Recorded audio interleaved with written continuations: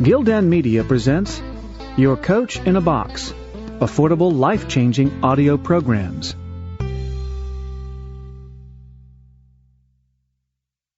No Excuses by Brian Tracy. Read by the author. Introduction: The Miracle of Self-Discipline. Mark Twain said that there are 1,000 excuses for failure, but never a good reason. Why are some people more successful than others? Why do some people make more money, live happier lives, and accomplish much more in the same number of years than the great majority? What is the real secret of success? Often I begin a seminar with a little exercise. I ask the audience, how many people here would like to double their incomes? Almost everyone smiles and raises their hands. I then ask, how many people here would like to lose weight, get out of debt, achieve financial independence? Again, everyone smiles, some people cheer, and they all raise their hands. Then I say, wonderful. These are great goals that everyone has. We all want to make more money, spend more time with our families, be fit and trim, and achieve financial independence. Not only do we all want the same things, but we all know what we have to do to achieve them. And we all intend to do those things sometime. But before we get started, we decide that we need to take a little vacation to a wonderful fantasy place called Someday I'll. We say that, someday I'll read that book. Someday I'll start that exercise program. Someday I'll upgrade my skills and earn more money. Someday I'll get my finances under control and get out of debt. Someday I'll do all the things that I know I need to do to achieve all my goals. Someday. Probably 80% of the population lives on Someday I'll most of the time. They think and dream and fantasize about all the things they're going to do someday. And who are they surrounded by on Someday I'll? Other people on Someday I'll. And what is the chief topic of conversation on Someday I'll? Excuses. They all sit around and swap excuses for being on the island. Why are you here? They ask each other. And, not surprisingly, their excuses are largely the same. I didn't have a happy childhood. I didn't get a good education. I don't have any money. My boss is really critical. My marriage is no good. No one appreciates me. Or, the economy is terrible. They have come down with the disease of excusitis, which is invariably fatal to success. They all have good intentions, but as everyone knows, the road to hell is paved with good intentions. The first rule of success is simple. Vote yourself off the island. No more excuses. Do it or don't do it, but don't make excuses. Stop using your incredible brain to think up elaborate rationalizations and justifications for not taking action. Do something. Do anything. Get on with it. Repeat to yourself, if it's to be, it's up to me. Losers make excuses. Winners make progress. Now, how can you tell if your favorite excuse is valid or not? It's simple. Look around and ask, is there anyone else who has my same excuse who is successful anyway? When you ask this question, if you're honest, you'll have to admit that there are thousands and even millions of people who've had it far worse than you, who have gone on to do wonderful things with their lives. And what thousands and millions of other people have done, you can do as well, if you try. It's been said that if people put as much energy into achieving their goals as they spend making up excuses for failure, they would actually surprise themselves. But first, you have to vote yourself off the island. Very few people start off with many advantages. Personally, I did not graduate from high school. I worked at laboring jobs for several years. I had a limited education, limited skills, and a limited future. And then I began asking that question. Why are some people more successful than others? This question changed my life. Over the years, I've read thousands of books and articles on the subjects of success and achievement. It seems that the reasons for these accomplishments have been discussed and written about for more than 2,000 years in every conceivable way. One quality that most philosophers, teachers, and experts agree on is the importance of self-discipline. Discipline is what you must have to resist the lure of excuses. It is self-discipline that enables you to vote yourself off the island. It is the key to a great life, and without it, no lasting success is possible. The development of self-discipline changed my life, and it will change yours as well. By continually demanding more from myself, I became successful in sales and then in management. I caught up on my schooling and took an MBA degree in my 30s, which required thousands of hours of determined study. I imported Suzuki vehicles into Canada before anyone else, set up 65 dealerships, and sold $25 million worth of the vehicles. And this is all after I had started with no knowledge of the industry. What I had, however, was the discipline and determination to learn what I needed to know and then to apply and do what I needed to do. I got into real estate development with no knowledge or experience, applied the power of discipline, which was then backed by hundreds of hours of work and study. I then went on to build shopping centers, industrial parks, office buildings, and residential subdivisions. With self-discipline, I have built successful businesses in training, consulting, speaking, writing, recording, and distribution. My audio and video programs, books, seminars, and training programs have sold more than $500 million worth in 36 languages in 54 countries. Over the years, I've consulted for more than 1,000 companies and trained more than 5 million people in live seminars and talks. In every case, the practice of self-discipline has been essential to my success. I discovered that you can achieve almost any goal you set for yourself if you have the discipline to pay the price, to do what you need to do, and to never give up. So who should read this book? This book is written for ambitious, determined men and women who want to achieve everything that is possible for them in life. It is written for people who are hungry to do more, to have more, and to be more than they ever have been before. Perhaps the most important insight of all with regard to success is that to achieve greatly, you must become a different person. It is not the material things you accomplish or acquire that matter so much as it is the quality of the person that you must become to accomplish well above the average. The development of self-discipline is the high road that makes everything possible for you. This book will serve as your step-by-step guide to becoming a remarkable person who is capable of making remarkable achievements. A chance encounter reveals the reason for success.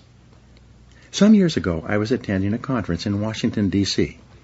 During the lunch break, I was eating at a nearby food fair. The area was crowded, so I sat down at the last open table by myself, even though it was a table for 4. A few minutes later, an older gentleman and a younger woman who appeared to be his assistant came along, carrying trays of food and obviously looking for a place to sit. Having lots of room at my table, I immediately arose and invited the older gentleman to join me. He was hesitant, but I insisted. Finally, he sat down quite thankfully, and we began to chat over lunch. It turned out that his name was Kopmeyer. As it happened, I immediately knew who he was. He was a legend in the field of success and achievement. Kopmeyer had written 4 best-selling books, each of which contained 250 success principles that he had derived from more than 50 years of research and study. I had read all 4 books from cover to cover, each more than once.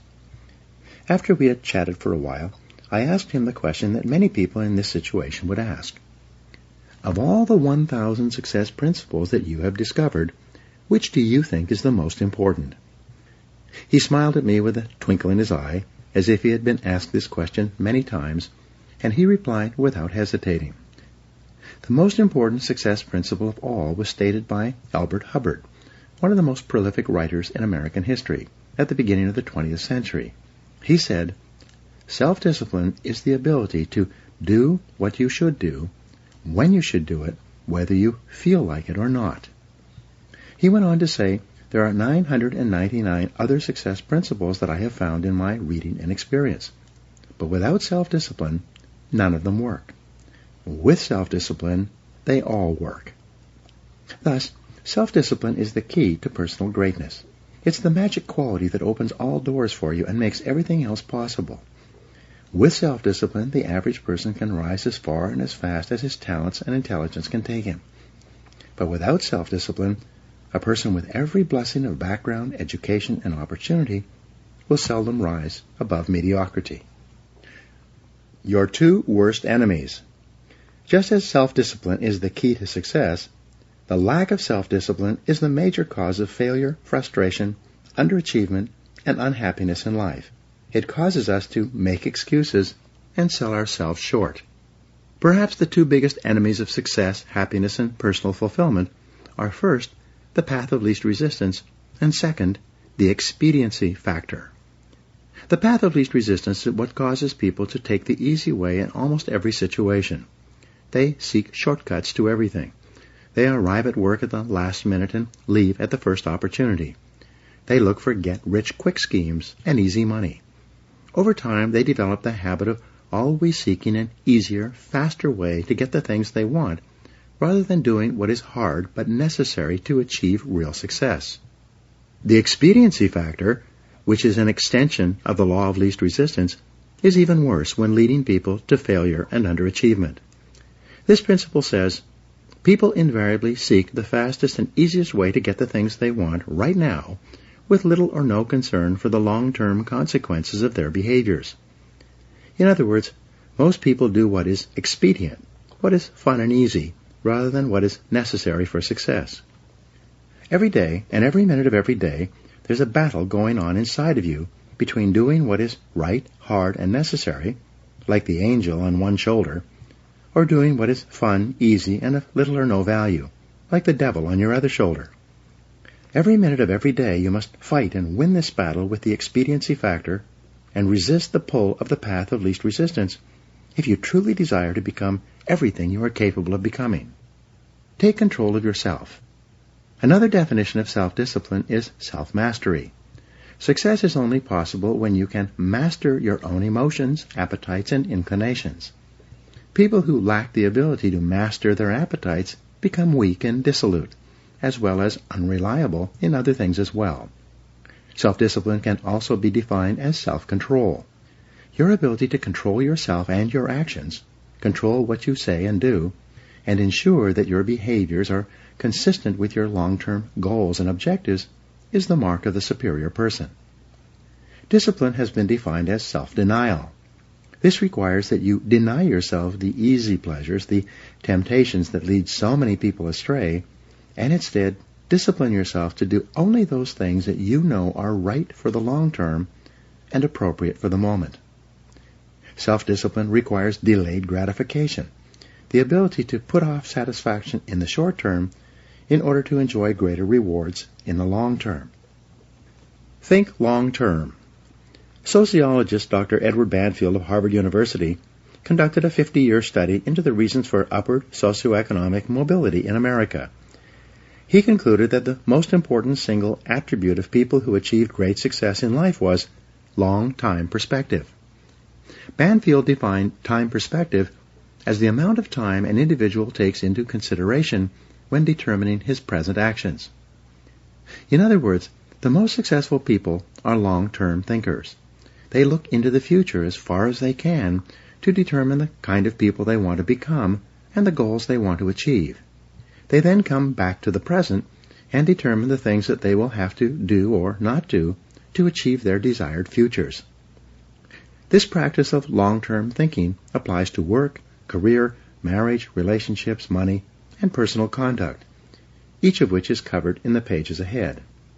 Successful people make sure that everything they do in the short term is consistent with where they want to end up in the long term. They practice self-discipline at all times. Perhaps the most important word in long-term thinking is sacrifice. Superior people have the ability throughout their lives to make sacrifices in the short term, both large and small, so as to assure greater results and rewards in the long term. You see this willingness to sacrifice in people who spend many hours and even years preparing, studying, and upgrading their skills to make themselves more valuable so that they can have a better life in the future, rather than spending most of their time socializing and having fun in the present. Longfellow once wrote, "Those heights by great men won and kept were not achieved by sudden flight, but they, while their companions slept, were toiling upward in the night." Your ability to think, plan, and work hard in the short term, and to discipline yourself to do what is right and necessary before you do what is fun and easy, is the key to creating a wonderful life for yourself. Your ability to think long-term is a developed skill. As you get better at it, you become more able to predict with increasing accuracy what is likely to happen to you in the future as the result of your actions in the present. This is a quality of the superior thinker. Short-term gain can cause long-term pain. There are two laws that you fall victim to when you fail to practice self-discipline. The first is called the law of unintended consequences.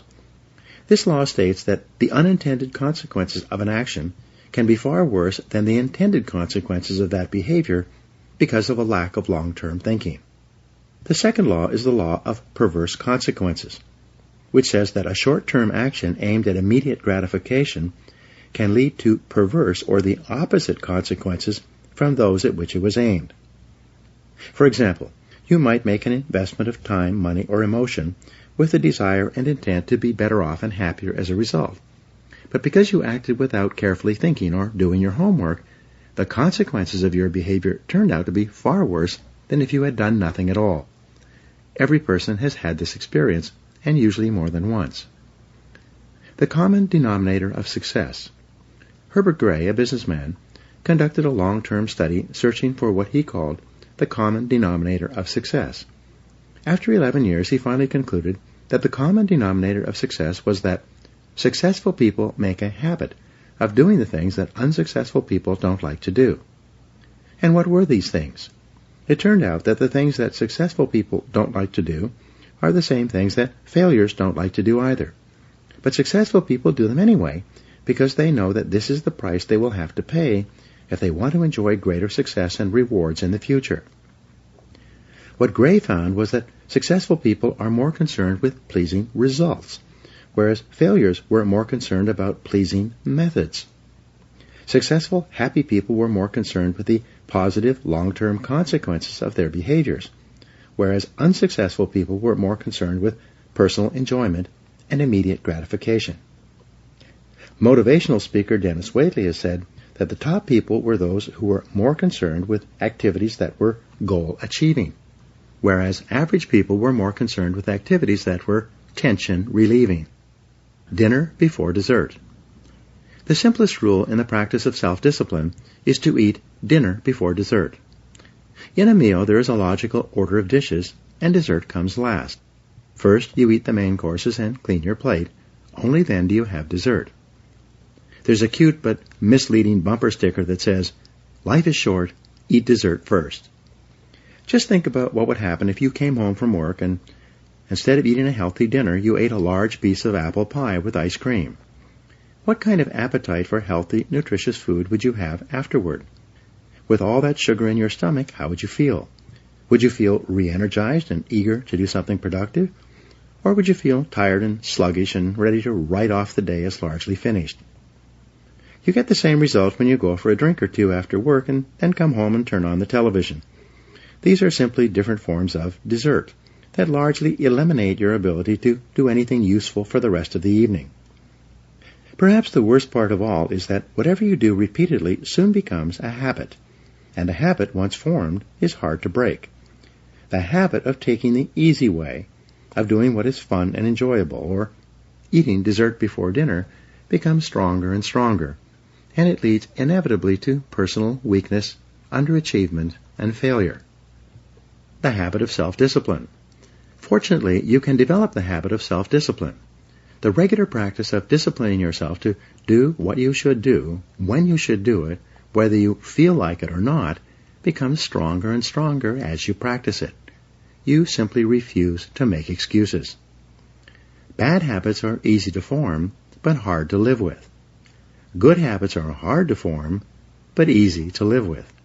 And, as Goethe said, everything is hard before it's easy. It's hard to form the habits of self-discipline, self-mastery, and self-control, but once you've developed them, they become automatic and easy to practice. When the habits of self-discipline are firmly entrenched in your behavior, you start to feel uncomfortable when you're not behaving in a self-disciplined manner. The best news is that all habits are learnable. You can learn any habit you need to learn in order to become the kind of person that you want to become. You can become an excellent person by practicing self-discipline whenever it's called for. Every practice of self-discipline strengthens every other discipline. Unfortunately, every weakness in discipline weakens your other disciplines as well. To develop the habit of self-discipline, you first make a firm decision about how you will behave in a particular area of activity. You then refuse to allow exceptions until the habit of self-discipline in that area is firmly established. Each time you slip, as you will, you resolve once again to keep practicing self-discipline until it becomes easier for you to behave in a disciplined way than to behave in an undisciplined way. The big payoff. The payoff for developing high levels of self-discipline is extraordinary. There is a direct relationship between self-discipline and self-esteem. The more you practice self-mastery and self-control, the more you like and value yourself. The more you discipline yourself, the greater is your sense of self-respect and personal pride. The more you practice self-discipline, the better is your self-image. You see yourself and think about yourself in a more positive way. You feel happier and more powerful as a person. The development and maintenance of the habit of self-discipline is a lifelong task, an ongoing battle. It never ends. The temptation to follow the path of least resistance and the expediency factor lurk continually in the back of your mind. They are always waiting for an opportunity to pounce, to lead you astray into doing what is fun, easy, and unimportant, rather than what is hard, necessary, and life-enhancing. Napoleon Hill concluded his best-selling book of the same name by saying that self-discipline is the master key to riches. Self-discipline is the key to self-esteem, self-respect, and personal pride. The development of self-discipline is your guarantee that you will eventually overcome all your obstacles and create a wonderful life for yourself. The ability to practice self-discipline is the real reason why some people are more successful and happy than others. How this book is written. In the pages ahead, I will describe the 21 areas in life in which the practice of self-discipline is vital to fulfilling your full potential and achieving everything that is possible for you. This book is divided into 3 sections for greater ease of use.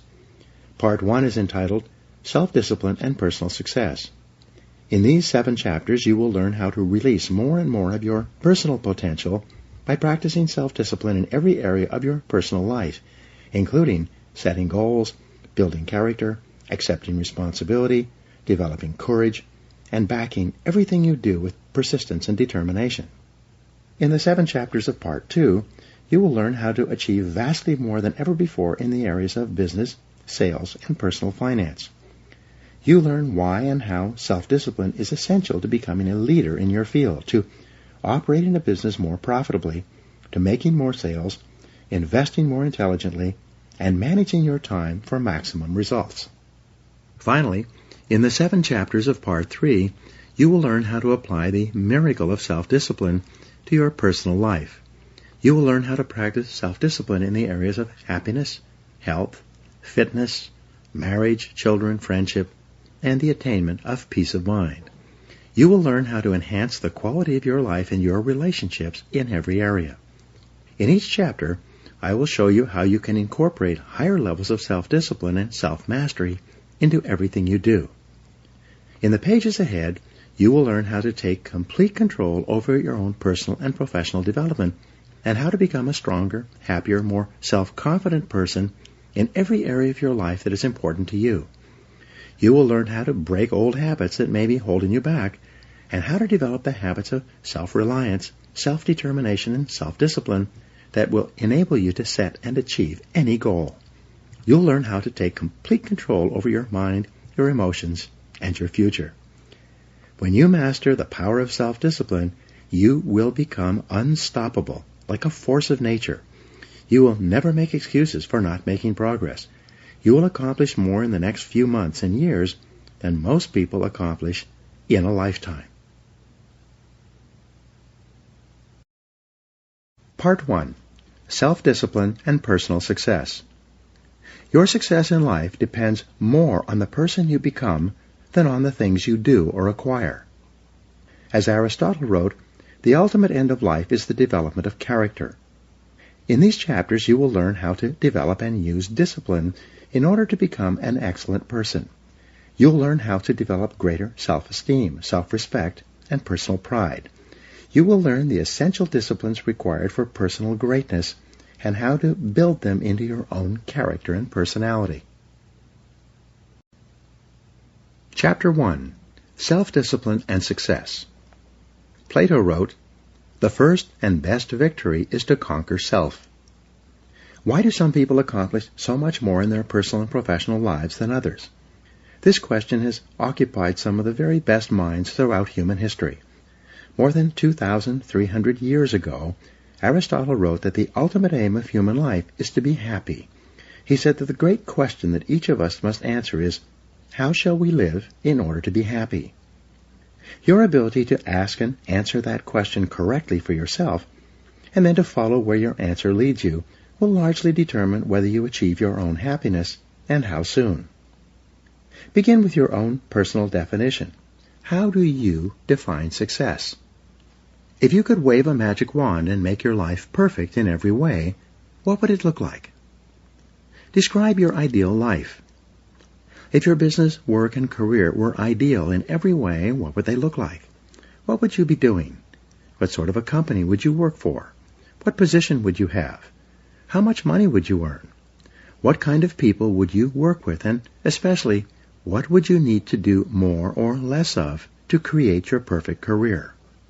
If your family life were perfect in every way, what would it look like? Where would you live? And how would you be living? What kind of a lifestyle would you have?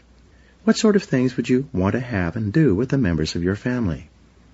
If you had no limitations, and you could wave a magic wand, in what ways would you change your family life today?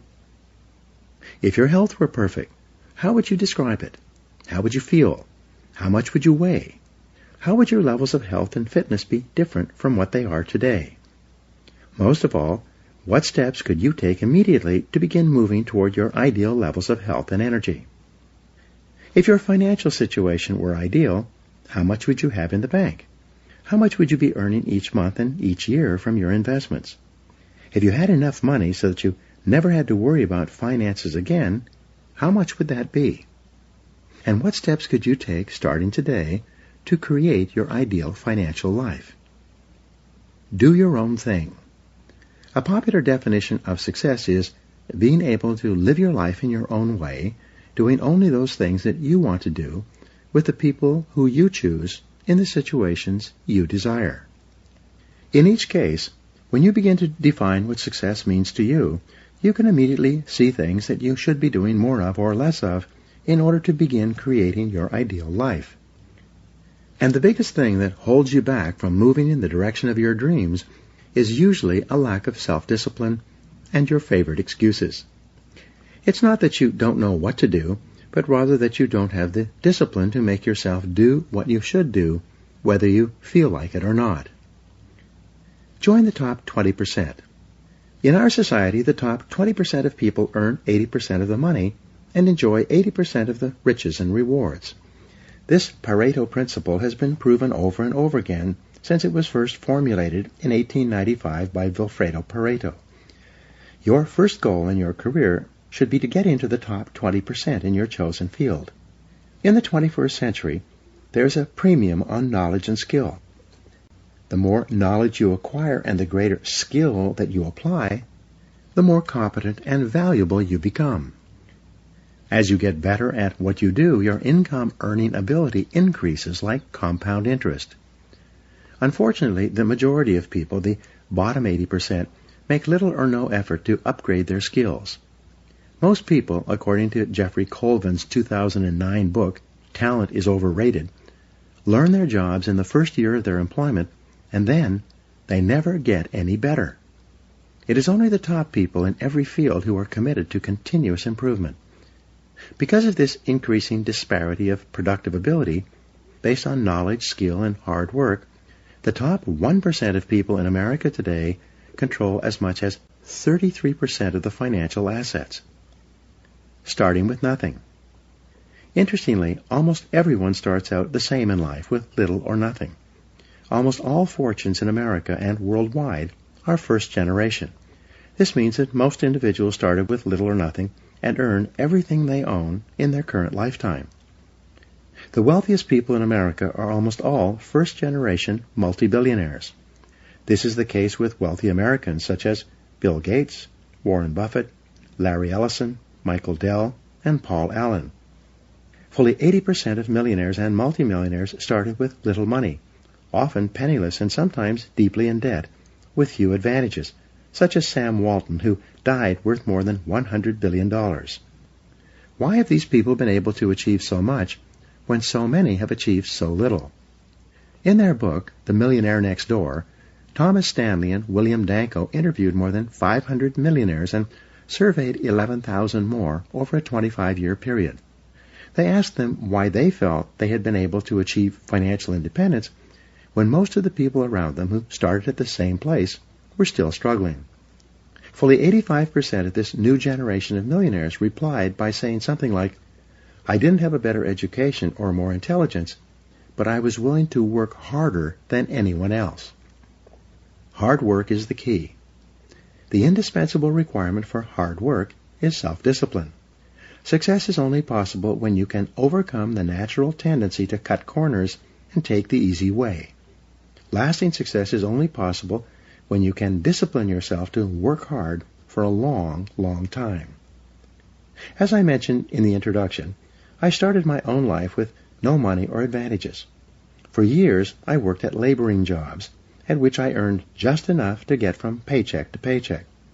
I stumbled into sales when I could no longer find a laboring job, where I spun my wheels for many months before I began asking that question: why is it that some people are more successful in selling than others? One day, a top salesman told me that the top 20% of salespeople earn 80% of the money. I had never heard that rule before. This meant that the bottom 80% of salespeople had to be satisfied with the remaining 20%, with what was left over after the top people had taken the lion's share. I decided then and there that I was going to be in the top 20%, and this decision changed my life. The Great Law. Then I learned the iron law of the universe, which made getting into the top 20% possible. It was the law of cause and effect, or sowing and reaping. This law says that for every effect there is a specific cause or series of causes. This law says that if you want to achieve success in any area, you must determine how success is achieved in that area, and then practice those skills and activities repeatedly until you achieve the same results. Here's the rule. If you do what other successful people do over and over again, nothing can stop you from eventually enjoying the same rewards that they do. But if you don't do what successful people do, nothing can help you. The law of sowing and reaping from the Old Testament is a variation of the law of cause and effect. It says that, "Whatsoever a man soweth, that also shall he reap." This law says that whatever you put in, you get out. It also says that whatever you are reaping today is a result of what you have sown in the past. So if you're not happy with your current crop, it's up to you starting today to plant a new crop, to begin doing more of those things that lead to success, and to stop engaging in those activities that lead nowhere. Success is predictable. Success is not an accident. Sadly, failure is not an accident either. You succeed when you do what other successful people do over and over until these behaviors become a habit. Likewise, you fail if you don't do what successful people do. In either case, nature is neutral. Nature does not take sides. Nature doesn't care. What happens to you is simply a matter of law, the law of cause and effect. You can look at yourself as a machine with a default mechanism. Your default mechanism is the almost irresistible attraction of the expediency factor and the path of least resistance that I described in the introduction. In the absence of self-discipline, your default mechanism goes off automatically. This is the main cause of underachievement and the failure to realize your true potential. When you are not working deliberately, consciously, and continuously to do, be, and have those things that constitute success for you, your default mechanism is at work. You end up doing those fun, easy, and low-value things in the short term that lead to frustration, financial worries, and failure in the long term. The great oil man, H.L. Hunt, who was at one time the richest self-made billionaire in the world, was once asked by a television journalist for his secrets of success. He replied there are only 3 requirements for success. First, decide exactly what it is you want in life. Second, determine the price that you're going to have to pay to get the things you want. And third, and this is most important, resolve to pay that price. One of the most important requirements for success, once you have decided what it is that you want, is the quality of willingness. Successful people are willing to pay the price, whatever it is and for as long as it takes, until they achieve the results they desire. Everyone wants to be successful. Everyone wants to be healthy, happy, thin, and rich. But most people are not willing to pay the price. Occasionally, they may be willing to pay part of the price, but they're not willing to pay the whole price. They always hold back. They always have some excuse or rationalization for not disciplining themselves to do everything that they need to do to achieve their goals. Pay the price. How can you tell when you have paid the full price of success? It's simple. Look around you. There it is. You can always tell how much of the price of success you have paid by looking at your current lifestyle and your bank account. By the law of correspondence, your outer world will, like a mirror, always reflect the person you are and the price that you have paid on the inside. There's an interesting point about the price of success. It must always be paid in full and in advance. Success, however you define it, is not like a restaurant where you pay after you've enjoyed your meal. Instead, it's like a cafeteria, where you can choose whatever you want, but you must pay for it before you eat it. Motivational speaker Zig Ziglar says, "The elevator to success is out of order, but the stairs are always open." Learn from the experts. Kopp Koppmeyer, who I mentioned in the introduction, also told me that the second most important success principle, after self-discipline, is that you must learn from the experts. He said you will never live long enough to learn it all for yourself. If you want to be successful, your first job is to learn what you need to learn in order to achieve the success you desire. Learn from the experts. Read their books. Listen to their audio programs. Attend their seminars. Write to them or approach them directly and ask for advice. Sometimes one idea is all you need to change the direction of your life. Let me give you an example of what I mean. Some years ago, I was referred by a friend to an excellent dentist. I learned later that he had a superb reputation. He was called the dentist's dentist. He was the dentist that the other dentists went to when they needed excellent dental work. He told me that he attended every major dental conference that he could. When he was there, he attended every session, listening to dentists from all over the country and all over the world discuss the latest breakthroughs in dental technology. One week, at great sacrifice in time and money, he attended an international dental conference in Hong Kong. At that conference, he sat in on a session given by a Japanese dentist who had discovered a new technology in cosmetic surgery that improved the appearance of teeth and enabled people to look handsome or beautiful indefinitely. He returned to San Diego and immediately began using the new technique in his practice. Soon, he became excellent in this area and developed a national reputation. Within a couple of years, people were coming to him from all over southwestern United States for this treatment. Because he had developed this expertise, he could raise his fees again and again. Eventually, he had made so much money that he was able to retire at the age of 55, financially independent, and able to spend the rest of his life with his family, traveling and fulfilling his dreams. The point of this story is that by continually seeking out ideas and advice from other experts in his field, he came across a new technology that helped him become the leader in his field and saved him 10 years of hard work in order to achieve the same level of financial success. This could happen to you as well, but only if you become a lifelong student of your craft. Mental and physical fitness need to be ongoing. Achieving success is like achieving physical fitness. It is like bathing, brushing your teeth, and eating.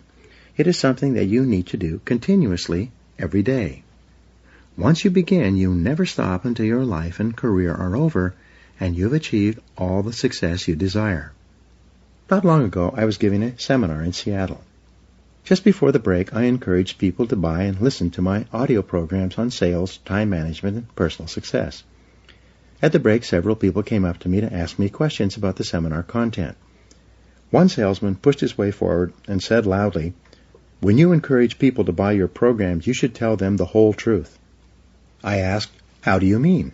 He went on to say, "You are not telling the whole truth about your programs. You should tell people that they only work for a certain period of time, and then they stop working." Again I asked him, "How do you mean?" He said, "Well, I came to your seminar about 5 years ago, and I was completely convinced by your presentation. I bought all your programs and began listening to them. I read every day in sales, and you were right. Over the next 3 years, I tripled my income and became the top seller in my company. But then, my income flattened out and has not increased at all over the last 2 years. The fact is that your materials stop working after a certain point." I then asked him, in front of all these other people, what happened to you 2 years ago when your income flattened out and stopped increasing? He searched his memory, thought for a while, and said, "Well, I was selling so much that I was hired away by another company. Ever since I started my new job, my income has remained flat." I asked him, "What did you do differently in your new job in comparison with your previous job?" He started to answer, and then he stopped. A shocked look came over his face. Finally, he replied, "Oh my gosh, I stopped doing it. When I changed jobs, I stopped reading in sales. I stopped listening to audio programs. I stopped attending seminars. I stopped doing it."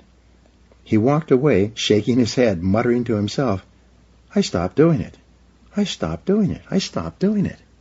Becoming an expert in your field, continually upgrading your skills, which I will talk about in Chapter 5, is like physical fitness. If you stop exercising for any period of time, you don't maintain your fitness at the same level. You begin to decline. Your body and your muscles become softer and weaker. You lose your strength, flexibility, and stamina. In order to maintain them, you must keep working at them every day, every week, and every month. Become all you can be. There's an even more important reason for you to practice the self-discipline that leads onward and upward to the great successes that are possible for you. The practice of self-discipline enables you to change your character, to become a stronger and better person. The exercise of self-discipline has a powerful effect on your mind and emotions, developing you into a different person from the one that you would have been without self-discipline. Imagine yourself in a chemistry lab. You mix a series of chemicals in a Petri dish and put it over a Bunsen burner. The Bunsen burner heats the chemicals to the point at which they crystallize and become hardened. But once you've crystallized these chemicals using intense heat, they cannot be transformed back into liquid form. In the same way, your personality begins like a liquid, soft, fluid, and formless. But as you apply the heat of self-discipline, as you exert yourself to do what is hard and necessary, rather than what is fun and easy, your personality crystallizes and hardens at a higher level as well. The greatest benefit you enjoy from exerting self-discipline in the pursuit of your goals is that you become a different person. You become stronger and more resolute. You develop greater self-control and determination. You actually shape and strengthen your personality and transform yourself into a better person. The rule is that to become someone that you have never been before, you must do something that you have never done before. This means that to develop a superior character, you must exert ever higher levels of self-discipline and self-mastery on yourself. You must do the things that average people don't like to do. Another success principle is that to achieve something that you've never achieved before, you must learn and practice qualities and skills that you've never had before. By practicing self-discipline, you become a new person. You become better, stronger, and more clearly defined. You develop higher levels of self-esteem, self-respect, and personal pride. You move yourself up the ladder of human evolution and become a person of higher character and resolve. Success is its own reward. The wonderful thing about the achievement of success is that every step in that direction is rewarding in itself. Each step you take toward becoming a better person and accomplishing more than you ever have before makes you feel happier, more confident, and more fulfilled. You've heard it said that nothing succeeds like success. What this means is that the greatest reward of success is not the money you make, but rather the excellent person you become in the process of striving toward success and exerting self-discipline every time it's required. In the next chapter, I will explain to you how you can become the truly excellent person you are capable of becoming. Now, here are some action exercises. Take out a pen right now and write down your answers to the questions below. 1. If your work life and career were ideal, what would they look like? What one discipline could you develop that would help you to achieve it? 2. If your family life were ideal, what would it look like? And what one discipline would help you the very most to make it a reality? 3. If your health were perfect in every way, what discipline would you have that would make that possible? 4. If your financial situation were ideal today, what one discipline would you have that would help you the most? 5. Why aren't you already as successful as you would like to be? And what one discipline would help you the most to achieve all your goals? 6. What one skill could you develop that would help you to realize more of your goals? And 7. If you could wave a magic wand and be completely disciplined in any one area, which one discipline would have the greatest positive impact on your life? Chapter 2. Self-Discipline and Character. Henry Ward Beecher wrote, "Hold yourself responsible for a higher standard than anyone else expects of you. Never excuse yourself, never pity yourself. Be a hard master to yourself, and be lenient to everyone else." The development of character is the great business of life. Your ability to develop a reputation as a person of character and honor is the highest achievement of both social and business life. Ralph Waldo Emerson wrote, "What you do speaks so loudly that I cannot hear a word you say." The person you are today, your innermost character, is the sum total of all your choices and decisions in life up to this date. Each time you have chosen rightly and acted consistently with the very best that you know, you have strengthened your character and become a better person. The reverse is also true. Each time you have compromised, taken the easy way, or behaved in a manner inconsistent with what you knew to be right, you have weakened your character and softened your personality. The great virtues. There are a series of virtues or values that are usually possessed by a person of character. These are courage, compassion, generosity, temperance, persistence, and friendliness, among others. We'll talk about some of these in Part 3 of this book. Coming before all these values, however, is the most important one of all when determining the depth and strength of your character: integrity. It is your level of integrity, living in complete truth with yourself and others, that demonstrates more than anything else the quality of your character. In a way, integrity is actually the value that guarantees all the other values. When your level of integrity is higher, you are more honest with yourself and more likely to live consistently with all the other values that you admire and respect. However, it takes tremendous self-discipline to become a person of character. It takes considerable willpower to always do the right thing in every situation. And it takes both self-discipline and willpower to resist the temptation to cut corners, to take the easy way, or to act for short-term advantage. All of life is a test to see what you are really made of deep down inside. Wisdom can be developed in private through study and reflection, but character can only be developed in the give and take of daily life, when you are forced to choose and decide among alternatives and temptations. The test of character. It is only when you are under pressure, when you are forced to choose one way or another to either live consistently with a value or to compromise it, that you demonstrate your true character. Emerson also said, "Guard your integrity as a sacred thing. Nothing at last is sacred except the integrity of your own mind." You are a choosing organism. You are constantly making choices, one way or the other. Every choice you make is a statement about your true values and priorities. At each moment, you choose what is more important or of higher value to you over what is less important or of lesser value. The only bulwark against temptation, the path of least resistance, and the expediency factor is character. The only way you can develop your full character is by exerting your willpower in every situation when you are tempted to do what is easy and expedient rather than what is correct and necessary. The big payoff. The payoff for becoming a person of character, for exercising your willpower and self-discipline to live consistently with the very best that you know, is tremendous. When you choose the higher value over the lower, the more difficult over the easy, the right over the wrong, you feel good about yourself. Your self-esteem increases. You like and respect yourself more. You have a greater sense of personal pride. In addition to feeling excellent about yourself when you behave with character, you also earn the respect and esteem of all the people around you. They will look up to you and admire you. Doors will be opened for you. People will help you. You'll be paid more, promoted faster, and given even greater responsibilities. As you become a person of honor and character, opportunities will appear all around you. On the other hand, you can have all the intelligence, talent, and ability in the world, but if people do not trust you, you will never get ahead. People will not hire you, and if they do, they will de-hire you as soon as possible. Financial institutions will not lend you money. Because birds of a feather flock together, the only associates, never friends, you will ever have will be other people of questionable character.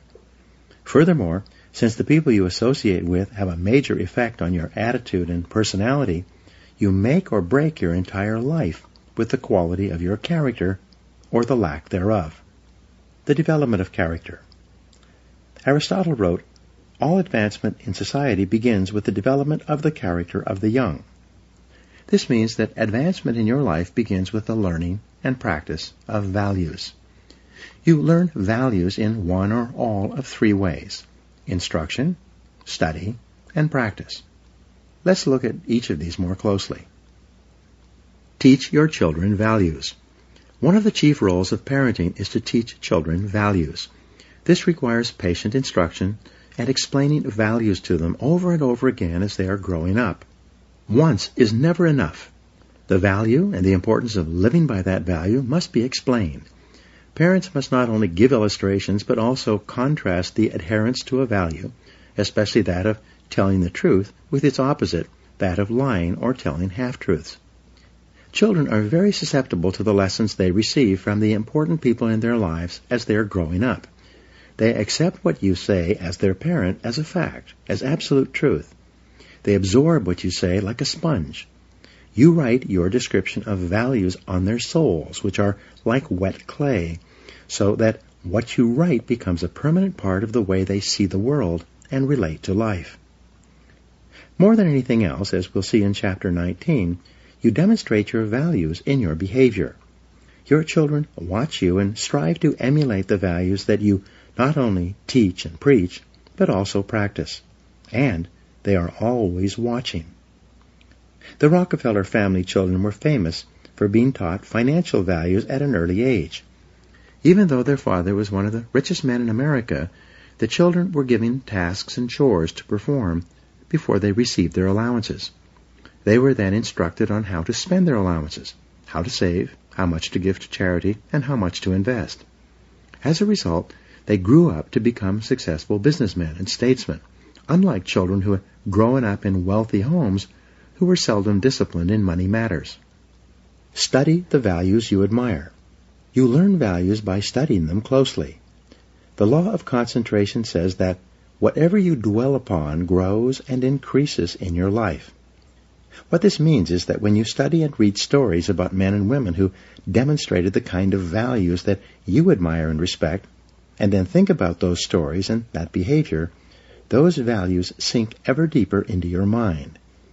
Once these values are programmed into your subconscious, they create a propensity within you to behave consistently with those values when the situation requires them. For example, in military training, soldiers are continually told stories of courage, obedience, discipline, and the importance of supporting their fellow soldiers. The more they hear these stories, discuss them, and think about them, the more likely they are to behave consistently with these values when they're under the pressure of actual combat. The core value or virtue of character is truth. Whenever you tell the truth, however inconvenient it may be at the time, you feel better about yourself and you earn the respect of the people around you.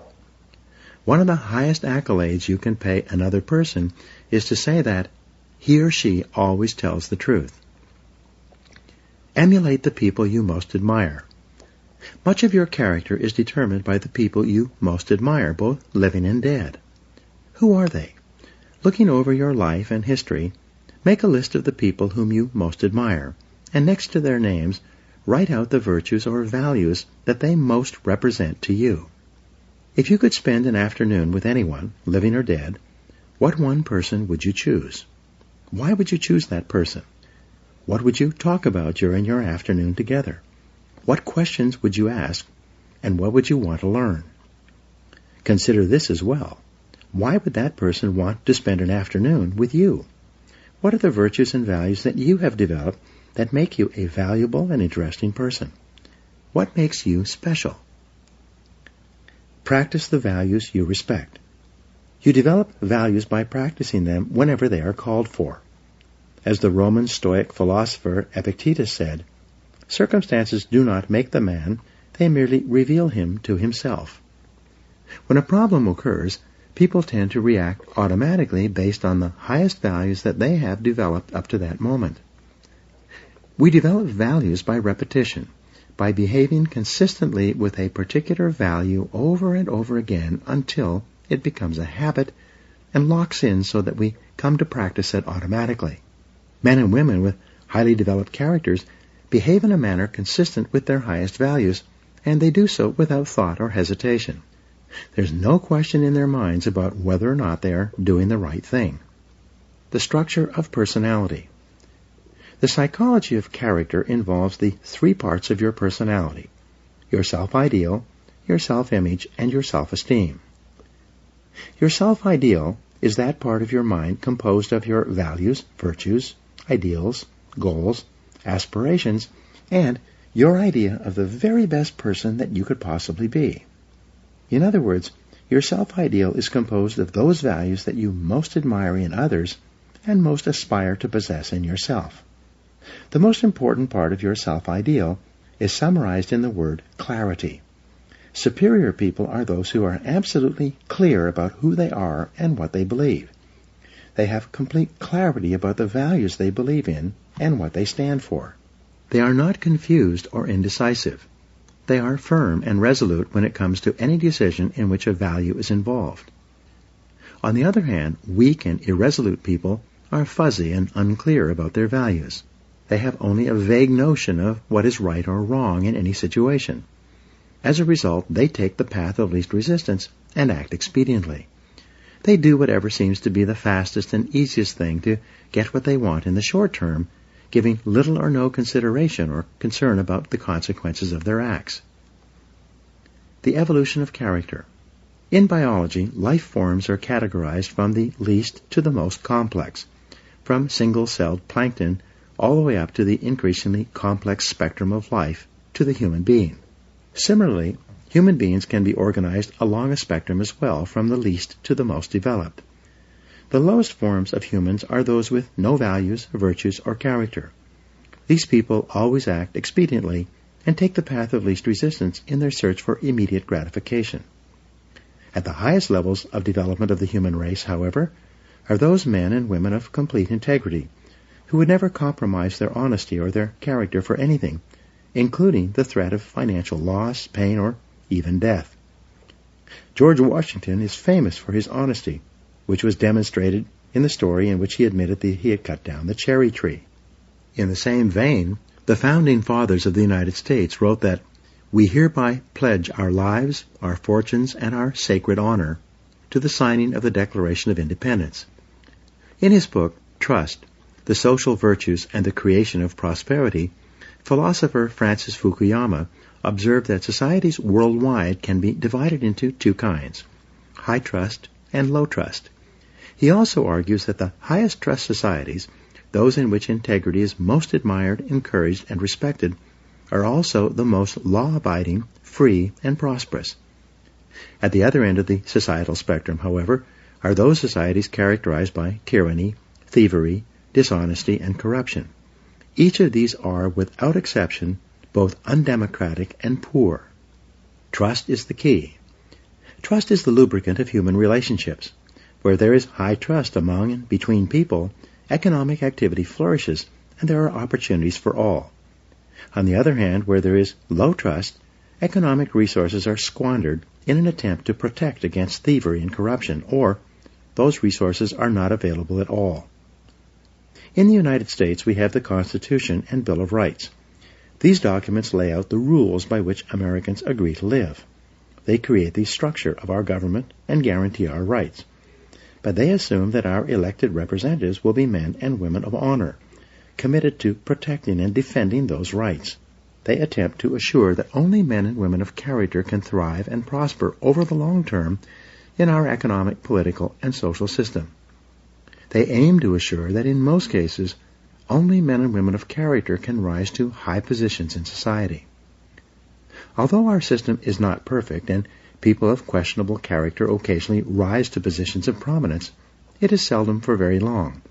The basic demand of Americans for honesty and integrity eventually leads to the exposure and censure of dishonest people. The demand for men and women of character continues unabated. Your self-image, your inner mirror. The second part of your personality is your self-image. This is the way we see and think about ourselves, especially prior to any event of importance. People always tend to behave on the outside consistently with the way they see themselves on the inside. This is often called our inner mirror, into which we peer before we engage in any behavior.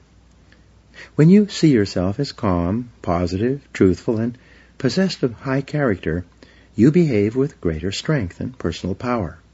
Other people respect you more. You feel in control of yourself and the situation.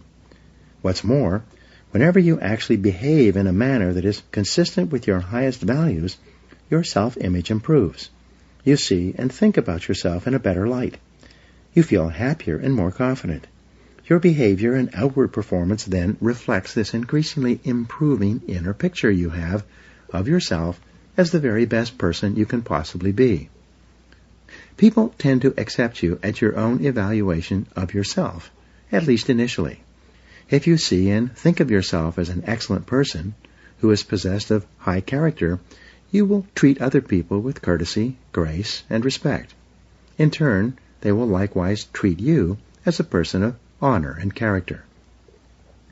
Your self-esteem, how much you like yourself. The third part of your personality is your self-esteem. This is how you feel about yourself, your emotional core. Your self-esteem is defined as how much you like yourself. But it's more than only this. The more you see yourself as a valuable and important person, the more positive and optimistic you will be. When you truly consider yourself to be important and valuable, you will treat other people as if they are important as well. Your self-esteem is largely determined by how consistent your self-image, which shapes your personal behavior, is with your self-ideal or your vision of the very best person you can possibly be. Whenever you act consistently with who you consider an excellent person to be, your self-image improves and your self-esteem increases. You like and respect yourself more. You feel happy about yourself and others. The more you like yourself, the more you like others, and the more they like you in return. By acting with character and in harmony with your highest values, you put your whole life, internally and externally, into an upward spiral. In every area of your life, things will get better and better for you. Your role models have a tremendous impact on shaping your character. The more you admire a person and his or her qualities, the more you strive, both consciously and unconsciously, to become like that person. This is why clarity is so important. Always behave consistently. Whenever you act in a way that is consistent with your values, you feel good about yourself. Whenever you compromise your values for any reason, you feel bad about yourself. This also means that when you compromise your values, your self-confidence and self-esteem go down. You feel uneasy and inferior. inadequate and uncomfortable. When you compromise your values, deep down inside you feel that something is fundamentally wrong. Almost all human problems can be solved by a return to your highest values and your innermost convictions. When you look back, there have probably been situations in your life when you have compromised your values in order to save an investment, keep a job, preserve a relationship, or maintain a friendship. In each case, you have felt worse and worse until you finally broke it off and walked away. And how did you feel when you finally had the strength of character to walk away? You felt wonderful. Whenever you use your willpower and strength of character to return to the values that are most dear to you, you are rewarded with a wonderful feeling of happiness and exhilaration. You feel energized and free. You wonder why you didn't make that decision a long time ago. Do the right thing. In the development of character that is based on self-discipline and willpower, long-term thinking is essential. The more you think about the long-term consequences of your behavior, the more likely it is that you will do the right thing in the short term. So when you have to make a choice or decision, always ask the magic question, what's important here? Practice the universal maxim of Immanuel Kant, the philosopher.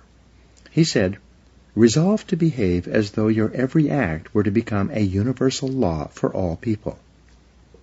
One of the great questions for the development of character is this: what kind of a world would this world be if everyone in it was just like me? Whenever you slip, whenever you do or say something that is inconsistent with your highest values, immediately get back on your horse. Say to yourself, this is not like me, and resolve that next time you'll do better. What you dwell upon grows. If you are in a situation today in which you are not living up to your highest values, make a decision this very minute to confront the situation and straighten it out. The minute you do, you will once again feel happy and back in control. There's an old Indian story. On my shoulders are two wolves. One is a black wolf, evil, who continually tempts me to do and say the wrong things. On my other shoulder is a white wolf that continually encourages me to live up to my very best.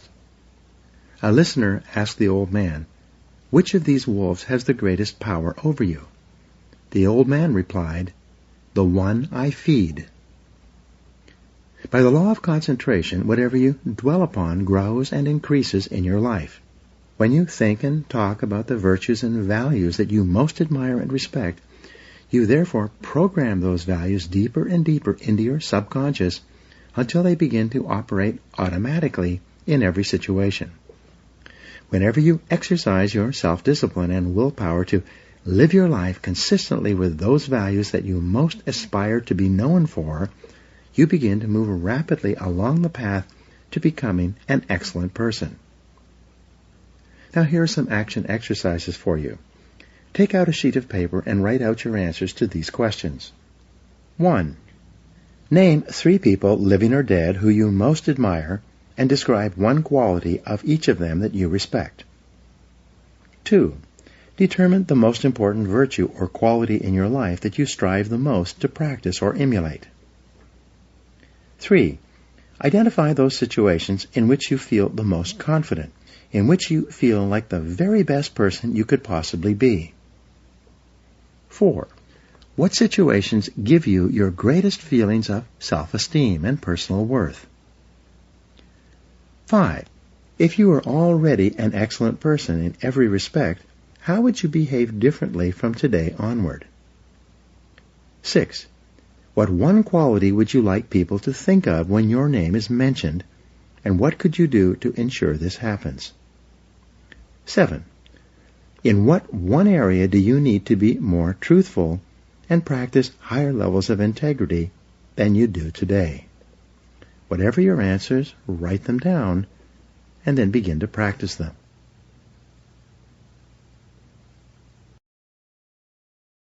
Chapter 3. Self-Discipline and Responsibility. J. Paul Getty said, the individual who wants to reach the top in business must appreciate the might and force of habit. He must be quick to break those habits that can break him. and hasten to adopt those practices that will become the habits that help him achieve the success he desires.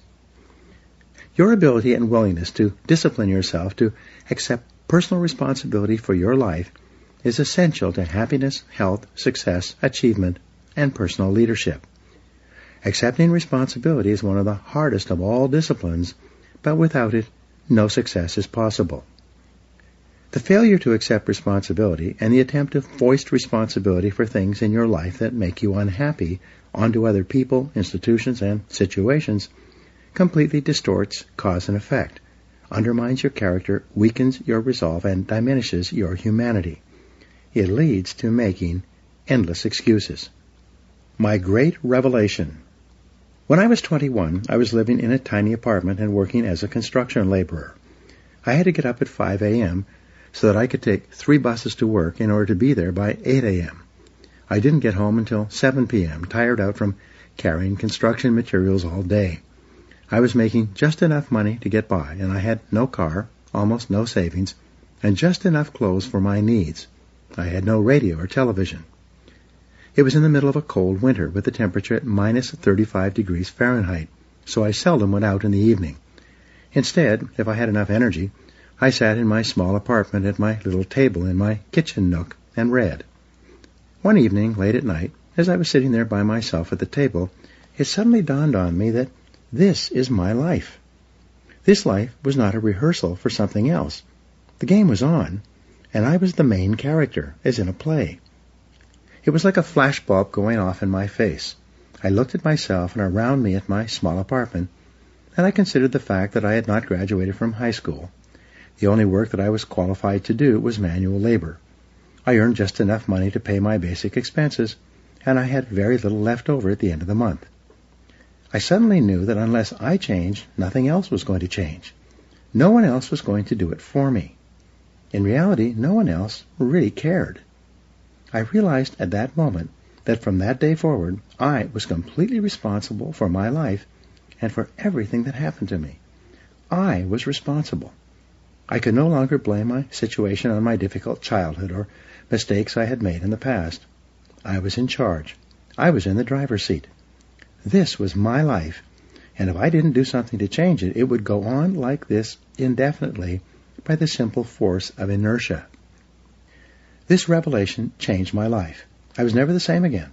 From that moment on, I accepted more and more responsibility for everything in my life. I accepted responsibility for doing my job better than before, rather than doing only the minimum that was necessary to avoid getting fired. I accepted responsibility for my finances, my health, and especially my future. The very next day, I went down to a local bookstore at my lunch break and began the lifelong practice of buying books with information, ideas, and lessons that could help me. I dedicated my life to self-improvement, to continuous learning in every way possible. For the rest of my business life, right up to the present moment, whenever I've wanted or needed to learn something to help me, I have returned to learning, to reading, to listening to audio programs, and attending courses and seminars. I found that you could learn anything you need to learn in order to accomplish any goal you set for yourself. Over time, I learned that fully 80% of the population never accepts complete responsibility for their lives. They continually complain, criticize, make excuses, and blame other people for things in their lives about which they're not happy. The consequences of this way of thinking, however, can be disastrous. They can sabotage all hopes for success and happiness later in life. From childhood to maturity. When you are growing up, from an early age you become conditioned to see yourself as not responsible for your life. This is normal and natural. When you're a child, your parents are in charge. They make all your decisions. They decide what food you will eat, what clothes you will wear, what toys you will play with, what home you will live in, what school you will attend, and what activities you will engage in during your spare time. Because you are young, innocent, and unknowing, you do what they want you to do. You have little choice or control. As you grow up, however, you begin to make more and more of your own decisions in each of these areas. But because of your early programming, you are conditioned unconsciously to feel that someone else is still responsible for your life, that there's still someone else out there who can or should take care of you. Most people grow up believing that if something goes wrong, someone else is responsible. Someone else is to blame. Someone else is guilty. Someone else is the villain, and they are the victim. As a result, most people make more and more excuses for the things in their lives, past and present, that make them unhappy. Get over the mistakes your parents made. If your parents criticized you or got angry with you for mistakes you made when you were growing up, you began to unconsciously assume that somehow you were at fault.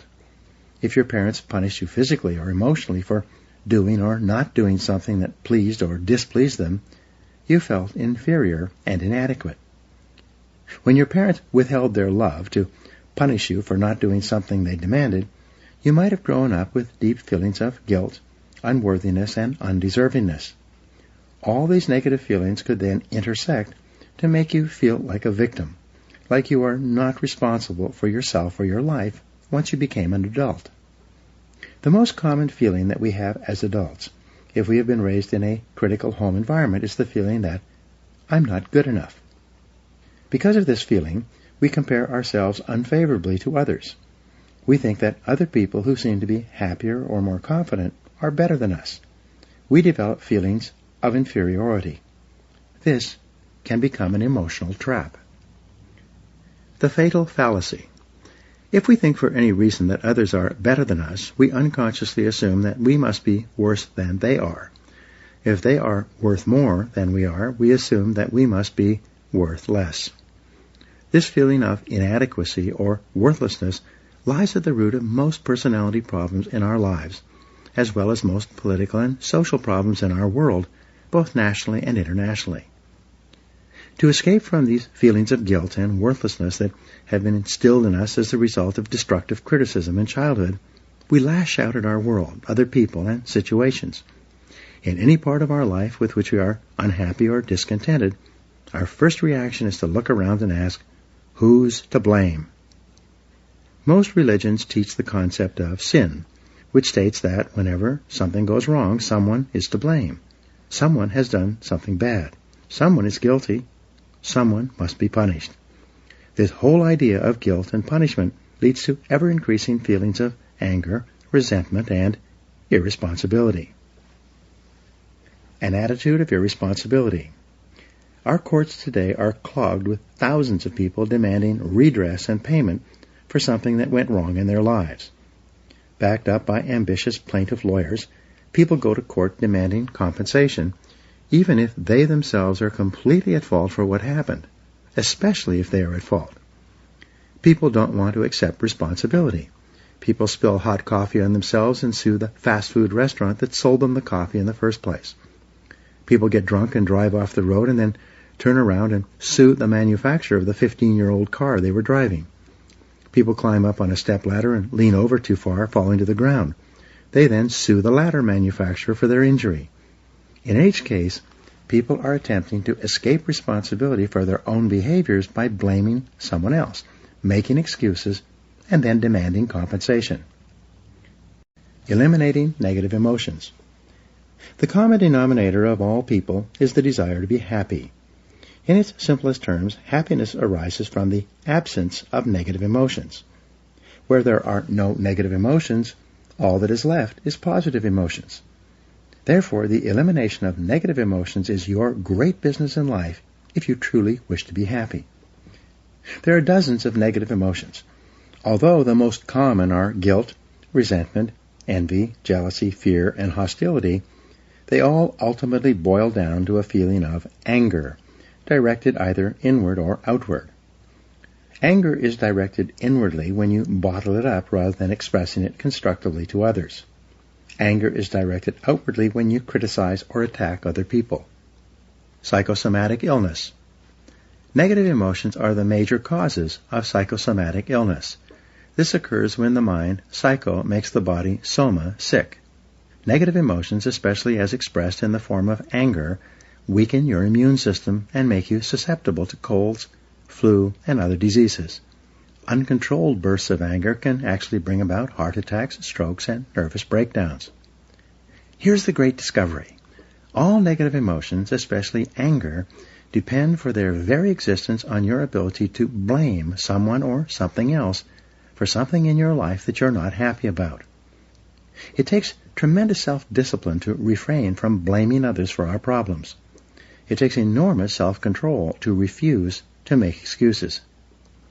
It takes tremendous self-discipline for you to accept complete responsibility for everything you are, everything you become, and everything that happens to you. Even if you are not directly responsible for something that happens, like Hurricane Katrina, you are responsible for your responses, for what you do and say from that moment forward. It takes tremendous self-mastery for you to take complete control of your conscious mind and deliberately choose to think positive, constructive thoughts that enhance your life and improve the quality of your relationships and results.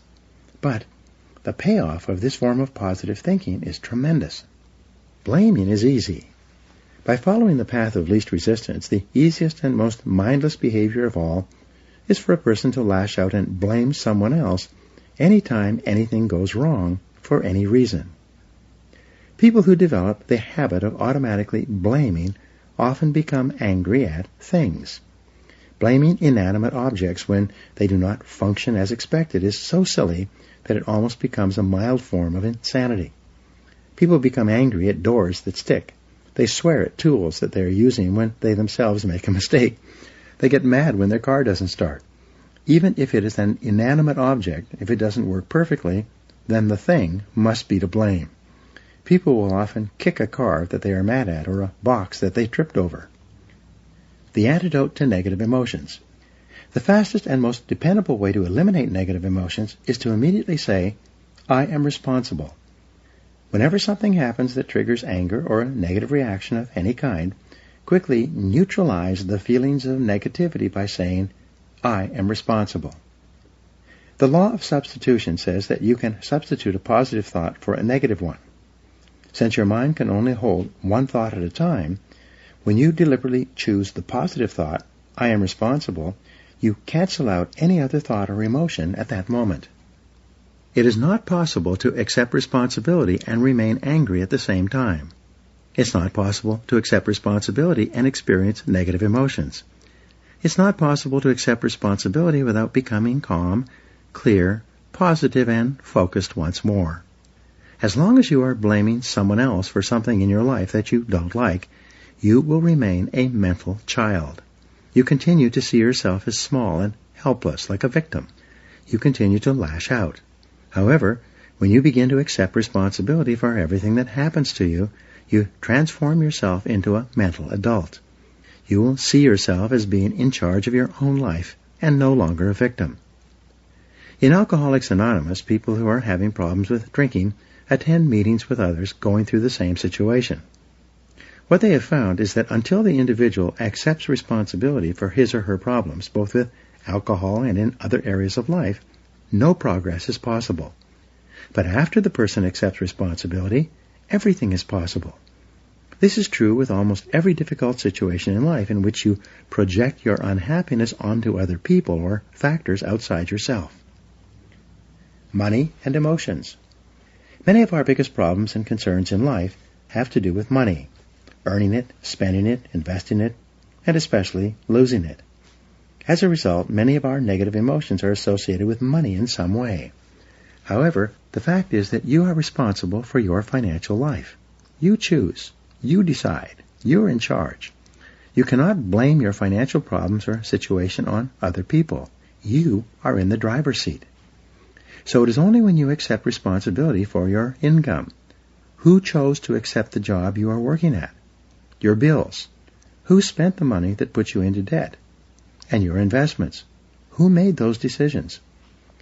Can you move from becoming an economic child to an economic adult? Responsibility and control. There's a direct relationship between the acceptance of responsibility and the amount of personal control you feel you have over your life. This means that the more you accept responsibility, the greater sense of control you experience. There's also a direct relationship between the amount of control you feel you have and how positive you feel. The more you feel that you have a high sense of control in the important areas of your life, the more positive and happy you are in everything you do.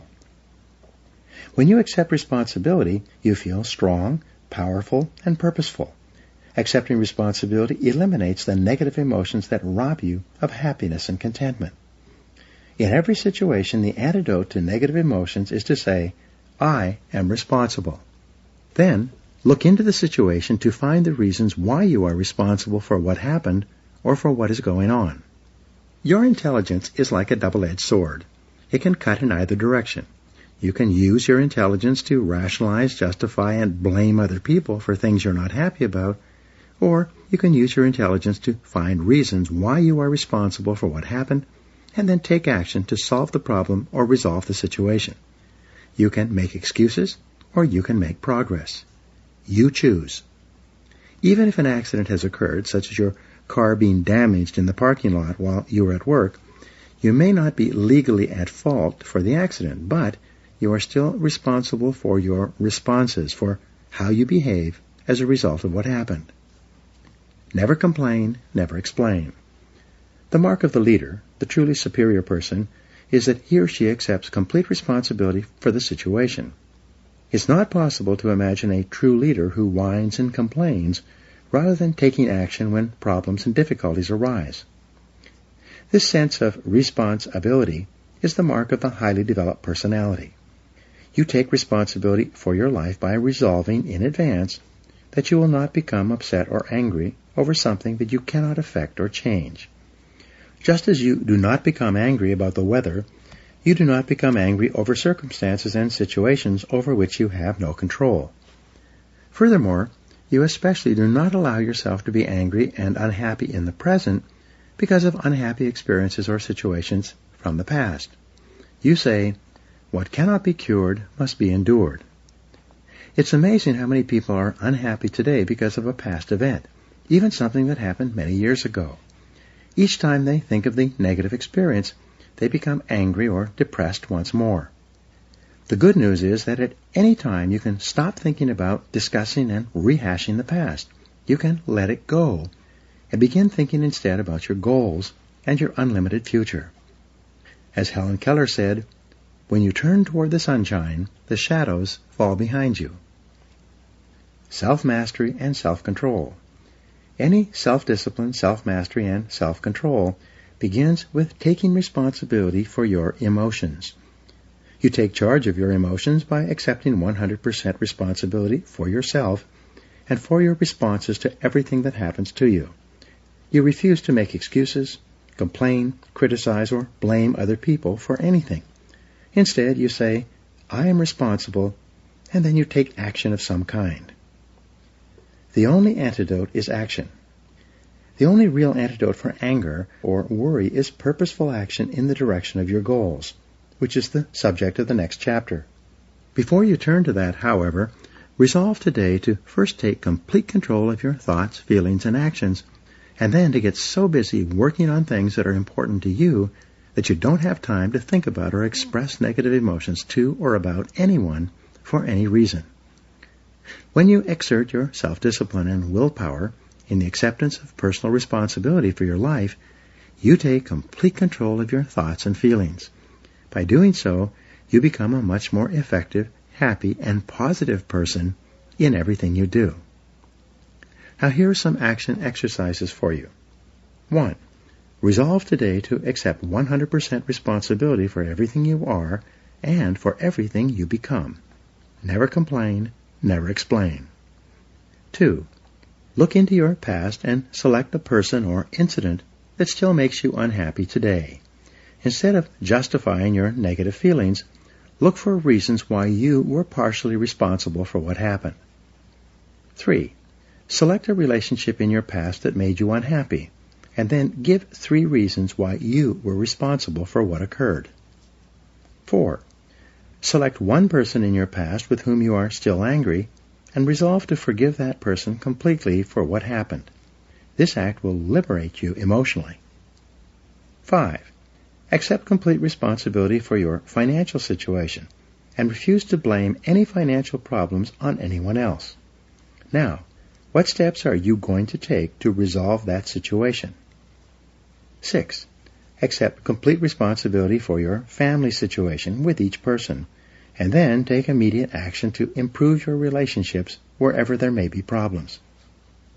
And number 7, accept 100% responsibility for your health. Resolve today to do or stop doing whatever is necessary for you to attain excellent all-around health. Chapter 4. Self-Discipline and Goals. Jim Rohn said, "Discipline is the bridge between goals and accomplishment." Your ability to discipline yourself to set clear goals for yourself and then to work toward them every day will do more to guarantee your success than any other single factor. You need to have goals to accomplish worthwhile things in life. You've probably heard it said that you can't hit a target that you can't see. If you don't know where you're going, any road will get you there. And as Wayne Gretzky said, you miss every shot you don't take. The very act of taking the time to decide what you really want in each area of your life can change your life completely. The 3% factor. It seems that only 3% of adults have written goals and plans, and this 3% earn more than all of the other 97% put together. Why is this? The simplest answer is that if you have a clear goal and a plan to achieve it, you therefore have a track to run on every single day. Instead of being sidetracked by distractions and diversions, getting lost or going astray, more and more of your time is focused in a straight line, from where you are to where you want to go. This is why people with goals accomplish so much more than people without them. The tragedy is that most people think that they already have goals, but what they really have are hopes and wishes. However, hope is not a strategy for success, and a wish has been defined as a goal with no energy behind it. Goals that are not written down and developed into plans are like bullets without powder in the cartridge. People with unwritten goals go through life shooting blanks. Because they think they already have goals, they never engage in the hard, disciplined effort of goal setting. And this is the master skill of success. Multiply your chances of success. In 2006, USA Today reported a study in which researchers selected a large number of people who had made New Year's resolutions.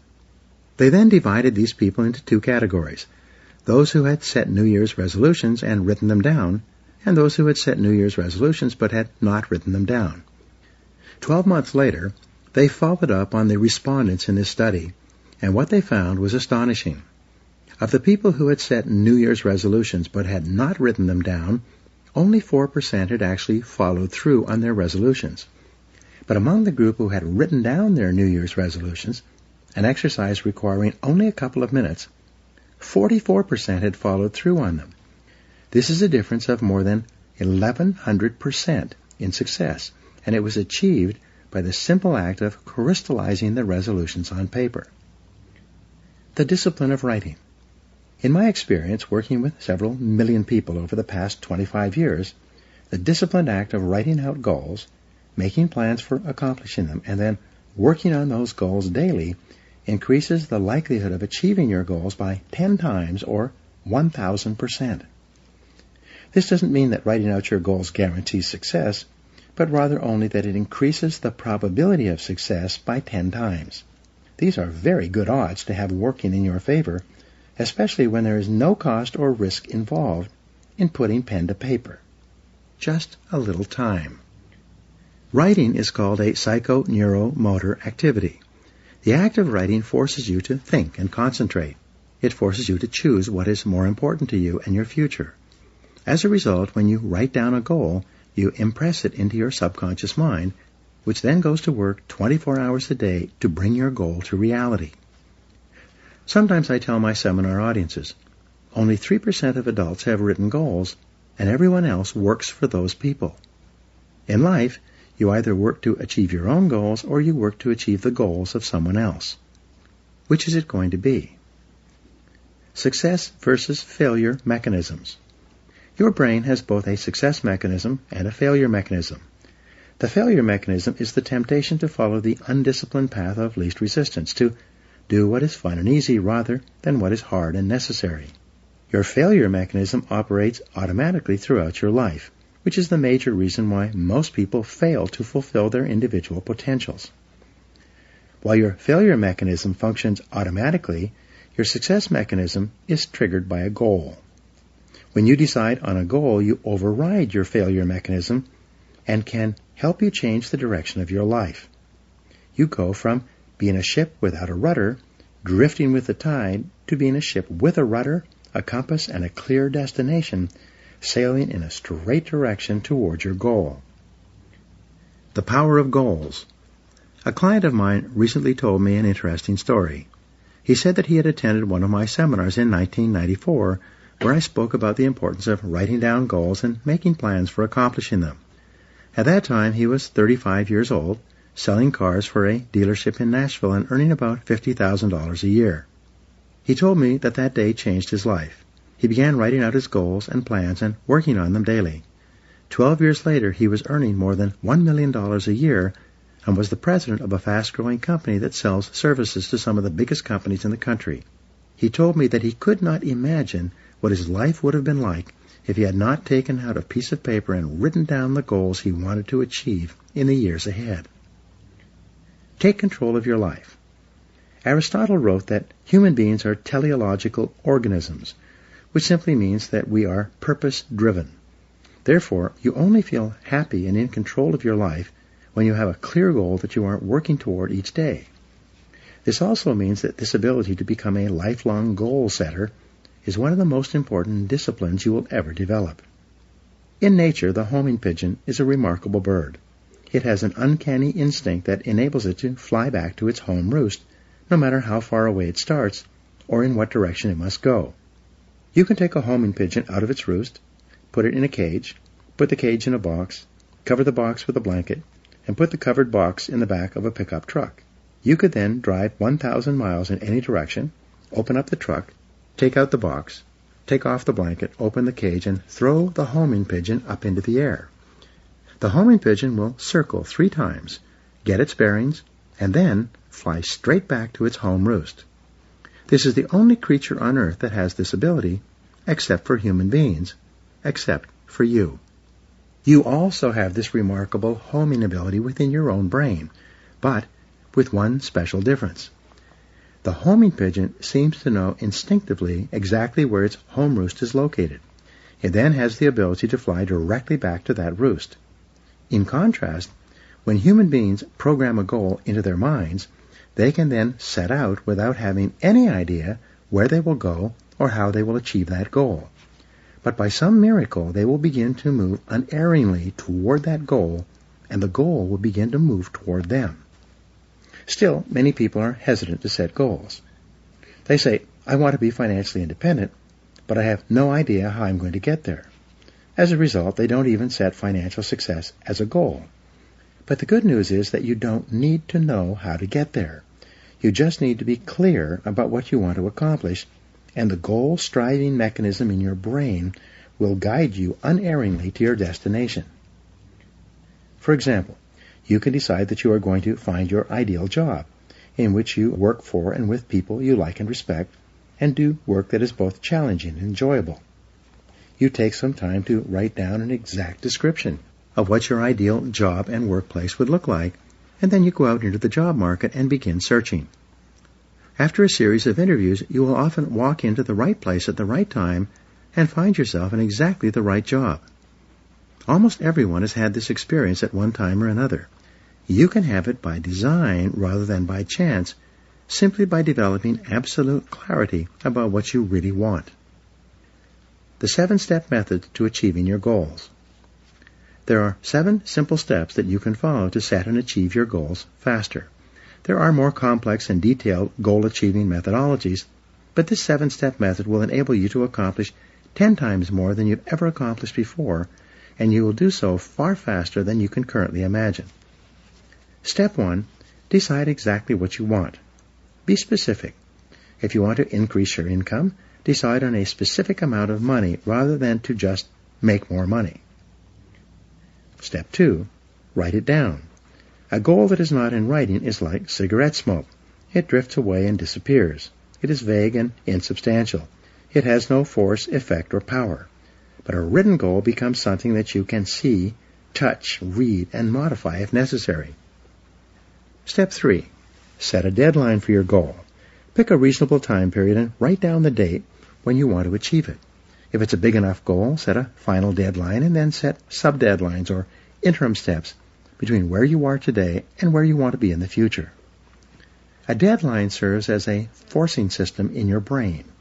Just as you often get more done when you're under the pressure of a specific deadline, your subconscious mind works faster and more efficiently when you have decided that you want to achieve a goal by a specific time. The rule is, there are no unrealistic goals, there are only unrealistic deadlines. What do you do if you don't achieve your goal by your deadline? Simple. You set another deadline. A deadline is just a guesstimate. Sometimes you will achieve your goal before the deadline, sometimes at the deadlines, and sometimes after the deadline. When you set your goal, it will be within the context of a certain set of external circumstances. But these circumstances may change, causing you to change your deadline as well. Be flexible. Step number 4, make a list of everything that you could think of that you could possibly do to achieve your goal. As Henry Ford said, the biggest goal can be accomplished if you just break it down into enough small steps. Make a list of the obstacles and difficulties that you will have to overcome, both external and internal, in order to achieve your goal. Make a list of the additional knowledge and skills that you will require in order to achieve your goal. Make a list of the people whose cooperation and support you will require to achieve your goal. Make a list of everything that you can think of that you will have to do, and then add to this list as new tasks and responsibilities occur to you. Keep writing until your list is complete. Step 5. Organize your list by both sequence and priority. A list of activities organized by sequence requires that you decide what you need to do first, what you need to do second, and what you need to do later on. In addition, a list organized by priority enables you to determine what is more important and what is less important. Sometimes sequence and priority are the same, but often they are not. For example, if you want to start a particular kind of business, the first item in order of sequence might be for you to purchase a book or enroll in a course on that business. But what is most important is your ability to develop a business plan based on complete market research that you can use to gather the resources you need and actually start the business you have in mind. Step 6. Take action on your plan immediately.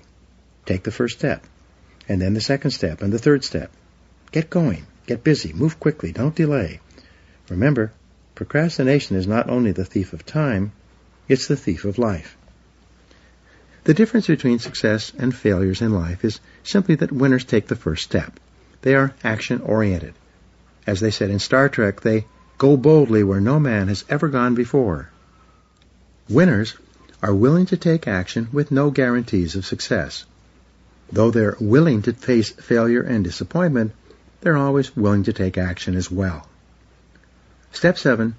Do something every day that moves you in the direction of your major goal. This is the key step that will guarantee your success. Do something 7 days a week, 365 days a year. Do anything that moves you at least one step closer to the goal that is most important to you at that time.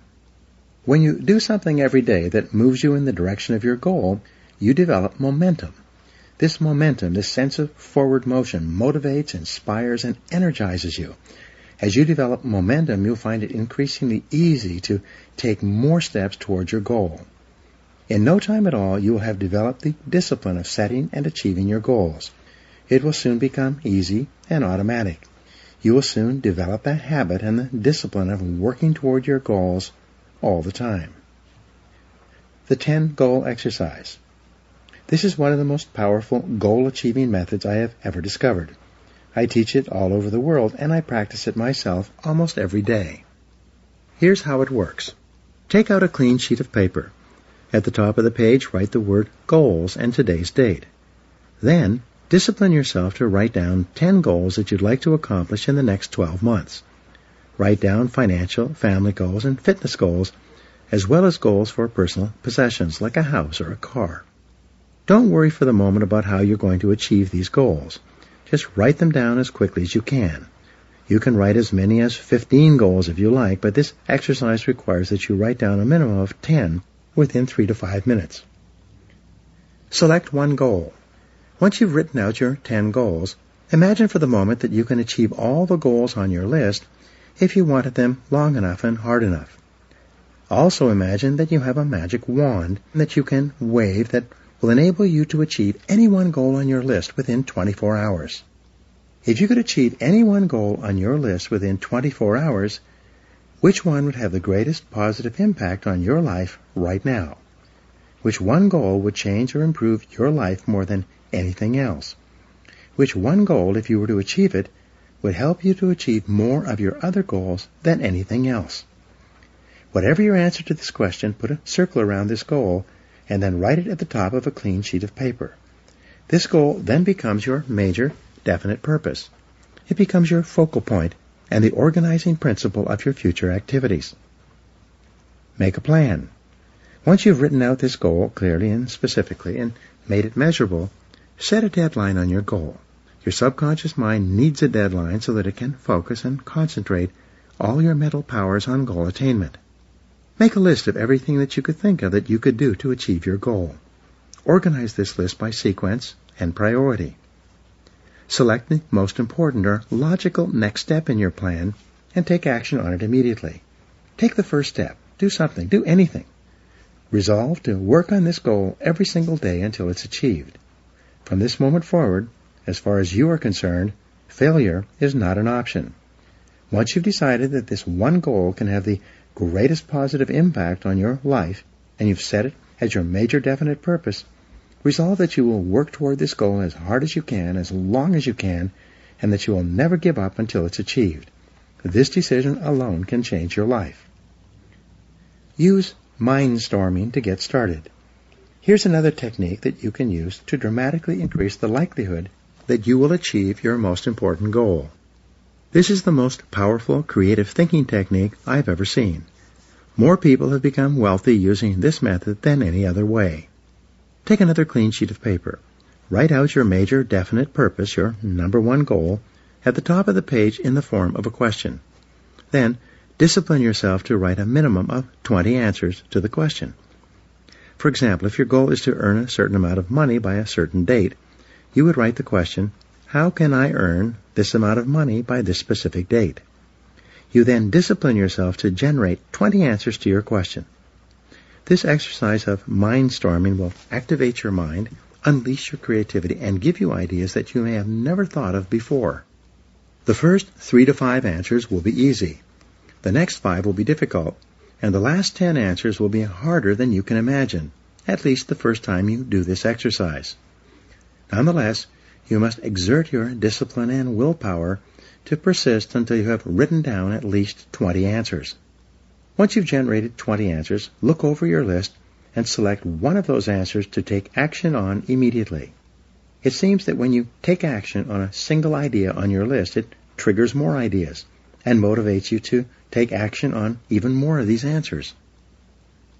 The great law of cause and effect. The most important application of the law of cause and effect is that thoughts are causes and conditions are effects.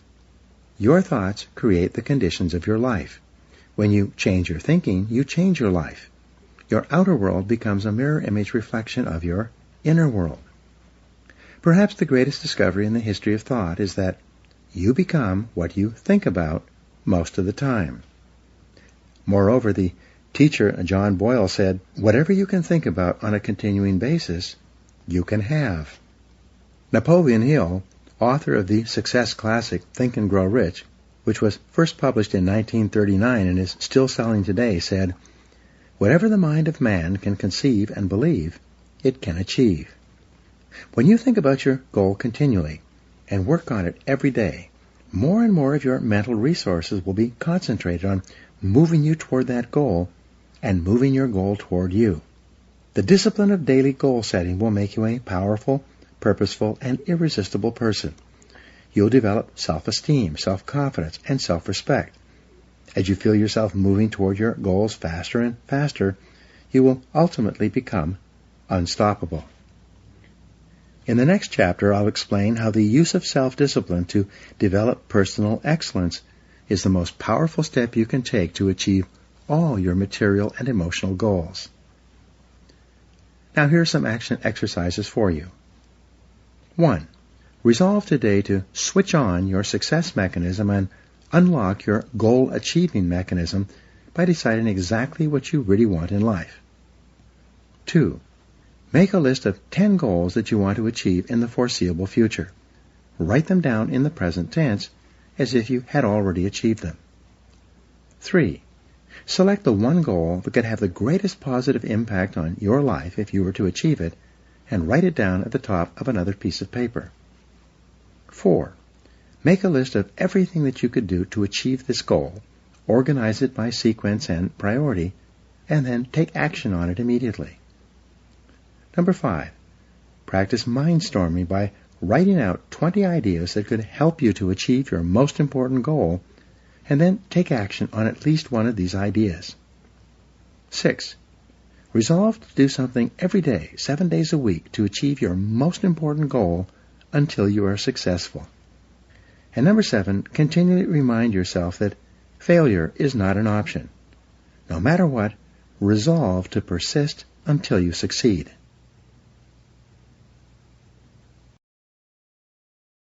Chapter 5. Self-Discipline and Personal Excellence. Aristotle wrote, "We are what we repeatedly do. Excellence, therefore, is not an act, but a habit." You are your most valuable asset. Your life, your potential, and your possibilities are the most precious things you have. Thus, your great goal in life should be to fulfill that potential and become everything you are capable of becoming. Your ability to learn, grow, and fulfill your potential is unlimited. Today, people are graduating from high school and college in their 70s, learning new subjects and developing new capabilities. Your ability to learn and remember can continue throughout your life if you keep your brain alive, alert, and functioning at its best. Your most precious financial asset is your earning ability. Your ability to work is your primary source of cash throughout your life. You could lose your home, your car, your bank account, and everything you own, but as long as you have your earning ability, you can earn it all back and more in the months and years ahead. Your biggest investment. Most people don't realize this. They take their earning ability for granted. But it has taken you your entire life to develop your earning ability. Every bit of education, experience, and hard work that you have invested in learning your craft and developing your skills has gone into building this asset. Your earning ability is very much like a muscle. It can increase in strength and power year by year as the result of regular exercise. Likewise, the opposite is true too. If left alone or ignored, your earning ability, like your muscles, can become weaker or even decline because you have simply failed to upgrade it continually. In other words, your earning ability can be either an appreciating or a depreciating asset. An appreciating asset is something that grows in value and cash flow every year as a result of continual investment and improvement.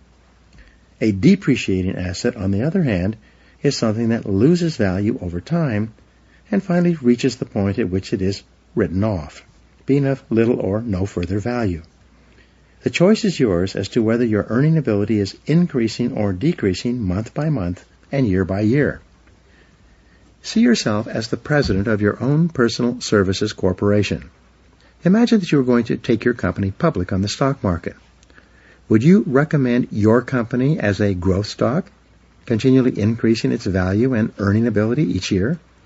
Or would you describe your company as one that has leveled off in the marketplace, that is not really going anywhere in terms of increased value and income? Would you recommend stock in You Inc. as an excellent investment? Why or why not? What got you here won't get you any further. Some people are actually losing value each year, declining in earning ability because they are not continually upgrading their knowledge and skills. They don't realize that whatever knowledge and skill they have today is rapidly becoming obsolete. It's being replaced by new knowledge and skills that if you don't have them and someone else does, you will be in danger of being overtaken by your competition.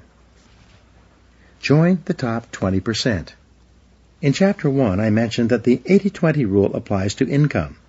The top 20% of people in our society earn and control 80% of the assets. According to Forbes, Fortune, Business Weekend, Wall Street Journal, and the IRS, by many estimates, the top 1% of Americans control as much as 33% of the assets. The most interesting discovery in income inequality is that most millionaires, multimillionaires, and billionaires in America are first generation. They started with little or nothing and earned all their money by themselves in one lifetime. In America, there's a high level of income mobility, which means that you are able to move from the lower levels of income to the upper levels. Almost everyone who is in the top 20% today started in the bottom 20%. From that point, they began to do something different with their time and their lives, and as a result, they put themselves squarely onto the upward escalator of financial success. No limits on your potential. The average income increase in America is about 3% a year, just about the same as the rate of inflation and cost of living increases. People whose income is increasing at 3% a year seldom get ahead. They have a job, which can also be thought of as an acronym for just over broke. But the fact is that no one is better than you and no one is smarter than you. If someone is doing better than you are today, it is simply proof that they have learned how the law of cause and effect applies to their work, and they have begun doing the things that other successful people have also done. The application of the law of cause and effect to your personal life is learn and do. The achievement of personal excellence is a decision you make or that you fail to make. But in the absence of a commitment to excellence in your chosen field, you automatically default to average performance, or even mediocrity.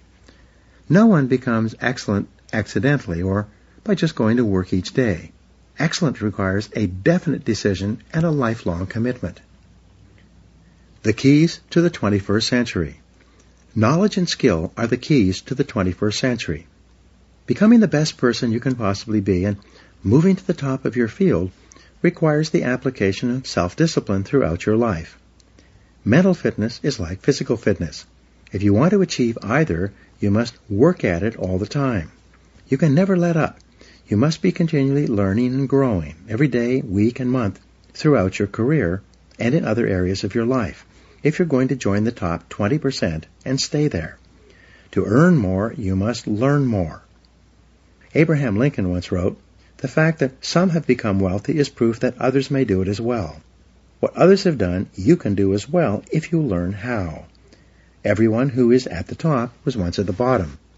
Many people who come from average or poor families with average incomes, or who grow up in average circumstances, have gone on to become some of the most prominent people in their fields. And what hundreds of thousands and even millions of other people have done, you can do as well. The philosopher Bertrand Russell once wrote, "The very best proof that something can be done is that someone else has already done it." Ordinary into extraordinary. Very often you see people who don't seem to be as intelligent or as talented as you are, who are nonetheless accomplishing remarkable things with their lives.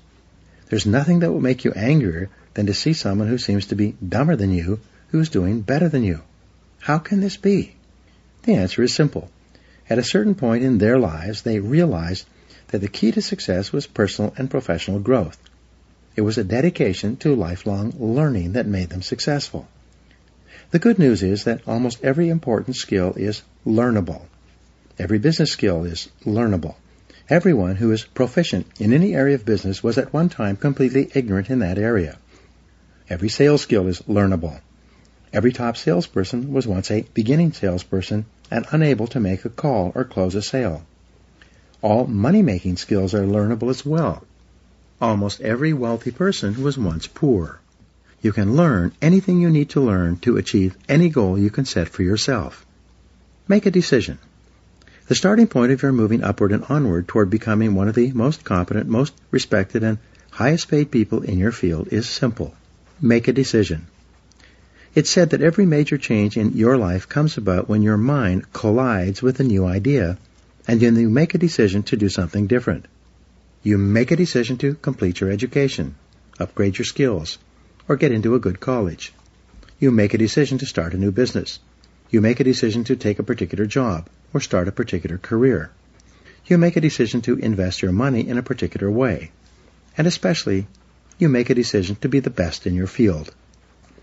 Many people say that they would like to be happy, healthy, thin, and rich. But, as discussed in Chapter 4, wishing and hoping is not enough. You have to make a firm, unequivocal decision that you are going to pay any price and go any distance in order to achieve the goals you have set for yourself. You have to make that decision and then burn your mental bridges behind you. From that moment on, you resolve to continue working on yourself and your craft until you reach the top 20% or beyond. Follow the leaders, not the followers. When you decide to be one of the best people in your field, look around you and identify the people who are already at the top. What characteristics do they have in common? How do they plan and organize their days? How do they dress? How do they walk, talk, and behave with other people? What books do they read? How do they spend their spare time? Who do they associate with? What courses have they taken? What audio programs do they listen to in their cars? These are just a few of the questions you should ask in order to find out what successful people are doing that you might also need to do. After all, you can't hit a target that you can't see. Your selection of the right role models can have an enormous impact on your future.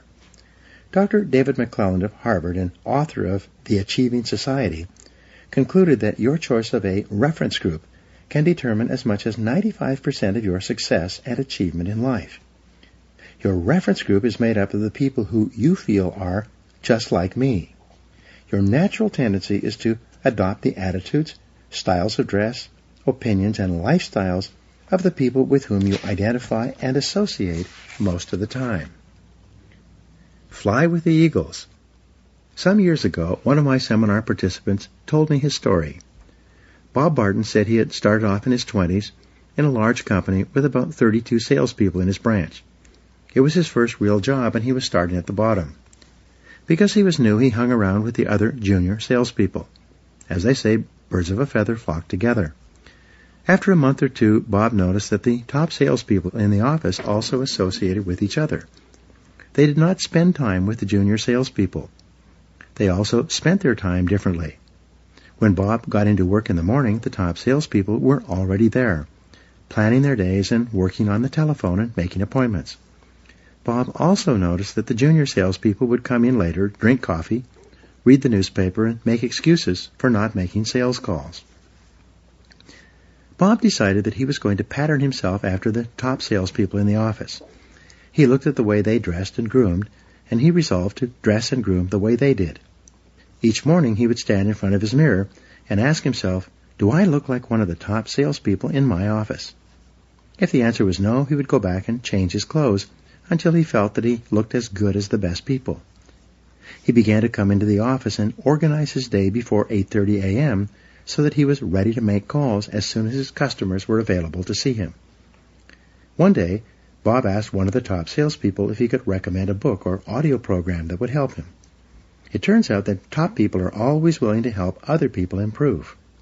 When he got the recommendation, Bob immediately went out and got the book and sent away for the audio program. He read the book and listened to the program, and then reported back to the top salesman. The top salesman gave him some more advice on things to read and listen to, all of which Bob followed. Bob asked another salesperson how he planned his day, and that salesperson showed him his time management system. So Bob began to plan and organize his day the way the top salespeople did it. By using these top salespeople as his role models and emulating them whenever possible, Bob started to make more appointments, see more prospects, and make more sales. Within 6 months, he was one of the top salespeople in the office as well. By that time, the top salespeople had invited him for coffee and lunch, and he became one of them rather than one of the junior people. The next year, Bob went to the National Sales Conference, where he met a lot of the top people from around the country. He deliberately sought them out and asked for their advice. What books would they suggest? What audio programs would they recommend? What seminars had they attended? What strategies did they find that were the most effective in building their sales business? Bob did something that very few people do. When he received advice, he followed it. He immediately took action on the advice and then reported back to the people who had given it to him. Within 4 years, Bob became one of the top salespeople in the country. His friends and associates were the other top salespeople in his branch and in the other branches. His income had increased several times. He wore beautiful clothes, drove a new car, lived in a lovely home, and had a wonderful wife. And he said that it all came about as a result of asking top salespeople for their input and then following that input and applying it to his sales activities. But here's the kicker. Over and over, the top people, the ones who had been winning the sales awards year after year, told Bob the same thing. He was the first person who had ever come up to them and asked them for advice. No one else had ever sought them out and asked them why they were so successful. The answers have all been found. Here is a great discovery. All the answers have been found. All the routes to success have been discovered. Everything you need to learn to move to the top of your field has already been learned by hundreds and even thousands of other people. And if you ask them for advice, they will give it to you. Successful people will have their phone calls held, cancel other appointments, and put their work aside to help other people to be successful. But you must ask, and then you must follow their advice once they give it to you. If you can't ask them directly, read their books and attend their talks and seminars. Listen to audio programs created by successful people. Sometimes you can send them emails and ask for advice. Learn from the best. Set high income as a goal. If your goal is to be in the top 20% of moneymakers in your field, the first thing you need to do is to find out what the people in the top 20% are earning today. This information is available. Just ask around. Check industry statistics. Go on to Google. You can find this information if you look for it. Once you know the income target at which you are aiming, write it down as your goal. Make a plan to achieve this level of income and work on it every day. Never stop until you reach it. The secret to high income in business and sales is quite simple. Learn and do. Like jacking up a car, you improve one notch at a time. Each time you learn and practice a new skill, you ratchet up your earning ability, and it locks in. As long as you keep increasing your earning ability, you keep ratcheting up to a higher level from which you seldom decline. Use the 3% formula to invest in yourself. To guarantee your lifelong success, make a decision today to invest 3% of your income back into yourself. This seems to be the magic number for lifelong learning. According to the American Society for Training and Development, this is the percentage that the most profitable 20% of companies in every industry invest in the training and development of their staff. Decide today to invest 3% of your income into yourself in order to make yourself an appreciating asset, to continually increase your earning ability.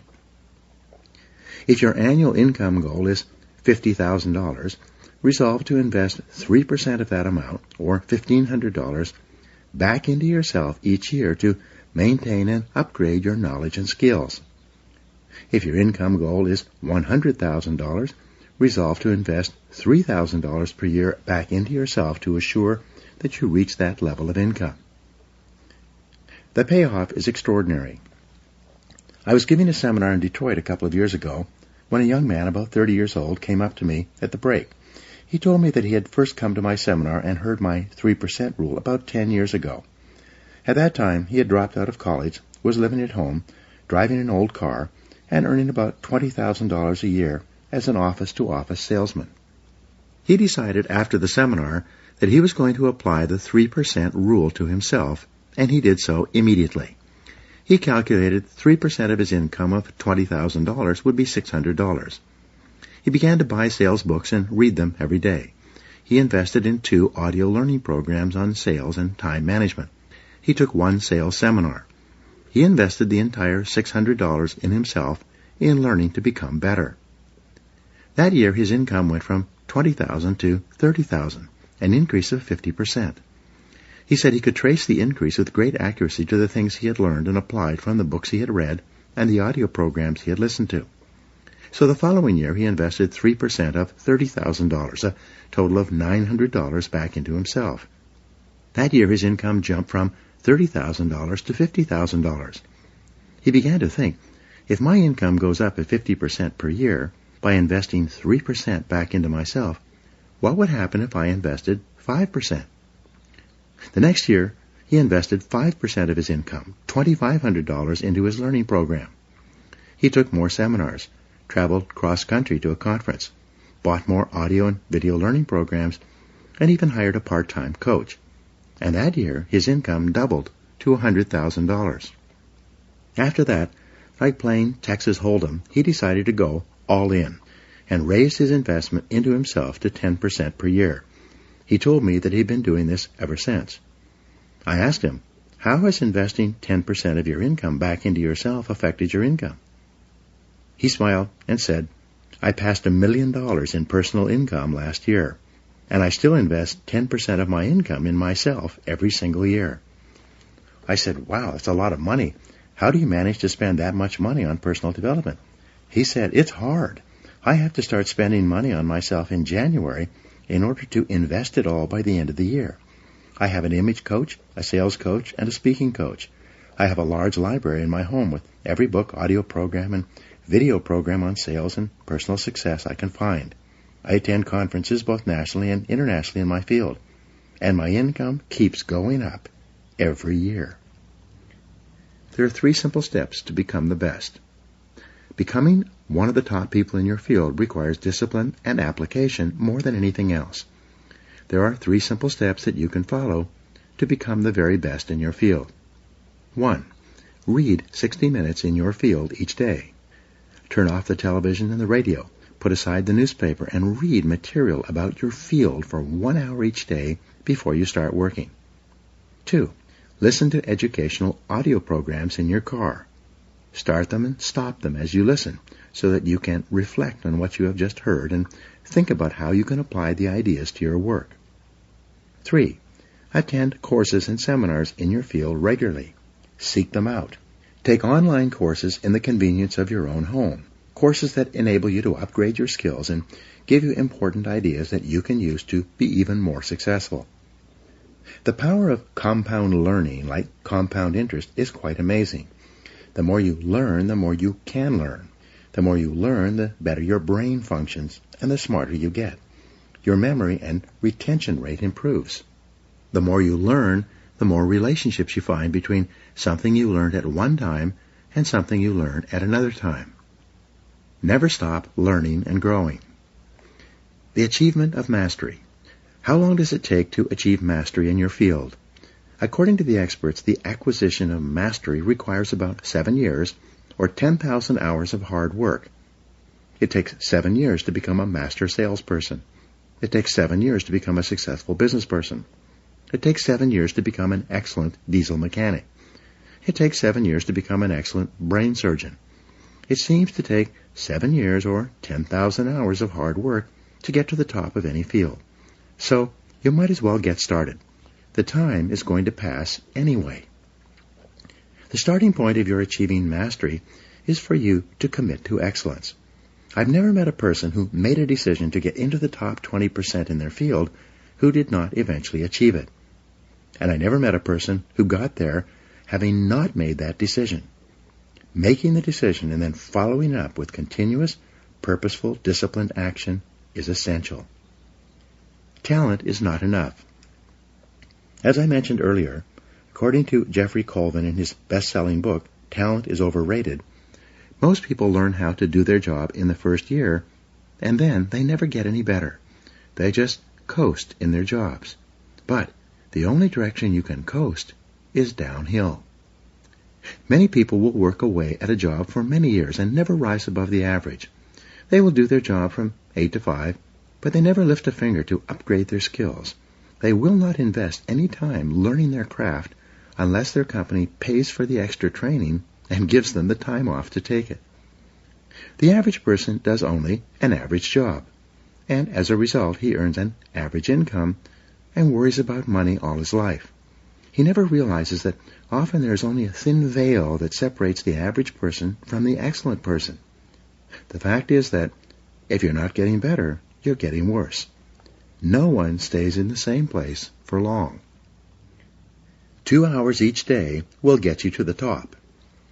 It's been calculated that all you need to invest is about 2 extra hours per day to move from the average to the superior. Only 2 extra hours each day will move you from worrying about money all your life to being one of the highest paid people in your field. People immediately ask, where am I going to get an extra 2 hours each day? It's simple. Take a piece of paper and do the following simple calculation. Calculate the number of hours in a week. 7 days times 24 hours equals 168 hours. If you deduct 40 hours for work and 56 hours for sleep, you have 72 hours left over. If you deduct 3 hours per day, 21 hours, for getting ready for and traveling to and from work, that leaves you 51 hours of spare time to do with as you please. If you invest 2 hours per day back into yourself, 14 hours per week, you still have 37 hours left over. That's an average of more than 5 hours per day of free time.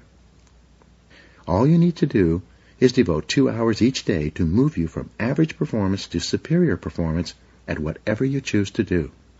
Form the habit of continuous learning. The best news is that when you begin reading in personal or professional development literature, listening to audio programs in your car, taking additional courses, and upgrading your skills in the evenings and on the weekends rather than watching television, you soon get into the habit of continuous learning. In no time at all, it will become automatic and easy for you to learn, grow, and upgrade your skills every day and every week. The average adult watches about 5 hours of television each day. For some people, it is 7 or 8 hours. They turn on the television first thing in the morning and watch it until they leave for work. They turn it back on as soon as they get home from work. They then watch television until 11 or 12 o'clock at night, going to bed without enough time to get a good night's sleep. They then get up in the morning, drink coffee, and watch television for as long as they can before they go off to work once more. You can be rich or poor. It's your decision. Your television set can make you rich or poor. If you watch it all the time, it will make you poor. Psychologists have shown that the more television you watch, the lower are your levels of energy and self-esteem. At an unconscious level, you don't like or respect yourself as much if you sit there hour after hour watching television. People who watch too much television also gain weight and become physically unfit from sitting around too much. Your television can also make you rich, but only if you turn it off. When you turn off your television, you free up time that you can then use to invest in becoming a better, smarter, or more competent person. When you leave your television off when you are with your family, you'll find yourself talking, sharing, communicating, and laughing more often. When you leave your television off for extended periods of time, you break the habit of watching television, and you'll hardly miss it at all. Your television can be an excellent servant, but it's a terrible master. The choice is yours. Increase your income 1,000%. There is a simple 7-step formula you can use in order to increase your productivity, performance, and output and income by 1,000% over the next 10 years. It works for everyone who tries it. It is simple. First, answer this question. Is it possible for you to increase your overall productivity, performance, and output by 0.1%, which is 1/1,000th, in an entire working day? Your answer will probably be yes. If you were to manage your time a little better and work on more valuable tasks, you would quite easily increase your output by 1/1,000th in a day. Having done this for the first day, could you increase your output by 0.1% the second day? And the answer, of course, is yes. Having increased your performance by 0.1% on Monday and Tuesday, could you continue to do this for Wednesday, Thursday, and Friday? And again, the answer is yes. 0.1% per week. 0.1% times 5 days per week equals 0.1% per week. Is it possible for a normal, intelligent, hard-working individual to increase his or her output by 0.1% or 1/200th in a single week? Of course it is. Having done this for the first week, could you keep up the same pace of personal development the second week? Of course you could. Could you get 1/1,000th of 1% better 5 days a week for an entire month? If you could, this means that you would be 0.5% better per week, multiplied times 4, or 2% more productive in an entire month. There are 13 4-week months in a year, 4 times 13 equals 52. Having become 2% better in a month, could you repeat that in the second month, in the third month, the fourth month, and so on? Of course you could. By working on yourself a little bit each day, learning new skills, getting better at your key tasks, setting priorities, and focusing on higher value activities, you can become 26% more productive over the course of an entire year. Having achieved this goal for the first year, could you do it for the second year and then the third? Could you keep it up for 10 years? And the answer, of course, is yes. And the best news is that when you continue to work on yourself, it becomes easier and easier for you to get better and better as the weeks and months go by. By the law of accumulation, or the law of incremental improvement, by the end of 12 months you would be 26% better. If you continue to improve at 26% per year, by the end of 10 years with compounding, you would be 1,004% more productive. Your income would increase at the same rate. This formula works if you do. There are 7 steps in the 1,000% formula. Step 1. Arise 2 hours before your first appointment, or before you have to be at work. Invest the first hour in yourself by reading something educational, motivational, or spiritual. As Henry Ward Beecher once said, the first hour is the rudder of the day. When you get up and invest the first hour in yourself, you set yourself up mentally to have an excellent day. You'll be more positive, alert, creative, and productive all day long when you start your day by investing the first hour in yourself. If you read in your field 1 hour per day, that will translate into about 1 book per week. 1 book per week will translate into about 50 books per year. Since the average adult reads less than 1 nonfiction book per year, if you were to read 50 books in your field each year, do you think that would give you an edge in your profession? Do you think that it would move you ahead of virtually everyone else in your business? Of course it would. If you read 50 books per year for 10 years, this would be 500 books that would help you to improve your productivity, performance, and income. At the very least, you would need a bigger house just to hold your books, and you'd be able to afford it.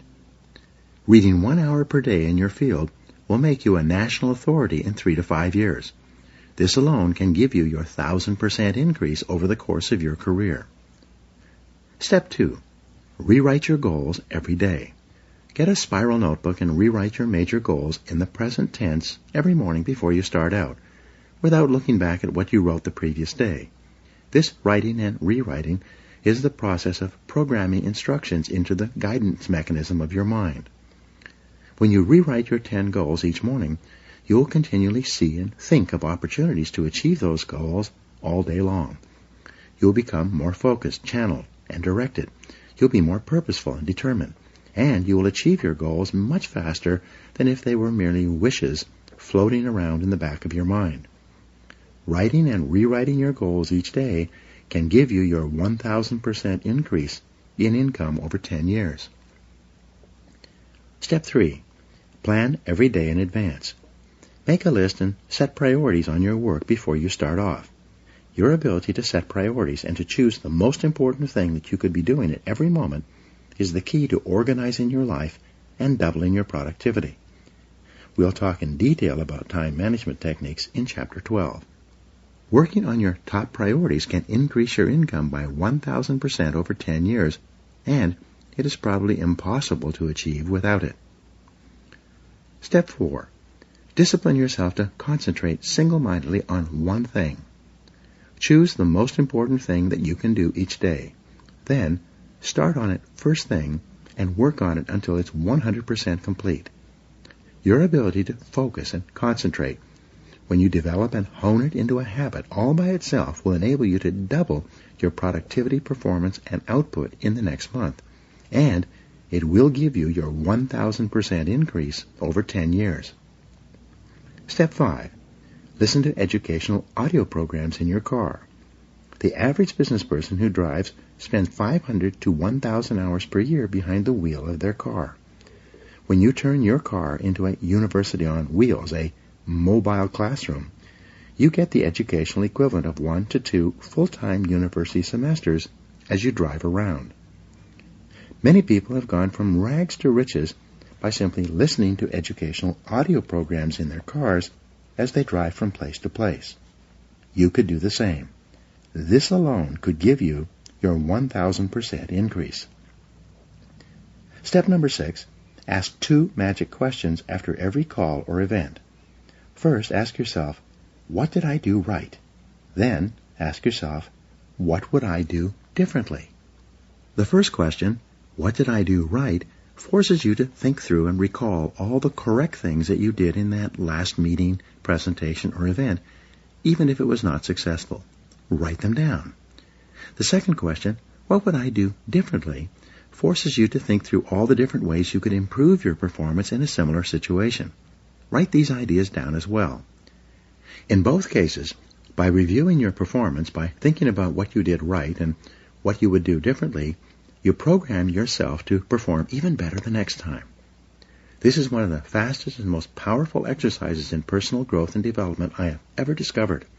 This process dramatically speeds up the rate at which you move into the top 20%. Step 7. Treat every person you meet like $1 million customer. Treat each person you meet and work with, both at home and in the office, as though he or she is the most important person in the world. When you treat people as if they are valuable and important, they will return the favor by treating you as if you are valuable and important as well. They will want to be associated with you, work for you, buy from you, and introduce you to their friends. You begin treating people like $1 million customers by starting at home, with the members of your family. Remember, they are the most important people in your life. So when you start your day well, first thing in the morning, by making the members of your family feel important and telling them that you love them, you'll be more positive, relaxed, and happier for the rest of the day. Fully 85% of your success will be determined by how much people like and respect you, especially in business and sales. Never miss an opportunity to treat people well. When you practice these 7 steps each day for a month, you will see changes and improvements in your life, work, and income that will astonish you. After a month of regular practice, you'll have formed a new habit of continuous personal improvement that can carry you onward and upward for the rest of your life. Be the best. Lifelong personal development and the commitment to personal excellence requires tremendous dedication, discipline, and willpower. The greatest payoff is that every time you learn and apply something new, your brain releases endorphins, which make you feel happier and more excited about your future. Every time you learn and apply something new, you'll have a greater sense of personal power. Your self-esteem, self-respect, and personal pride will increase. You'll feel very much in control of your earning ability, which is one of the most important parts of your life. In the next chapter, we'll talk about the importance of courage, of overcoming the fears and doubts that hold most people back. It is often the case that we know what we need to do, but we lack the courage to take the risks that accompany trying anything new. Instead, we make excuses for inaction. Now, here are some action exercises that you can do. Number 1, make a decision today to invest in yourself and getting better, as if your future depends on it, because it does. 2, identify the most important skills you have that determine the quality and quantity of results you get at your work, and make a plan to get better in each one. 3, if you could wave a magic wand and become absolutely excellent in any one skill, which one skill would have the greatest impact on your earning ability? Whatever your answer, set that skill as a goal, make a plan, and work on it every day. 4, set excellent performance in your work as a goal, and then determine exactly what you will need to do every day to join the top 20% or better in your field. 5, look ahead 3 to 5 years and determine the new knowledge and skills you will need in order to lead your field in the future. Then start acquiring them today. 6, select the top person in your field, the one you admire most, and use him or her as a role model for your own development. And 7, commit yourself today to lifelong learning, and never let a day go by without getting better in some area. Chapter 6. Self-Discipline and Courage. Mark Twain said, "Courage is not absence of fear, it is control of fear, mastery of fear." You need large amounts of self-discipline to deal courageously with all the fear-inducing events of your life. This is probably why Churchill said, "Courage is rightly considered the foremost of the virtues, for upon it all others depend." The fact is that everyone is afraid, and usually of many things. This is normal and natural. Often, fear is necessary to preserve life, prevent injury, and guard against financial mistakes. So, if everyone is afraid, what is the difference between the brave person and the coward? The only difference is that the brave person disciplines himself to confront, deal with, and act in spite of the fear. In contrast, the coward allows himself to be dominated and controlled by the fear. Someone once said that, with regard to warfare, although it applies to any situation, the difference between the hero and the coward is that the hero sticks in there 5 minutes longer. Fortunately, all fears are learned. No one is born with fears. Fears can therefore be unlearned by practicing self-discipline repeatedly with regard to fear until it goes away. The most common fears that we experience, which often sabotage all hopes for success, are the fears of failure, poverty, and loss of money. These fears cause people to avoid risk of any kind and to reject opportunity when it's presented to them. They're so afraid of failure that they're almost paralyzed when it comes to taking any chances at all. There are many other fears that interfere with our happiness. People fear the loss of love or the loss of their jobs and their financial security. People fear embarrassment or ridicule. People fear rejection and criticism of any kind. People fear the loss of respect or esteem of others. These and many other fears hold us back throughout life. Fear paralyzes action. The most common reaction in a fear situation is the attitude of, "I can't." This is the fear of failure and loss that stops us from taking action. It is experienced physically, starting in the solar plexus. When a person is really afraid, their mouth and throat goes dry, their heart starts pounding. Sometimes they breathe shallowly and their stomach churns. Often they feel like getting up and running to the bathroom. These are all physical manifestations of the inhibitive negative habit pattern, which we all experience from time to time. Whenever a person is in the grip of fear, he feels like a deer caught in the headlights of a car. This fear paralyzes action. It often shuts down the brain and causes the individual to revert to the fight or flight reaction. Fear is a terrible emotion that undermines our happiness and can hold us back throughout our lives. Do the opposite. Aristotle described courage as the golden mean between the extremes of cowardice and impetuousness. He taught that to develop a quality that you lack, act as if you already had that quality in every situation where it is called for. In modern terms, however, we say, fake it until you make it. You can actually change your behavior by affirming, visualizing, and acting as if you already have the quality you desire. By affirming, by repeating the words, "I can do it," emphatically, whenever you feel afraid for any reason, you can cancel the feeling of, "I can't." Every time you repeat the words, "I can do it," with conviction, you override your fear and increase your confidence. By repeating this affirmation over and over again, you can eventually build your courage and confidence to the point where you are unafraid. Visualize yourself as unafraid. By visualizing yourself performing with confidence and competence in an area where you are fearful, your visual image will eventually be accepted by your subconscious mind as instructions for your performance. Your self-image, the way you see yourself and think about yourself, is eventually altered by feeding your mind these positive mental pictures of yourself performing at your best. By using the act as if method, you walk, talk, and carry yourself exactly as you would if you were completely unafraid in a particular situation. You stand up straight, smile, move quickly and confidently, and in every respect, act as if you already had the courage that you desire. The law of reversibility says that if you feel a certain way, you will act in a manner consistent with that feeling. But if you act in a manner consistent with that feeling, even if you don't feel it, the law of reversibility will create the feeling that is consistent with your actions. This is one of the greatest breakthroughs in success psychology. You develop the courage you desire by disciplining yourself repeatedly to do the thing you fear until that fear eventually disappears. And it will. Blow away the fear. When I work with sales organizations, they often ask me how to help a salesperson break out of a sales slump, especially in a tough economy. I give them a simple formula that is guaranteed to work every single time. It is called the 100-call method. In practicing this method, I instruct the salesperson to go out and call on 100 prospects as fast as he can without caring at all whether or not he makes a sale.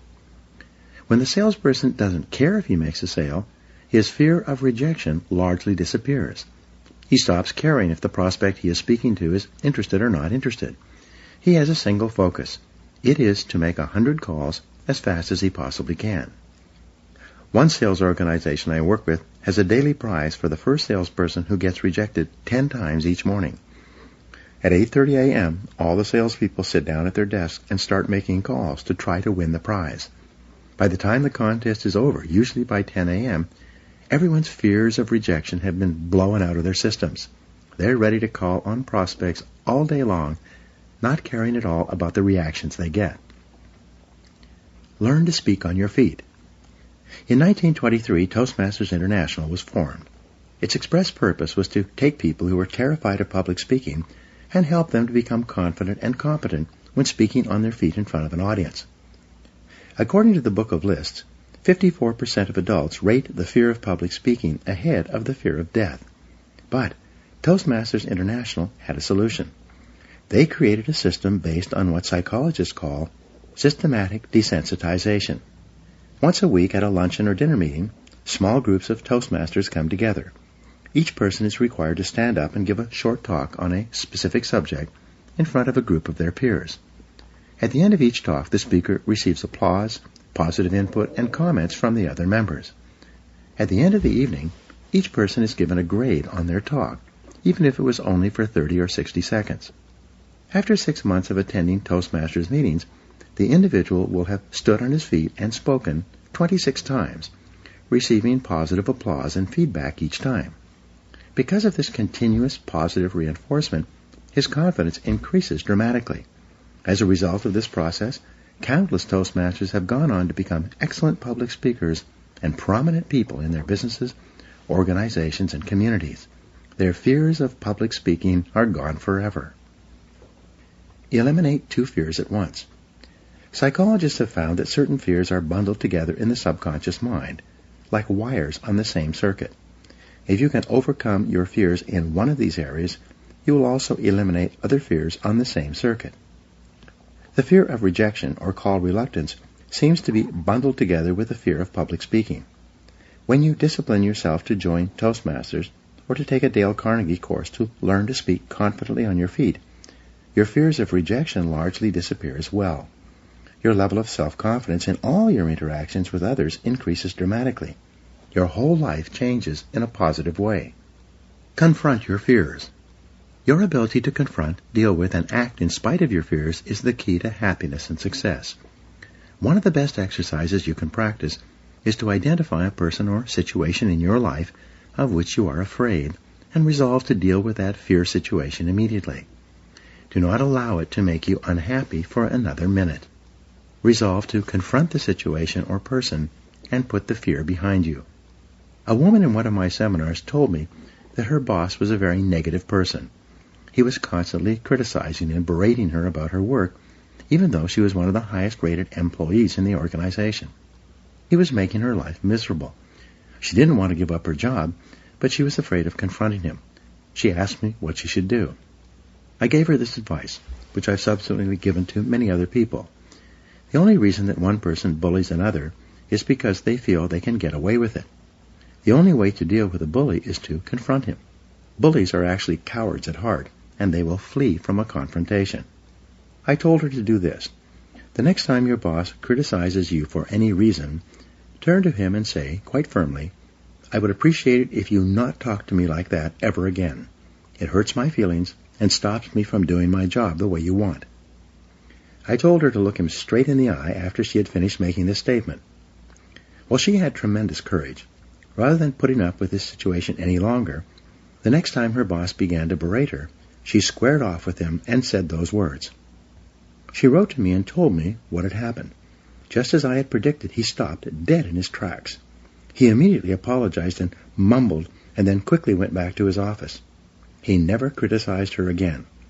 She told me that she could have ended his bad treatment of her many months before if she had only had the courage to confront him directly the first time it happened. As Eleanor Roosevelt said, "No one can make you feel inferior without your consent." Move toward the fear. When you identify a fear and discipline yourself to move toward it, it grows smaller and more manageable. What's more, as your fears grow smaller, your confidence grows larger. Soon, your fears lose their control over you. In contrast, when you back away from a fear-inducing situation or person, your fear grows larger and larger.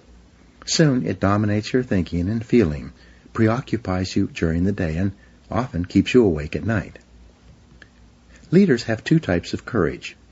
In leadership, the most common quality is that of vision. Leaders have a clear vision of where they want to take their organizations. Leaders also have a clear vision of where they want to be sometime in the future in their personal lives. The second most common quality of leaders is that of courage. Leaders have the courage to do whatever is necessary to fulfill their vision. They lead from the front and dare to go forward. There are two types of courage that you need. First, you need the courage to launch, to take action, to take a leap of faith. You need the courage to go all in, without any guarantee of success and with a high possibility of failure, at least in the short term.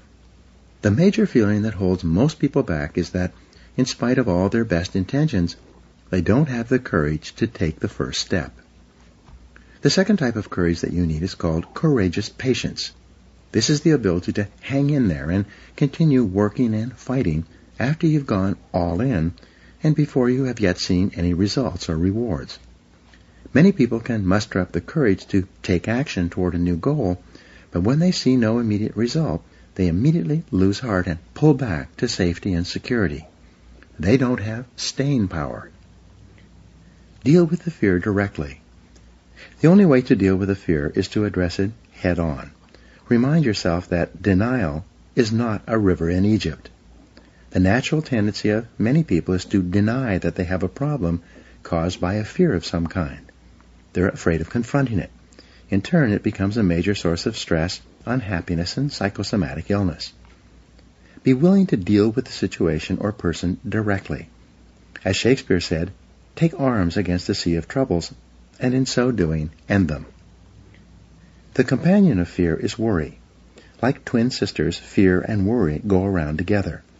Mark Twain once wrote, "I have worried about a lot of things in life, and most of them never happened."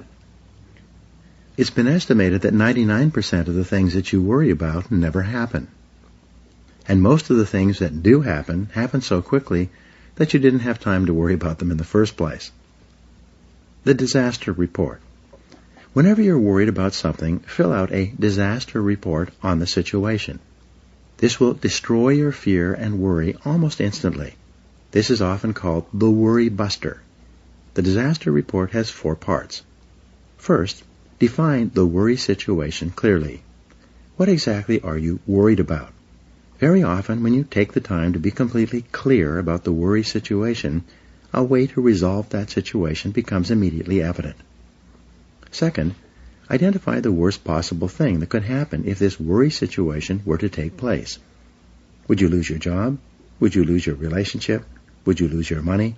What's the worst thing that could possibly happen? Be clear about this. In many cases, you will see that should the worst occur, it would not ruin you. It might be inconvenient or uncomfortable, but you would eventually recover.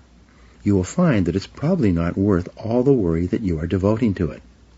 The third step in the disaster report is to resolve to accept the worst possible outcome, should it occur. Say to yourself, well, if that happens, it won't kill me. I'll find a way to get along.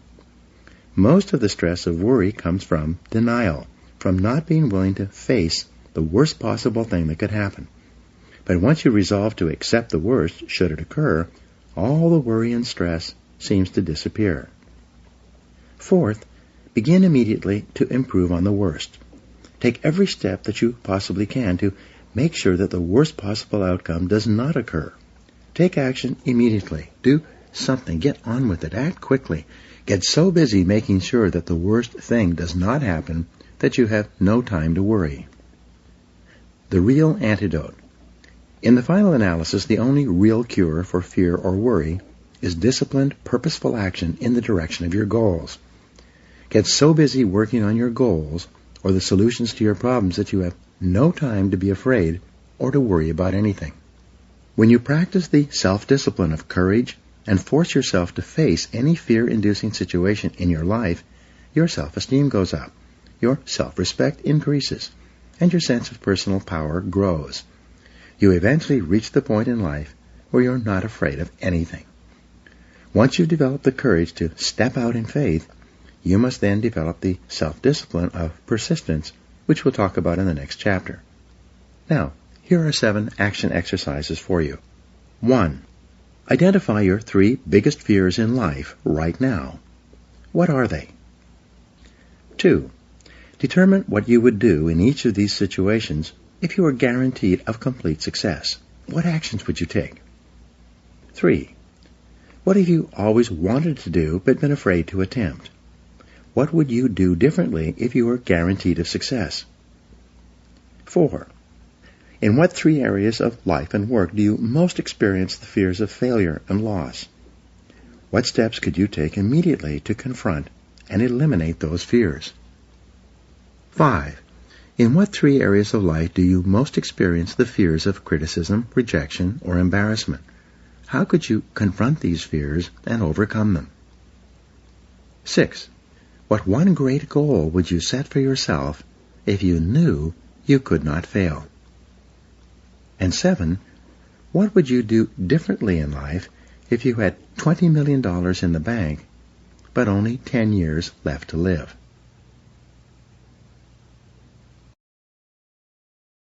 Chapter 7. Self-Discipline and Persistence. Benjamin Disraeli wrote, "Beware of endeavoring to become a great man in a hurry. 1 such attempt in 10,000 may succeed. These are fearful odds." Persistence is self-discipline in action. Your ability to persist in the face of all setbacks and temporary failures is essential to success in life. Napoleon Hill said, "Persistence is to the character of man as carbon is to steel." The primary reason for success is persistence, and likewise the primary reason for failure is lack of persistence or quitting too soon. There's a direct link between self-discipline and self-esteem. Each time you discipline yourself to do what you should do, when you should do it, whether you feel like it or not, your self-esteem increases. This is why there is a direct relationship between self-esteem and persistence. Each time you persist and force yourself to continue on, even when you feel like quitting, your self-esteem goes up. Each act of self-discipline strengthens every other act of self-discipline. Every act of persistence strengthens every other act of persistence. When you discipline yourself to persist over and over, you like and respect yourself more and more. You become stronger and more confident. Eventually, you become unstoppable. The reward of persistence. Persistence is its own reward. Every time you force yourself to persist on a task, whether it is large or small, you feel happier and better about yourself. When you go the extra mile and do more than you are paid for or more than is expected, your self-esteem goes up. You feel more powerful and in greater control of your life. In your career, when you go the extra mile, you put yourself on the side of the angels. The primary difference between winners and losers in life is simple. Winners never quit, and quitters never win. You can increase your ability to persist by talking to yourself positively. Say these words, "I am unstoppable." Before you begin any major undertaking, pre-program yourself by telling yourself, "I never give up." Before you can achieve anything worthwhile in life, you have to pass the persistence test. This is usually a snap quiz, sprung on you unexpectedly with no warning. You suddenly face a major setback, problem, temporary failure, or even a complete disaster. When this happens, remind yourself that this is the testing time. This is when you demonstrate what you are really made of. This is when you show yourself and others the strength of your character and your true determination to succeed. Your ability to respond. Your ability to respond effectively to setbacks, your level of response ability, is the measure of your readiness to succeed. When you experience a major setback or problem, you will feel temporarily stunned. This feeling is very much like a punch in the emotional solar plexus. You'll be stopped for a few seconds or a few minutes. During this period, you'll often feel discouraged or experience self-pity. You will say, "Why me?" However, it is not how far you fall that counts, but rather how high you bounce. Your aim is to bounce back as quickly as possible. Resilience in the face of unexpected reversals is vital to long-term success. Remember the warrior's creed: "I will lay me down to bleed a while, and then rise and fight again." Don't be surprised, shocked, or set back when things go wrong. Your best-laid plans will often fall apart. Instead, expect disappointments and setbacks as a part of life. Take a deep breath, pick up the pieces, and continue onward. Optimism gives you resilience. The most important quality you need for success and persistence is optimism. This is a boundless confidence in yourself and your ability to ultimately succeed. To remain optimistic, you must control and discipline your thinking when things go wrong. Refuse to feel sorry for yourself. Remember, you are not a victim. You are an adult, and you are in charge of your own life. You are doing what you have freely chosen to do. Setbacks come with the territory.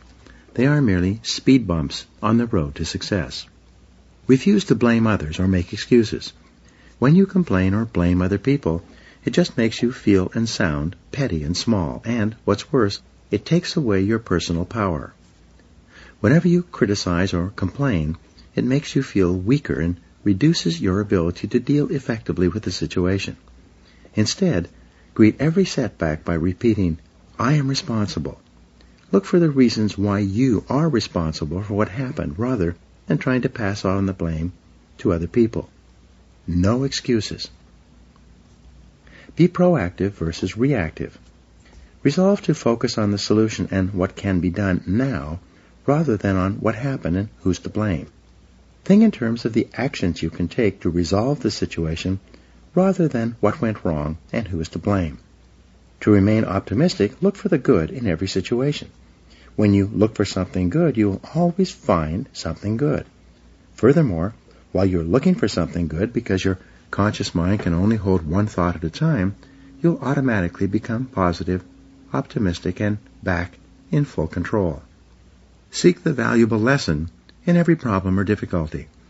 Every setback you face contains one or more lessons that have been sent to you to help you to be more successful in the future.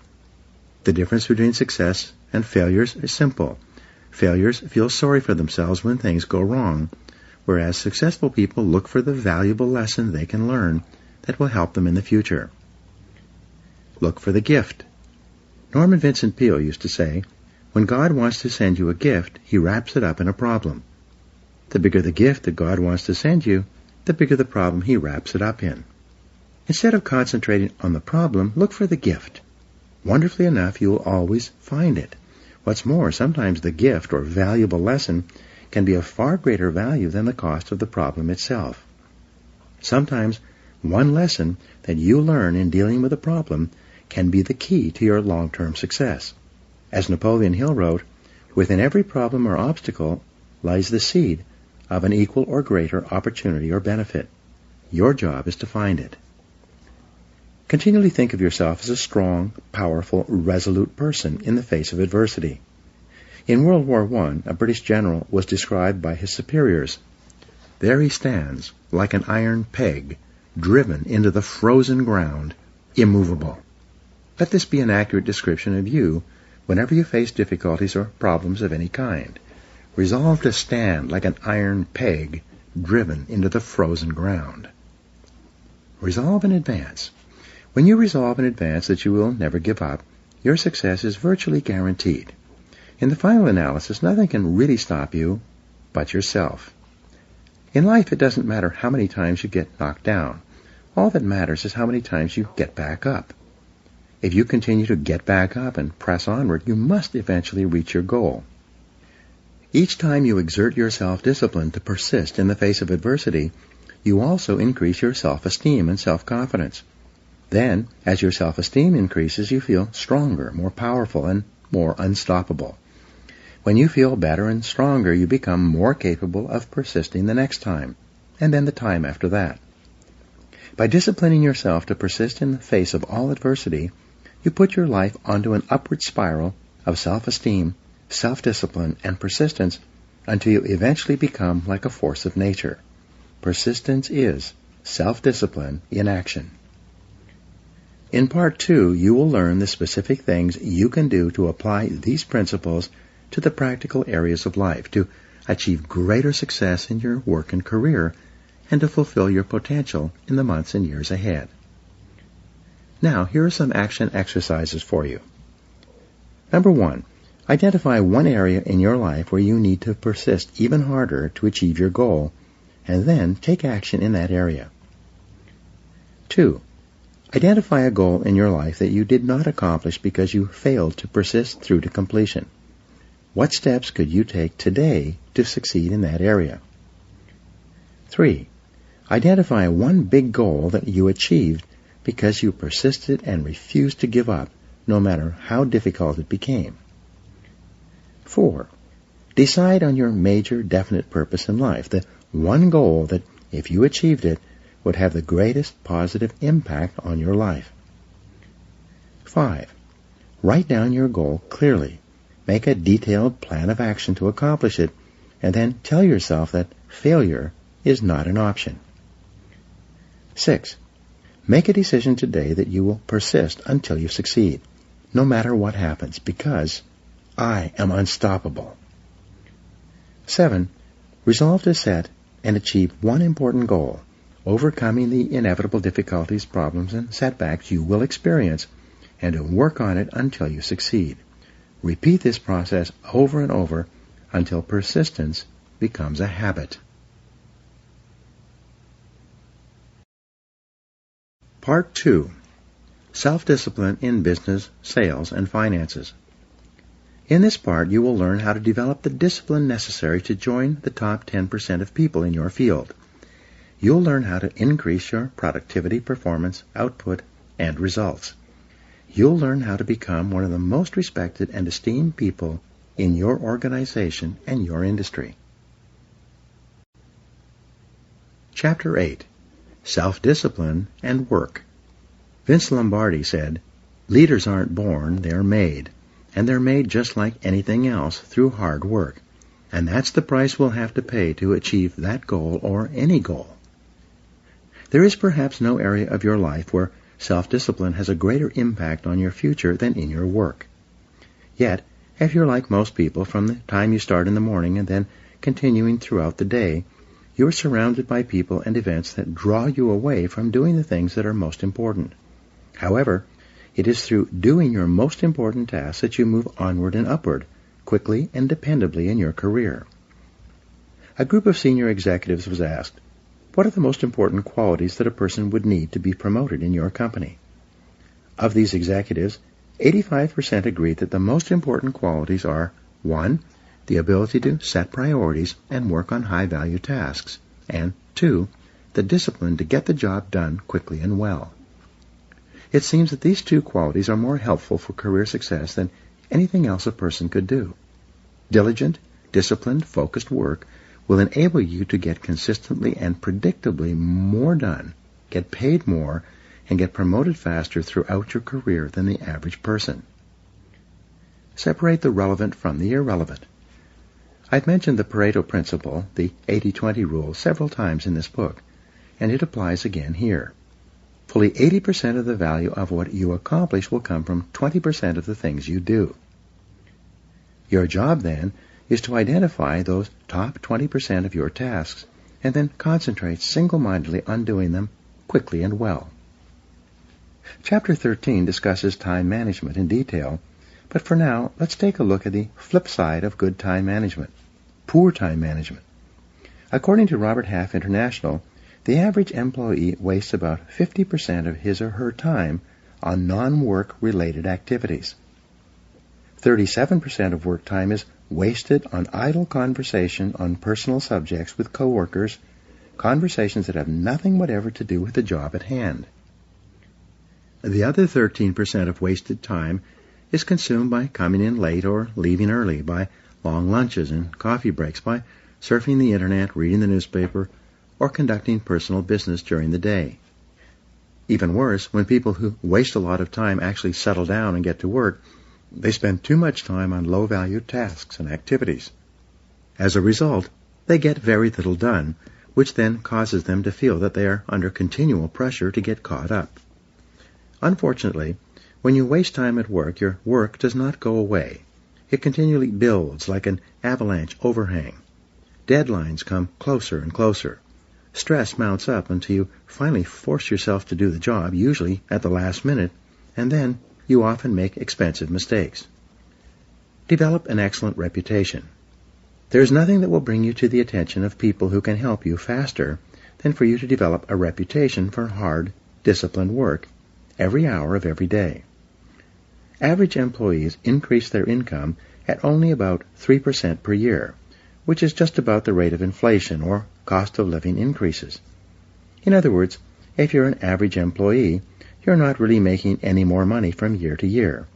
Rather, you're just keeping up with your expenses. But the top 20% in most fields increase their income anywhere from 10 to 25% per year, which is also compounded year after year. The top 20% of people at work earn 80% of the money. The bottom 80% of employees have no choice but to share the 20% of the money that is left over. They must scramble for the crumbs that fall off the tables of the highly productive people in their fields. You can double your income. When I say to people in my seminars that you should set a goal to double your income in the months and years ahead, people react in different ways. Often at the break, someone will come up to me and say, "You don't understand my company. There's no way that I could double my income at my current company. They simply would not pay me that amount of money." Having heard this before, I then ask them the critical question: is there anyone at your company who earns twice as much as you do? The person that I'm talking to will always agree that, yes, there are people in my company who earn 2 or 3 times as much as I do. I then make the key point. So your company is quite willing to pay some people twice as much as they pay you. They're just not willing to pay you twice as much. Why is that? Then suddenly the light goes on. The individual realizes that it is not the company that is not willing to pay the money. It is the individual who is not contributing enough to be worth that additional money. The responsibility is his, not the company's. The law of 3 helps you to prioritize.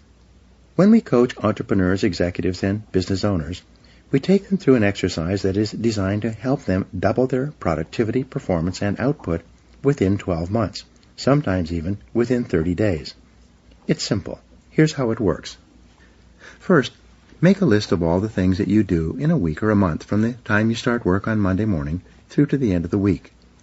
Write down everything, both small and large, including checking your email and returning phone calls. Then review this list and ask this key question. If I could only do one thing on this list all day long, which one task or activity contributes the most value to my company? As you go over your list, the correct answer will probably jump out at you. Whatever it is, put a circle around it. Then, ask the second question. If I could only do 2 things on this list all day long, which would be the second task or activity? Review your list again and identify your second most important task in terms of contribution to your company. Finally, ask the question once more. If I could only do 3 things on this list all day long, what would be the third item? We call this the law of 3. The law of 3 says that there are 3 primary things that you do that contribute 90% or more of your value to your company or organization. Your job is to identify those 3 critical tasks and then discipline yourself to do them all day long. All of your other minor tasks will be support tasks, complementary tasks, enjoyable tasks, or useless tasks. They will be little things that you've gotten into the habit of doing as a way of unconsciously avoiding the big, difficult, important tasks that can make a tremendous difference in your work and career. Calculate your hourly rate. Another way for you to double your income is for you to use the hourly rate method of calculating your personal value and your time allocation. First, determine the amount that you earn each hour. You do this by dividing your annual income by the number 2,000, which is roughly the number of hours that an entrepreneur or executive works each year in our society. 40 hours a week times 50 weeks a year. For example, if you earn $50,000 a year divided by 2,000, your hourly rate would be $25. If you earn $100,000 per year divided by 2,000, your hourly rate would be $50. Whatever it is, from that moment onward, resolve to do only those things that pay you your hourly rate or better. Refuse to do those things that someone else can do at a lower hourly rate than you. Do not waste your time doing things of low value or no value while your other important tasks are building up. Get on the same page about what work is most important. Once you have made a list of all the results you feel you have been hired to accomplish, and you have determined your 3 most important things that you do to justify your hourly rate, take your list of key activities to your boss and have your boss organize your job based on his or her priorities. You need to do this because you must be sure. Benjamin Trigo, co-founder of the Kepner-Trigo consulting firm and author of The Rational Manager, once said, "The very worst use of time is to do very well what need not be done at all." Yet it is amazing how many people are working hard on tasks that are of little or no value to their bosses. No matter how well you do an unimportant task, it doesn't help you. Even worse, working on low-value tasks keep you from working on the most important things you could be doing. Hard work on the wrong job can actually sabotage your career. The happiest days you will have at work will be when you are working on those tasks that your boss considers to be the most important. The unhappiest days at work will be when you and your boss are at cross purposes and not getting along, primarily because you are not completing the jobs that are most important to him and to his career. Your goal is to be paid more and promoted faster. Your goal is to become one of the most valuable and highest paid people in your field. Your job is first to make yourself valuable and then to make yourself indispensable to your company. This requires first and foremost that you are always working on those tasks your boss considers most important. Work all the time you work. The key to doubling your productivity and output, and eventually your income, is to really work all the time you're at work. Simply put, when you work, work. Don't waste time. Don't delay. Don't chat with coworkers or sit around drinking coffee. Don't read the newspaper or surf the internet. When you come into work in the morning, put your head down and then work all day long. The biggest time wasters in the world of work are other people who want to talk with you, distract you, delay you, and take up the time that you should be spending on high-value tasks. When a time waster approaches you and says, "Do you have a minute to talk?" you reply by saying, "Yes, but not now. Why don't we talk at lunchtime or after work? In the meantime, I have to get this job finished. I have to get back to work." When you tell people that you are under the gun, that you have to get a task finished for your boss, they will usually leave you alone. If you do this often enough, they will develop the habit of leaving you alone and instead find someone else with whom to waste time. Keep yourself motivated and focused by talking to yourself in a positive way. Your mantra from now on should be, back to work, back to work, back to work. Whenever you find yourself slowing down on a major task, begin repeating to yourself those magic words, back to work. Who works hardest? The Secret Survey. Imagine that an outside company is going to do a study of all the people who work in your organization.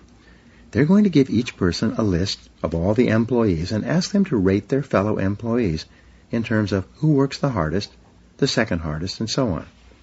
They're then going to give this list of people, organized from the hardest worker down to the laziest, to your superiors.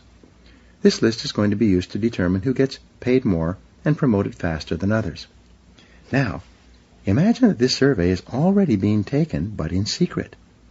The fact is, in any organization, everyone knows who works harder than anyone else. Everyone knows who works less and who does not pull their weight. Everyone knows. It's not a secret at all. Resolve today that if a survey like this were to be taken 1 year from today, you would win the contest. Resolve today that you are going to develop the reputation for being the hardest working person in your business. This will do more to help you than almost anything else. When you are surrounded by time-wasting people and situations, it takes tremendous self-discipline to work all the time you're at work.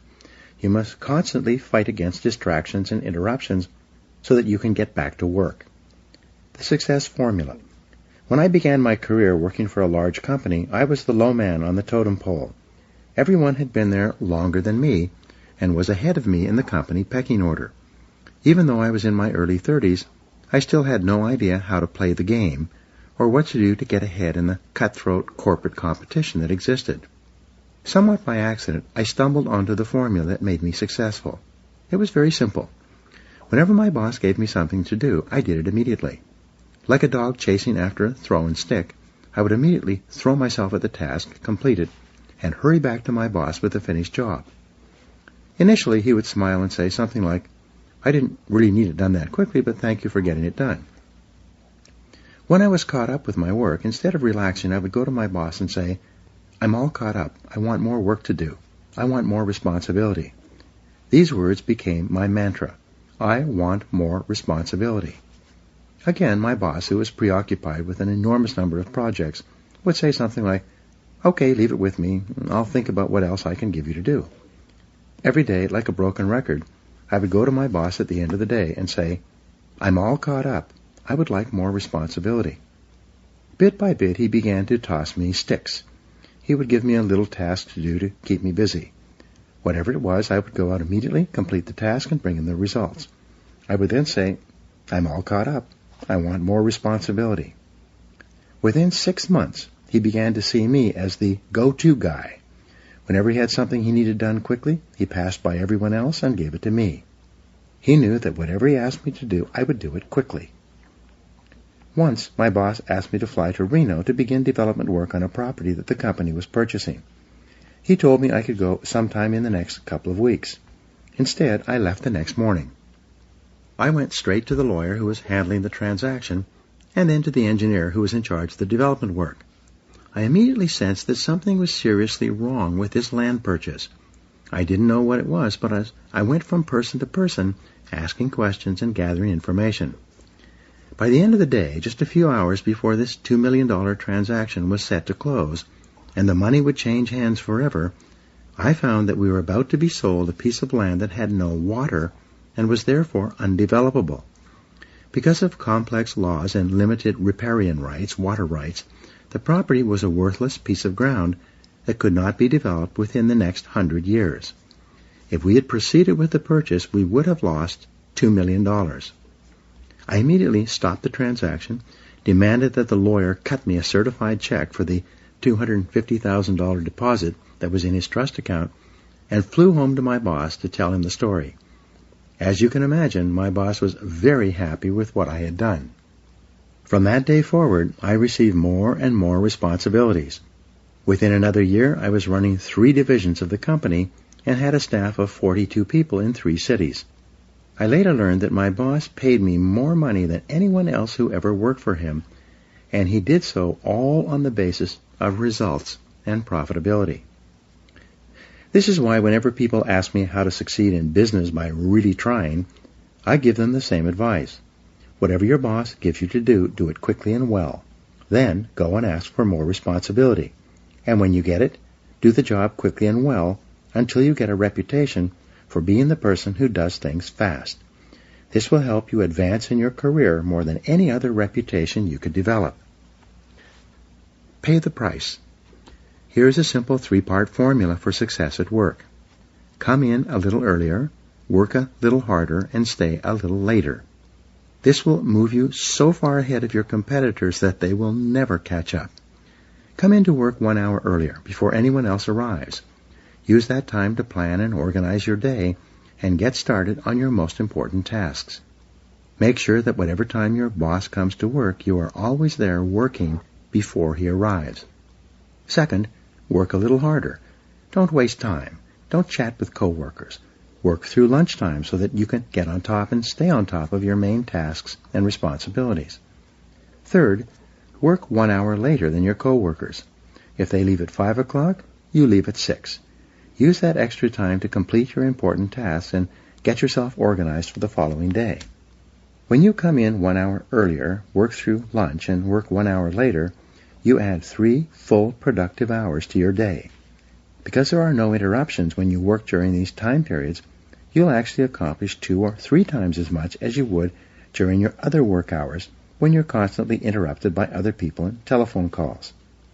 In fact, you can double or even triple your productivity, performance, and output by simply adding these 3 hours to your workday. The good news is that by coming in earlier and leaving later, you don't lose anything. You merely avoid the traffic tie-ups and slowdowns that most people suffer through on their ways to and from work. The 40-plus formula. To succeed faster at work, use the 40-plus formula. This formula says that you can tell where you're going to be 5 years from now by looking at the number of hours that you put in today in excess of 40 hours per week. If all you do is put in the regular 40 hours that everyone else puts in, all you will do is survive. Your annual increases will be 3 or 4%. You will have a job, but your income increases will go up at the same rate as everyone else. It is when you begin to put in more than 40 hours that you give yourself an advantage over most of the other people in your company and your business. Make it a habit to do more than what you are paid for.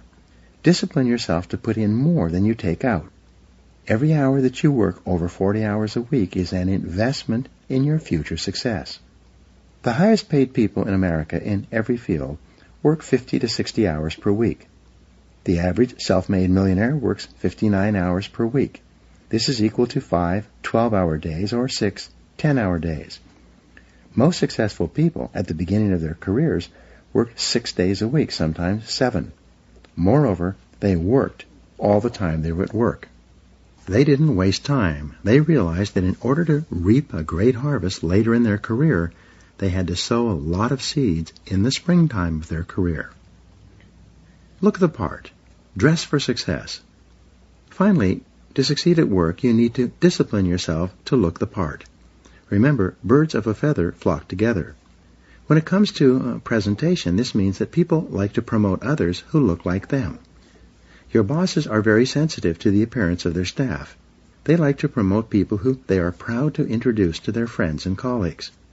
Be sure that you dress and groom in such a way that your boss would be proud to take you out for lunch and introduce you to others as a representative of his or her company. Each morning before you go to work, look in the mirror and ask yourself, do I look like one of the top people in my field? If you don't, go back and change, and keep changing until you look like one of the top people in your business. Learn how to dress for success. Read books and articles, or ask others for advice. Look at the most successful people in your business and dress the way they do. Dress for the job 2 levels above your current job. Remember that fully 95% of the first impression you make on other people will be determined by your dress and grooming. Make sure that that first impression and then the second and third impressions are consistent with the message you want to send. Many people work their entire lives without realizing that by putting forward a little extra effort, working a little harder, and focusing on higher value tasks, they could become one of the most valuable people in their organizations. When you discipline yourself to continually increase the value of your contribution to your company, you'll put your career on the fast track and virtually guarantee yourself a wonderful future. In the next chapter, you will learn that your work behaviors naturally determine your ascension to leadership, and you will see how self-discipline is essential to fulfilling your potential as a leader. Now here are some action exercises for you. Number 1, make a decision today that you're going to become one of the top 20% of people in your company and your industry. What should you or could you do differently to achieve that goal? 2, make a list of everything you do in your job and then identify the 3 things that contribute the greatest value to your work and your company. 3, set a new work schedule for yourself and begin to start earlier, work harder, and stay later until it becomes a habit.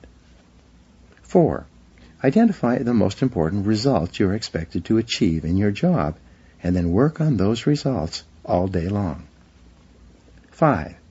Determine the person who is the best dressed and groomed in your company, and then resolve to use him or her as a role model for your own appearance. 6.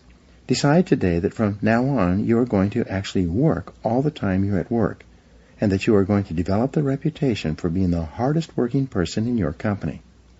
And 7. Develop a sense of urgency. Resolve to move fast when you're given a job or opportunity. This can change your life.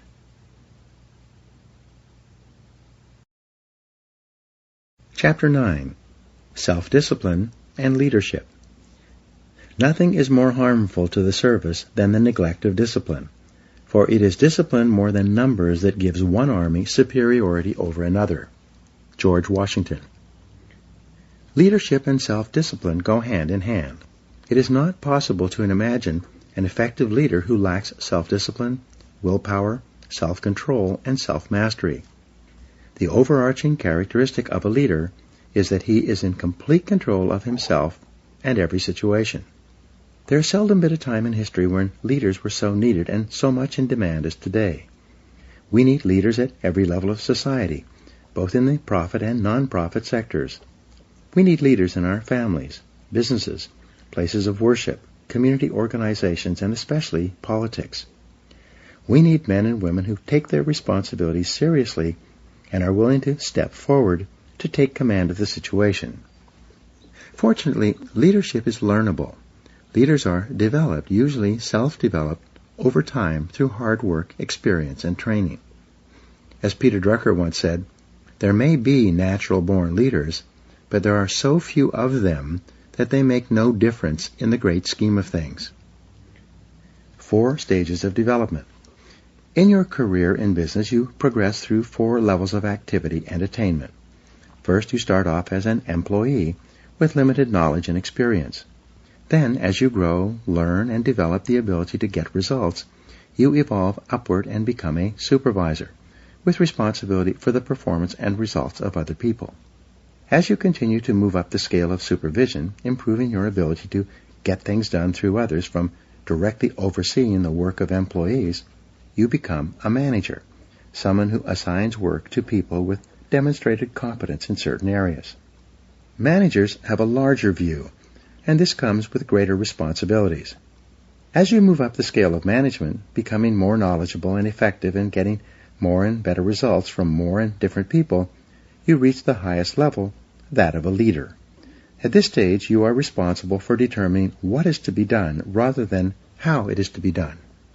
It is said that some leaders are made, some are born, and some people have leadership thrust upon them.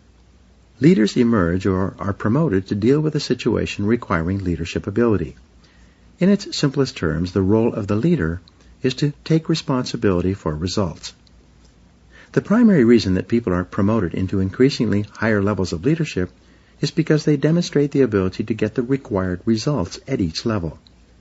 The ongoing question of the leader is always, what results are expected of me? Clarity is essential. The main reason that some people are not promoted into greater leadership positions, or perhaps they are even fired, is because of failure to execute. They do not do the most important jobs expected of them, nor do they get the results demanded of them. Leaders have vision. The first quality of leadership, based on 3,300 studies of leaders reviewed by James McPherson, is the quality of vision. Leaders have vision. They have the ability to project forward into the future and develop a clear picture of where they want their organizations to go. They then have the ability to share this vision with others and gain others' commitment to make this vision a reality.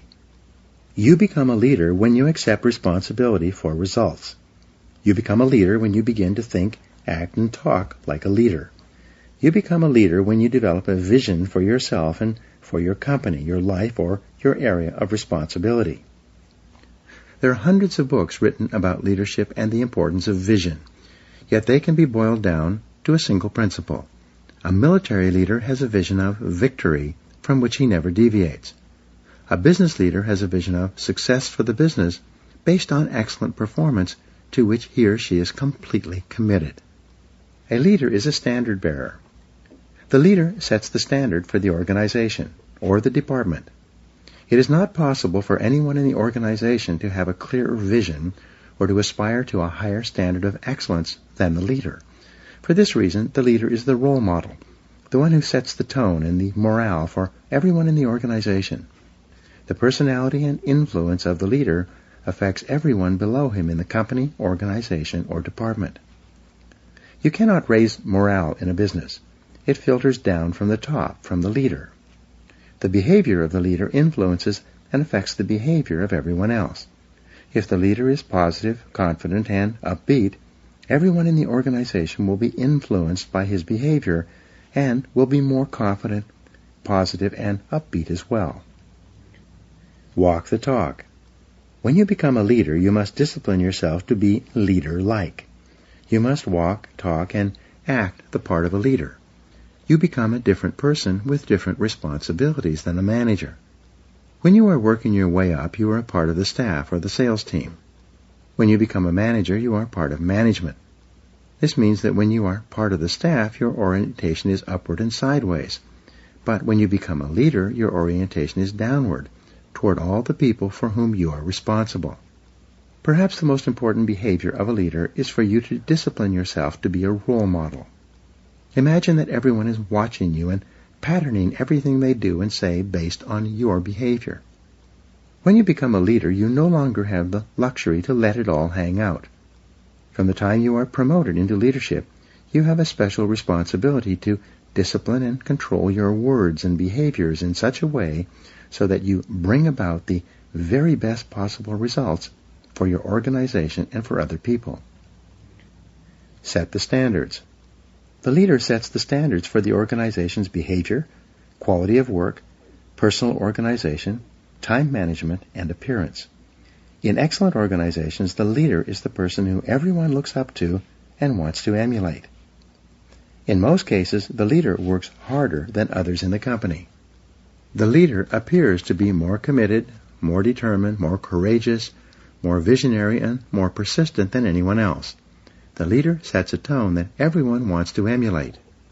The leader also sets the standard for how people are treated in the organization. When the leader treats people with courtesy, consideration, and concern, it quickly becomes known that these are the standards to which others must adhere. Set values and principles. In addition to a clear vision for the organization, the leader must have a set of values and organizing principles that guide behavior and decision-making. Everyone must know what the leader and the company stands for and believes in. The job of the leader, then, is to articulate this vision of excellent performance within the constraints of high ethical standards at all times. He or she must walk the talk and live the values and behaviors he or she teaches. The very best standard for a leader is the golden rule: do unto others as you would have them do unto you. For example, when Jack Welch was the president of General Electric, he encouraged managers to treat each employee as if that employee might be promoted over his head sometime in the future, and he might find himself working under the person who is now working below him. This way of thinking assured that managers treated their staff with a high degree of respect and courtesy. 7 Principles of Leadership. To be an effective leader, there are 7 principles you must incorporate into your leadership behavior and activities. 1. Clarity. This is perhaps your most important responsibility. You must be absolutely clear about who you are and what you stand for. You must be absolutely clear about your vision and where you want to lead your people. You must be absolutely clear about the goals and objectives of the organization and how they are to be achieved. Especially, you must be absolutely clear about the values, mission, and purpose of the organization and what it stands for. Everyone around you and below you must know exactly why they are doing what they do and what their company has been formed to accomplish. 2. Competence. As the leader, you must set a standard of excellent performance for the organization as well as for every person and function in the company. Your goal must be for your company to be as good or better than your very best competitor. You must be continually seeking ways to improve the quality of your product and services to your customers. 3. Commitment. The leader is absolutely committed to the success of the organization and believes completely that this organization is the best in the business or will be the best in the future. This passionate commitment to the organization and to success and achievement motivates and inspires people to do their best work and put their whole hearts into their jobs. 4. Constraints. The job of the leader is to identify the constraints or limiting factors that set the speed at which the company achieves its most important goals of revenue and profitability. The leader then allocates people and resources to alleviate those constraints and remove the obstacles so it can perform as one of the best in the business. 5. Creativity. The leader is open to new ideas of all kinds and from all sources. The leader is continually encouraging people to find faster, better, cheaper, and easier ways to produce excellent products and services and to take better care of customers. Number 5, continuous learning.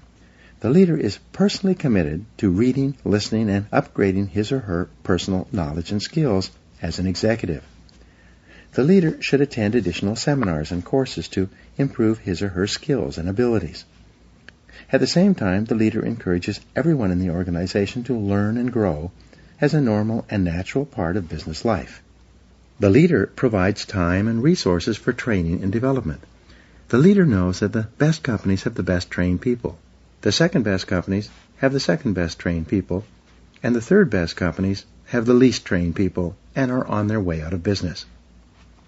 Number 7 is consistency.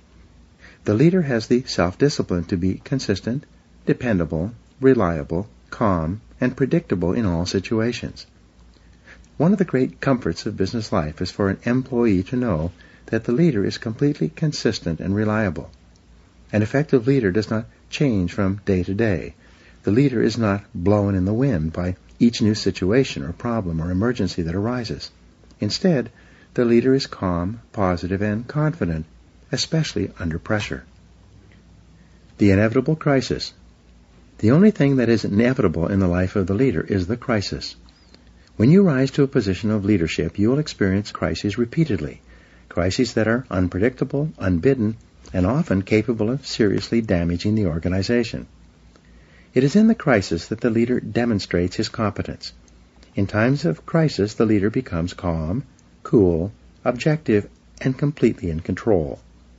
The leader asks questions and gathers information. The leader assesses the situation accurately and makes whatever decisions are necessary to minimize the damage or cut the losses. Great leaders discipline themselves to keep their fears and misgivings private. They do not share their concerns with their staffs, knowing that this can cause confusion and loss of morale. Instead, the leader asks a lot of questions, probes deeply into situations so that he or she understands them thoroughly, and keeps his or her feelings private. As far as the members of the organization are concerned, the leader is always calm, positive, relaxed, and in complete control, no matter what is happening. Self-control and leadership. There's a direct relationship between your ability to discipline yourself and your behaviors and your readiness to lead. It is only when you prove to others that you are in complete control of yourself that they develop the confidence to put you in a leadership position and keep you there. The leader realizes that everything he says to or about another person is magnified. The leader therefore praises and encourages people, both in their presence and when they are not around. He never says anything negative that could be misinterpreted or that could demotivate or offend another person. If he has problems with someone, he addresses them privately, out of sight and earshot of anyone else. Leadership qualities.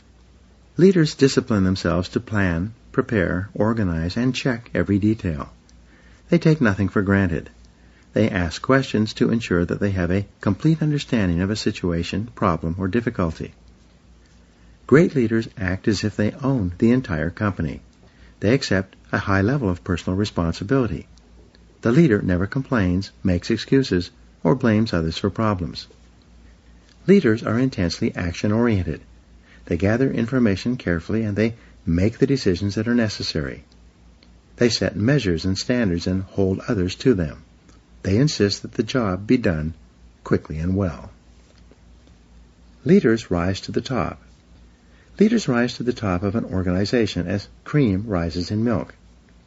When you accept complete responsibility for getting results, concentrate single-mindedly on completing your most important tasks, continually upgrade your knowledge and skills as well as your ability to contribute value to your company, and treat other people with kindness and consideration, you will emerge as a natural leader. As you demonstrate your ability to make an increasingly valuable contribution to your organization, people above, below, and on both sides of you will want you to be promoted into leadership and will support you when you reach that position. One of your primary aims in life is to walk, talk, act, speak, and treat others as a leader would. Eventually, your position will be equal to your performance. In the next chapter, you will learn how to develop and practice the disciplines necessary to be more successful in your business life and activities. Now here are 7 action exercises that come from this chapter. 1. Ask yourself, what results are expected of me? And then, concentrate single-mindedly on getting those results every day. 2. See yourself as the leader of your organization and ask yourself, what kind of a company would this company be if everyone in it were just like me? 3. Create a clear, exciting vision for yourself and your organization based on success and excellent performance. 4. Identify the most important people in your business world and determine how you will have to behave toward them to get them to perform at their best. 5. Resolve in advance that when the inevitable crisis occurs, you will respond in a calm, controlled, and intelligent manner. 6. Clarify the exact values and principles you believe in and stand for, and then share them with the people around you. And 7. Treat each person around you as if they are competent, valuable, and important. This is the key to gaining the loyalty and commitment that you require as a leader.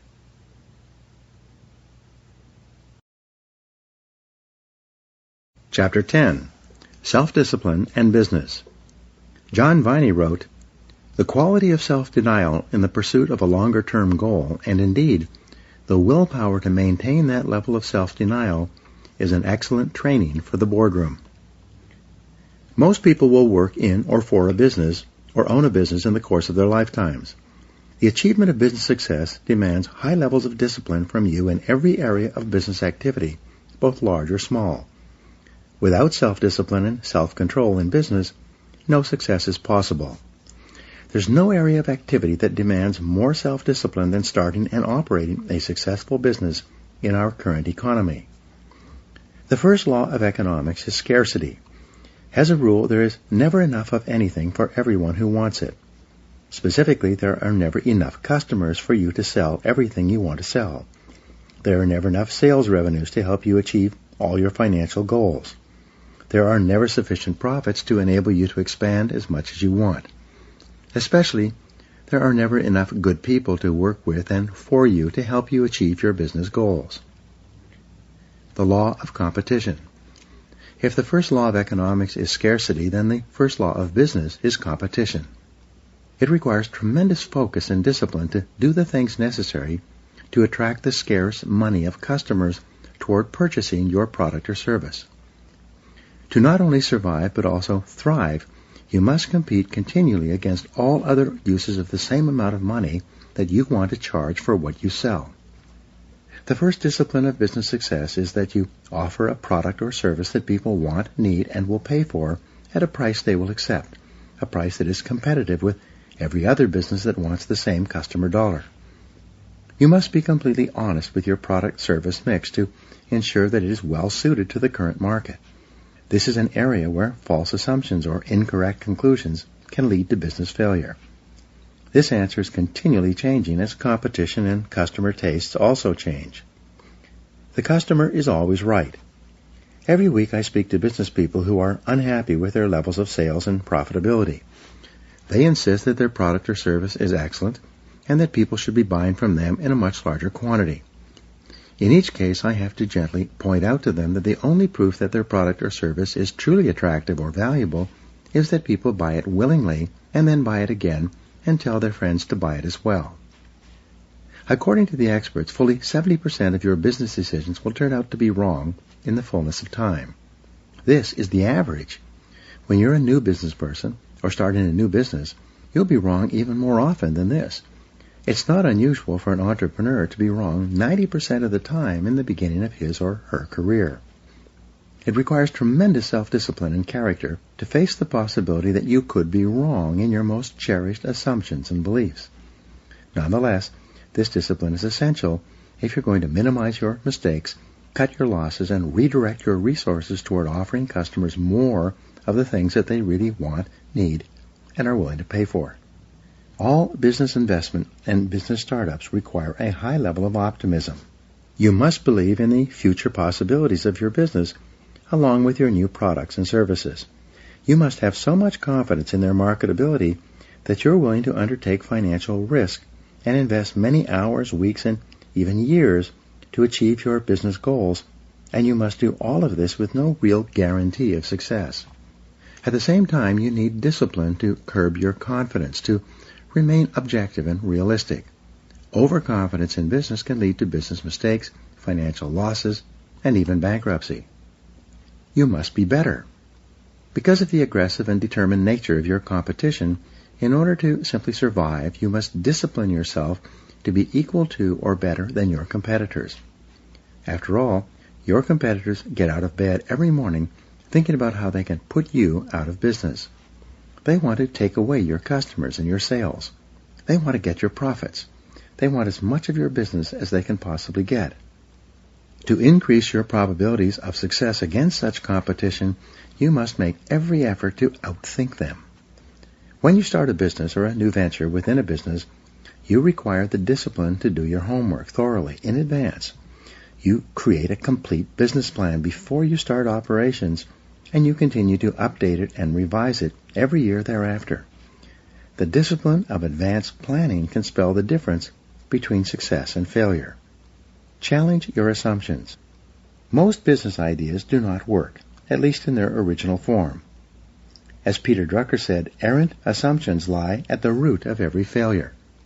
A major reason for business failure is that the business owner or executive relies on assumptions that are not tested. They assume that the product or service is excellent in comparison with others. They assume that they can sell a sufficient number of those products or services and do so at a profit. They further assume that those profits will be substantial enough to make this investment of time and money more attractive than any other use of the same amount of time or funds. All of these assumptions must be tested carefully before any irrevocable commitment is made.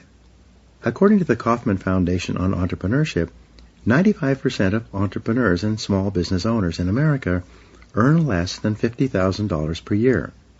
Why is this? It's not because they lack the energy, intelligence, or ability to earn more. The very fact that a person has the courage and resourcefulness to start a new business means that he or she has above average levels of natural talent. The reason why so many entrepreneurs underachieve and fail is because they lack discipline. They lack the discipline to carefully study every aspect of the business before committing to it. They lack the discipline to test their assumptions rather than jumping to conclusions and hoping for the best. Don't let this happen to you. Identify your ideal customer.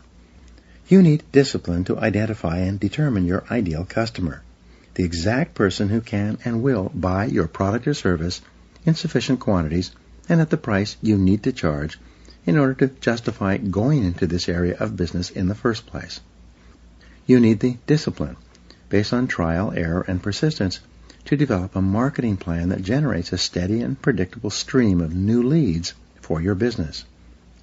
To market effectively, you must be clear about your competitive advantage and your unique selling proposition. What is it about your product or service that makes it superior and more valuable for a customer than any other similar product or service being offered today? You need the discipline to develop a complete sales system from beginning to end that converts qualified leads into solid customers. It's amazing how many businesses just assume that the product or service will sell itself, whether they have a superior sales system or not. Know your true costs. You need the discipline to determine accurate costs and the proper pricing of your products and services.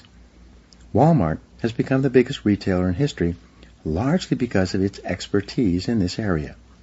It's amazing how many businesses are selling products and services at a loss because they've never accurately totaled all the costs of bringing that product or service to market in the first place. You've heard the old saying, we lose money on every item we sell, but we try to make it up on the volume. Obviously, that's not possible. You need a quality control system in order to ensure that every product or service that you sell is of such high quality that your customers are so satisfied that they happily buy from you again and tell their friends. You need the discipline to develop a customer service policy, one in which you treat your customers so well that they become loyal to you and choose you over any of your competitors. The purpose of a business is to please your customers. What is the purpose of a business? The purpose of a business is to create and keep a customer in a cost-effective manner. Profits are not the purpose of a business. Profits are the result of creating and keeping a sufficient number of customers who yield a sufficient number of profits after all costs. What is the key measure of business success? The answer is customer satisfaction. Every effort and activity of your business must be aimed at satisfying customers in a manner that is better than any other competitor. What is the measure of customer satisfaction? The answer is repeat business. It is only when customers buy from you again that you demonstrate that you have fulfilled the promise you made to them when you got them to purchase the first time. A resale to a satisfied customer requires 1/10 of the time and expense as a sale to a brand new customer. All successful businesses rely on repeat business, which is only possible with high levels of customer satisfaction. This is a real discipline. What is the key to long-term profitability? The answer is recommendations and referrals. The ultimate question that determines the long-term success or failure of your business is, based on your experience with us, would you recommend us to others? You can only survive and thrive when the majority of your customers are so happy with your products and services that they will encourage their friends and associates to buy from you as well. Since a referral from a satisfied customer is 15 times easier to sell to than a cold call, which means it only costs 1/15 as much, referral business is the key to your future. You require tremendous focus and discipline to develop and maintain customer service policies that cause people to buy from you, then buy again, and recommend you to their friends. Set high standards. You require the discipline to set standards of excellent performance in every area of your business and then to continually strive to get even better. You need to practice the CANI formula, which stands for continuous and never-ending improvement. No matter how high your level of quality is today, you can never be satisfied. You must be continually raising the bar on yourself and on everyone within your area of responsibility. You require the self-discipline to work long, hard hours for many months and even years to get to the top of your business. The average entrepreneur, business owner, or self-made millionaire in America works 59 hours per week. Some entrepreneurs even work 70 to 80 hours per week in the first few years of building their businesses. You must be prepared to discipline yourself to put in this amount of time and level of hard work if you want to be the best and get to the top of your field. Think about the solution. To succeed in business, you need the self-discipline to be proactive rather than reactive. You need to focus on solutions rather than problems. You need to concentrate on the most important thing you could possibly be doing every hour of every day rather than getting sidetracked by low-value or no-value tasks and activities. Above all, you need the self-discipline to settle in for the long term, to develop a long-time perspective in your business life. Because of the intensity of competition, it takes many years of disciplined effort for you to become a business success, whether this is in your own business or working for someone else. There are no shortcuts. There are no easy ways to get to the top. There is only one way, and that is through hard work, discipline, and willpower. On average, it takes about 2 years to break even in a new business venture. it takes another 2 years of positive cash flow to pay back the money you borrowed in the first 2 years. It then takes another 3 years before you become truly successful. In addition, everything costs twice as much and takes 3 times as long. Based on these statistics, why should you start your own business or embark on a new business venture? Because the time is going to pass anyway. After all, 5 years from now, you will be 5 years older. And 10 years from now, you will be 10 years older. At the end of that time, you will either be at the top of your field or still down among the 80%, struggling for every dollar and worrying about money every day. The choice is yours. Discipline is the key. In the next chapter, you learn the discipline that controls the lifeblood of your business, sales. In the final analysis, as Peter Drucker said, the purpose of a business is to create and keep a customer. Now, here are some action exercises for you. Number 1, stand back and look at every area of your business as if you were an outside consultant. What changes would you recommend? 2, imagine you were starting your business over again today. Are there any products or services that you would not bring to the current market? 3, identify the 20% of your products and services that account for 80% of your sales and profits. How could you sell more of them? 4, project forward 1, 2, and 5 years in your business. What are the trends? What will your customers be buying in the future? 5, list 3 ways you could improve your customer service to ensure that customers buy from you again and tell their friends. 6, list 3 ways that you could attract more and better qualified leads from your marketing and advertising activities. And 7, list 3 ways that you could make more sales to the prospects you attract, or that you could attract more and better prospects.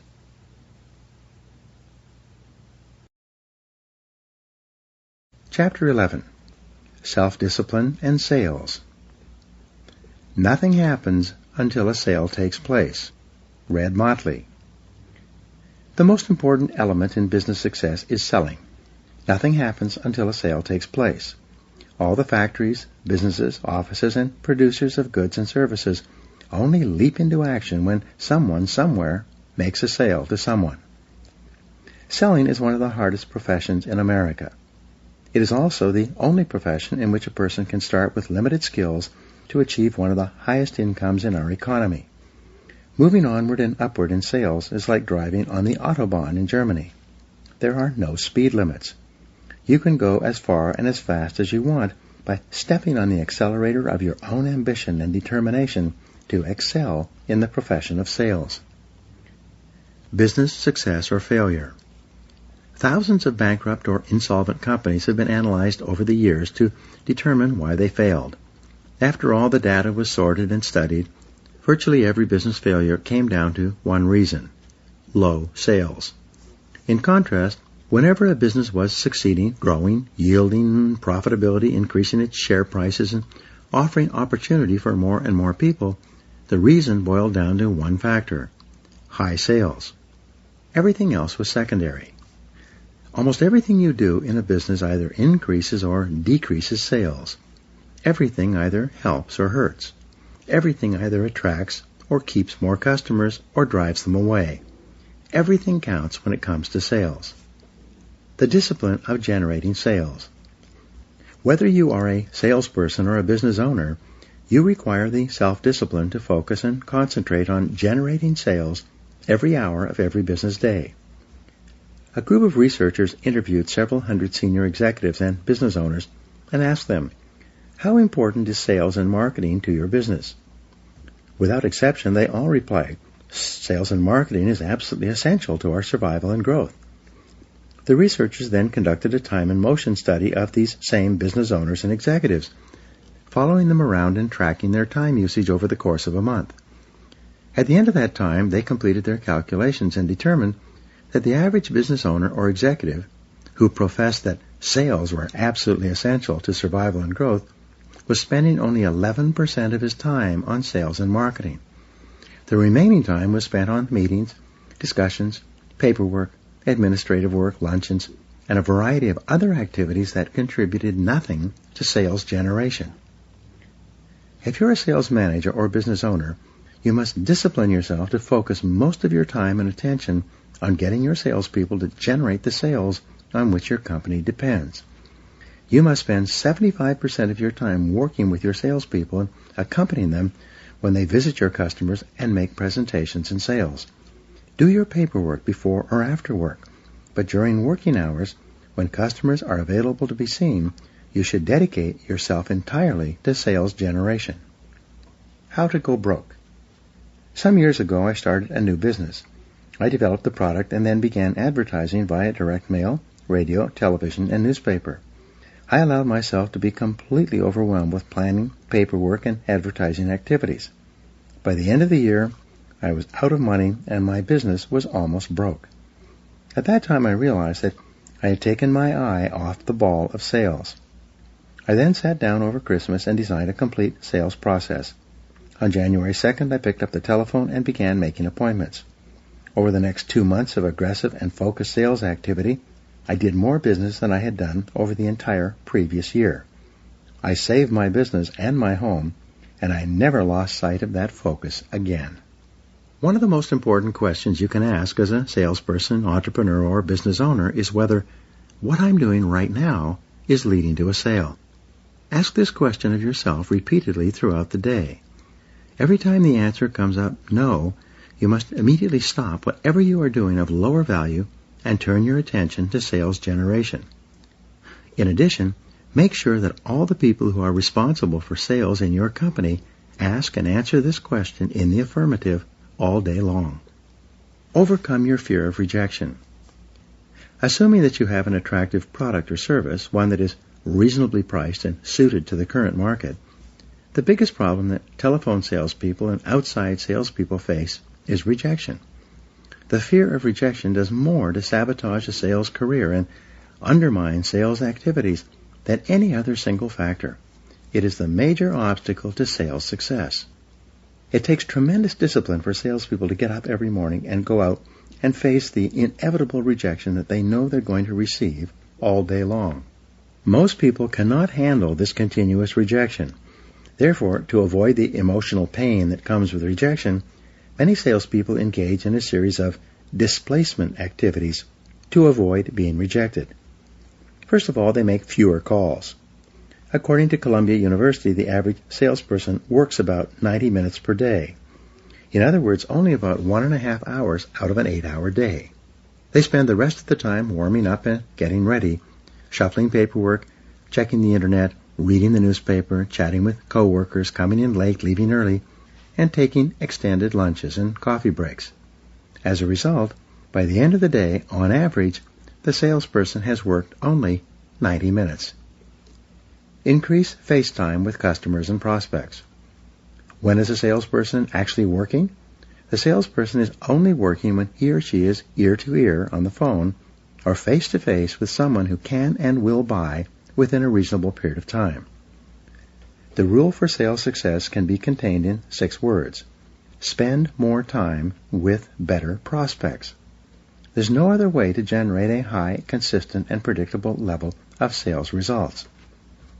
Because of the fear of rejection, however, salespeople procrastinate and delay throughout the sales day, doing everything possible to avoid getting face-to-face with people who can say no. The key to sales success, as I learned as a young salesman, is to realize that rejection is not personal. Prospective customers always say things like, "No, I'm not interested," or variations of, "I don't want it, I don't need it, I can't use it, I can't afford it, I'm not in the market right now," or "I'm happy with my existing supplier." The professional salesperson realizes that these are simply normal and natural responses to any commercial offer in a competitive marketplace.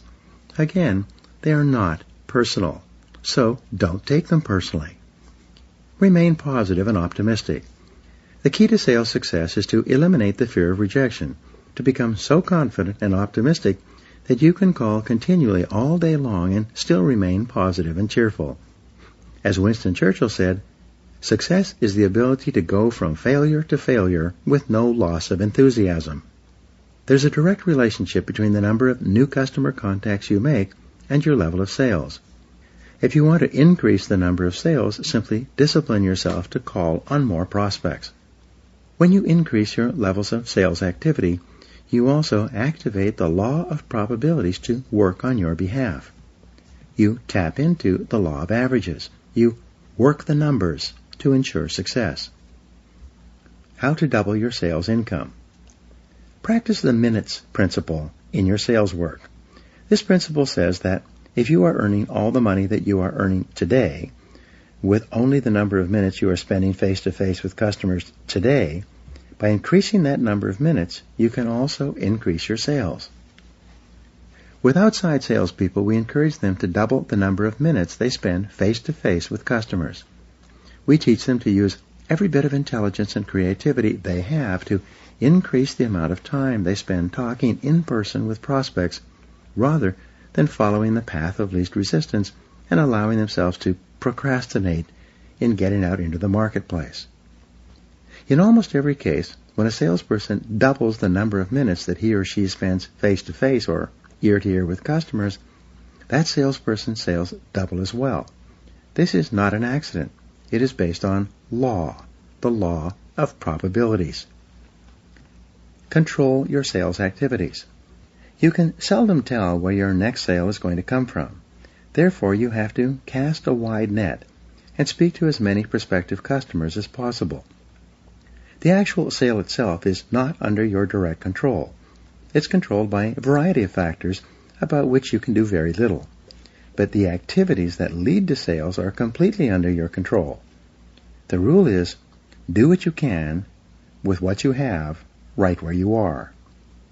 To achieve high levels of sales success, you must discipline yourself to plan your days and weeks in advance. You must discipline yourself to plan your sales activities, especially your prospecting activities, every single day, and then you have to discipline yourself to follow through on your plans and resolutions. Improve your ratios. There are certain ratios in selling that largely determine how many sales you make. These ratios vary depending on your level of experience and ability, the competition, the prices of your products or services, and the general market. Nonetheless, these ratios always exist. There is a direct ratio between the number of cold calls you make and the number of prospective customers that you will be able to talk to or visit. There's a direct ratio between the number of prospective customers that you see or talk to and the number of prospects that you can follow up on. There's a direct ratio between the number of people you follow up on with proposals and presentations and the number of sales that you close. You can also think of this as a sales funnel.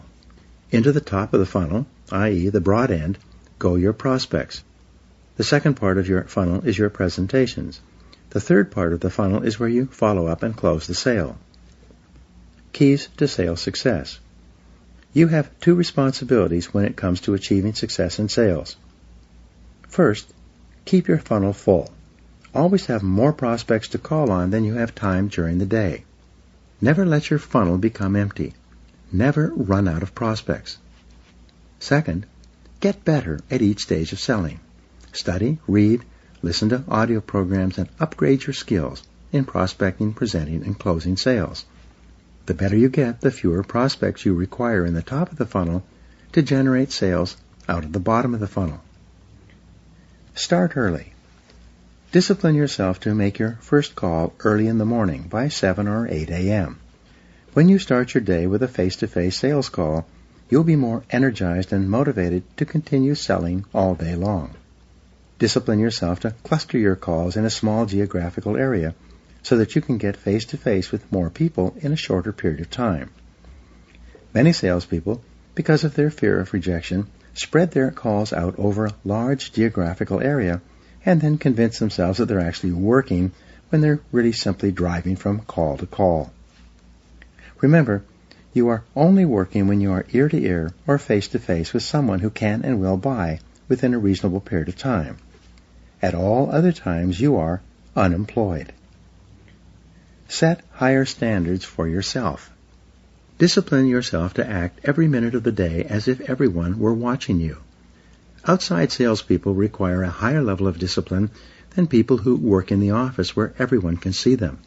Because salespeople are on their own, like guerrilla fighters in the sales jungle, the temptation is never-ending to slack off, to take it easy, or to go for coffee or lunch, rather than to make sales calls. To perform at your best, you must discipline yourself to work throughout the day, as though your sales manager was doing a ride-along. Imagine that your sales manager is sitting next to you all day long. How would you work differently if someone were accompanying you and observing everything you did throughout the day? Whatever your answer, that is how you should work, even when no one else is around. All sales skills are learnable. To become one of the highest-paid salespeople in your industry, you must discipline yourself to practice continuous personal and professional development. Read in your field every day. Listen to educational audio programs in your car as you drive along. Attend every sales seminar you can, whether sponsored by your company or not. Dedicate yourself to continuous learning as if your future depends on it, because it does. The turning point in my life when I was a young salesman, frustrated and unhappy, going in circles and barely making a living, was when I learned the law of cause and effect. I learned that if you do what the most successful salespeople do over and over, there's nothing that can stop you from eventually achieving the same results and rewards that they do. I learned that every salesperson in the top 10% started in the bottom 10%. Everyone who is doing well today was at one time doing poorly. Every person at the top of your field was at one time not even in your field at all and did not even know that it existed. I learned that all sales skills are learnable. You can learn any sales skill you need to learn to achieve any sales goal you can set for yourself. There are no limits except the limits you place on yourself with your own thinking. When you discipline yourself to become one of the top salespeople in your field, you will find that you will have turned an important corner in your career. Most salespeople only do what they have to do to keep their jobs. But those people who resolve to become the very best in their fields accomplish far more than anyone else. Your job is to become one of them. In the next chapter, we'll talk about money and how the practice of self-discipline in this area can dramatically increase your likelihood of achieving all your financial goals. Now, here are some exercises for you. Number 1. See yourself as the president of your own personal sales corporation, completely responsible for sales results. This is the attitude of the highest paid salespeople in every field. 2. Set clear, written income goals for yourself for the next 12 months, as well as goals for each month of the year. 3.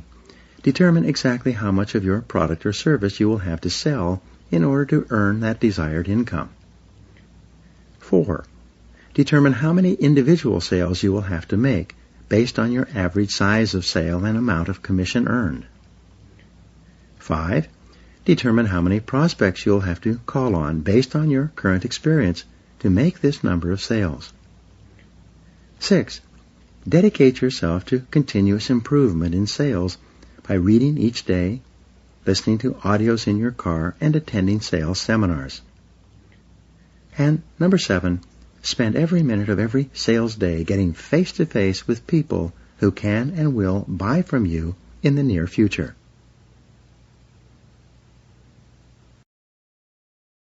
Chapter 12.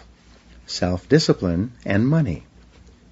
In reading the lives of great men, Harry Truman said, I found that the first victory they won was over themselves. Self-discipline with all of them came first. According to insurance industry statistics, of 100 people who start work at age 21, by age 65, 1 will be rich, 4 will be financially independent, 15 will have some money put aside, and the other 80 will be still working, broke, dependent on pensions, or dead. Most baby boomers today are planning to work into their 70s. Why is this? It is because they don't have enough money put aside so they can stop working. The primary reason for financial problems in life is lack of self-discipline, self-mastery, and self-control. It is the inability to delay gratification in the short term. It is the tendency for people to spend everything they earn and a little more besides. usually supplemented by loans and credit card debt. Today, the savings rate in America is too low to achieve financial independence. After a lifetime of work, the average American family has a net worth of only about $8,000. People continue to spend and borrow as if there is no tomorrow. The good news is that we are living in the most affluent time in all of human history. There are more opportunities to achieve wealth and prosperity today for more people and in more different ways than have ever existed in the history of man. It has never been more possible for you to achieve financial independence than right now. But you must make a resolution to do it, and then you must follow through on your resolution. The reasons for financial failure. The primary reason why most adults have financial problems is not because of low earnings. In their book, The Millionaire Next Door, Thomas Stanley and William Danko show that two families living on the same street, in the same size of house, and working at the same job can have completely different financial situations. By the age of 45 or 50, the couple in one house will be financially independent, while the couple next door is deeply in debt and having trouble making the minimum payments on their credit cards. The reason for this is not the amount of money that they earn. The reason is lack of self-discipline and the inability to delay gratification. Why is this weakness of character so prevalent among the majority of adults in society today? It goes back to early childhood. When you were a child and you received money, whether it was your allowance or a gift from a friend or relative, the first thing you thought of doing was to spend that money on candy. Candy is sweet. Candy is delicious.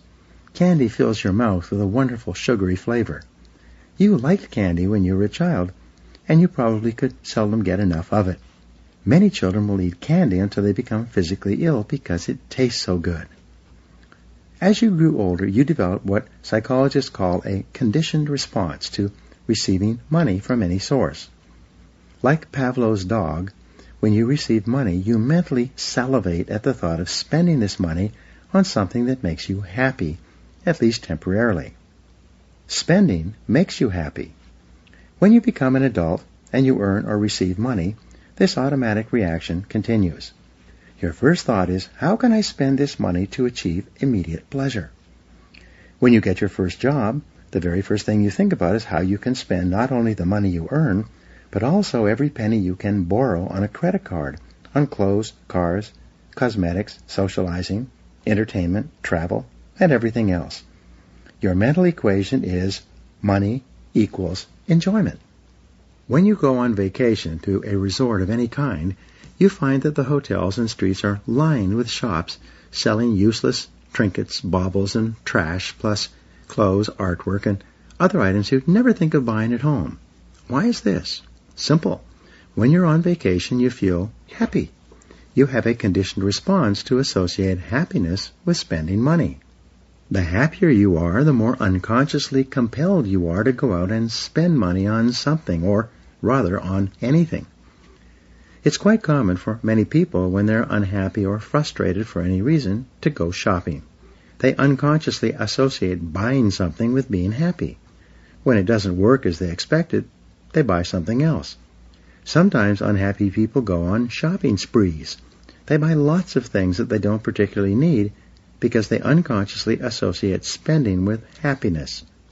As an adult, whenever you receive your paycheck, a bonus, a commission, an IRS refund, a prize, or an inheritance, the very first thing you think about is how you can spend this money as quickly as possible and on as many pleasures as possible. Rewire your responses about money. The starting point of achieving financial independence is to discipline yourself to rewire your attitude toward money. You need to reach into your subconscious mind and disconnect the wire linking spending and happiness. You then need to reconnect that happiness wire to the saving and investing wire. From that moment on, instead of saying, I feel happy when I spend money, you will say, I feel happy when I save money. To reinforce this shift in thinking, open up a financial freedom account at your local bank. This is the account in which you deposit money for the long term. Once your money goes into this account, you resolve that you will never spend it on anything except the achievement of financial freedom. If you want to save money to buy a boat or a car, you open up a separate account solely for that purpose. But your financial freedom account is inviolable. You never touch it except to invest those funds so that they can yield a higher rate of return. Associate happiness with saving. When you begin saving in this way, something miraculous happens within you. You start to feel happy about the idea of having money in the bank. Even if you only open your account with $10, this action gives you a feeling of greater self-control and personal power. You feel happier about yourself. The very act of disciplining yourself to save money makes you feel stronger and more in control of your destiny. Each time you get some extra money, you put it into your financial freedom account. Eventually, your financial freedom account will begin to grow. Then, as it grows, you activate two laws, the law of attraction and the law of accumulation. Because the money in your account is emotionalized by your own thoughts and feelings, it sets up a force field of energy that begins to attract more money into it. If you save $10 a month for a year, you'll be astonished to find that with the extra bits of money that you have put into that account, you'll probably have more than $200 rather than just $120. If you save $100 per month, you'll probably have more than $2,000. The law of accumulation says that every great achievement is an accumulation of many small achievements. The law of attraction says that you attract into your life those things that are in harmony with your dominant thoughts. Because of these laws, your financial freedom account begins to grow with the miracle of compound interest. The more money you have in your bank account, the more energy it generates, and the more money is attracted into your life. You've heard it said that it takes money to make money. This is true. As you begin to save and accumulate money, the universe begins to direct more and more money toward you that you can save and accumulate. Everyone who has ever practiced this principle of regular saving is absolutely astonished at how quickly their financial fortunes change for the better. The rule for financial independence, once you have rewired your attitude toward money, is simple. It is to pay yourself first. Most people save whatever is left over after their monthly expenses, if there is anything left over at all. The key, however, is to pay yourself first, off the top, from every amount of money you receive. Save throughout your lifetime. It used to be that if you saved 10% of your income from your first paycheck until you retired, you'd be financially independent, if not rich. Today, however, financial advisors suggest that you need to save 15 to 20% of your income in order to achieve all your financial goals. Any less than this opens you up to the risk of running out of money later in life. When we suggest to people that they need to begin saving 10% of their incomes, they shake their heads. Most people are spending everything they earn today. They have nothing left over. Most people are deeply in debt as well. The idea of saving 10% of their income right off the top appears impossible. But there is a solution. Practice the 1% formula. Begin today to save 1% of your income and learn to live on the other 99%. This is a manageable amount. This is a number that you can get your mind around. It requires only a small amount of self-discipline and delayed gratification for you to save 1% each month. If you are earning $3,000 per month, 1% is $30 per month, or only $1 per day.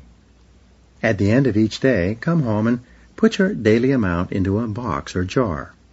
Once per month, take your accumulated savings down to the bank and put it into your financial freedom account. This sounds like a small beginning, but remember that a journey of 1,000 leagues begins with a single step. In no time at all, you will become comfortable living on 99% of your income. At that point, you raise your savings level to 2% of your income per month. You then adjust your lifestyle to live on 98%. In no time, this will become a habit. You will find it automatic and easy to live on 98% of what you earn. Month by month, you then increase your savings level by 1%. At the end of the year, you will be saving probably 10% of your income. Then, something else remarkable will start to happen. Your debts will start to decline. As you become consciously aware of saving your money and moving toward financial independence, you will become more intelligent and thoughtful about each expenditure. You will find yourself spending less and gradually paying off your debts month by month. The payoff is tremendous. The reward for saving and investing is substantial. It is said that happiness is the progressive realization of a worthy ideal. So every time you save $1 or pay off $1 of indebtedness, you feel happy inside.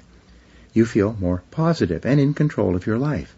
Your brain releases endorphins, which in turn give you a feeling of calmness and well-being. Within 2 years of beginning this process, you will have worked your way out of debt and will have begun to accumulate a growing amount of money in your financial freedom account. As this amount increases, you will begin to attract into your life more money and more opportunities to deploy those funds intelligently so that they yield a higher rate of return. At the same time, your attitude toward money and spending will gradually change. You'll become more disciplined and conscientious. You will investigate carefully before you invest. You will study every aspect of a potential business or opportunity. You'll be reluctant to part with money that you've worked so hard to accumulate. You'll actually begin to reshape your attitude and personality toward money and do so in a very positive way. Income increases don't help. Sometimes I ask my audiences, who here would like to be financially independent? Everybody raises their hand. So I then say, if I could wave a magic wand and double the income of every person in this room, would that help you to become financially independent? Everybody cheers and laughs and nods their head, agreeing that if they could miraculously double their incomes, they could become financially independent. I then ask them, how many people in this room from the time you took your first job to today have already doubled your income? Without hesitation, every hand in the room goes up.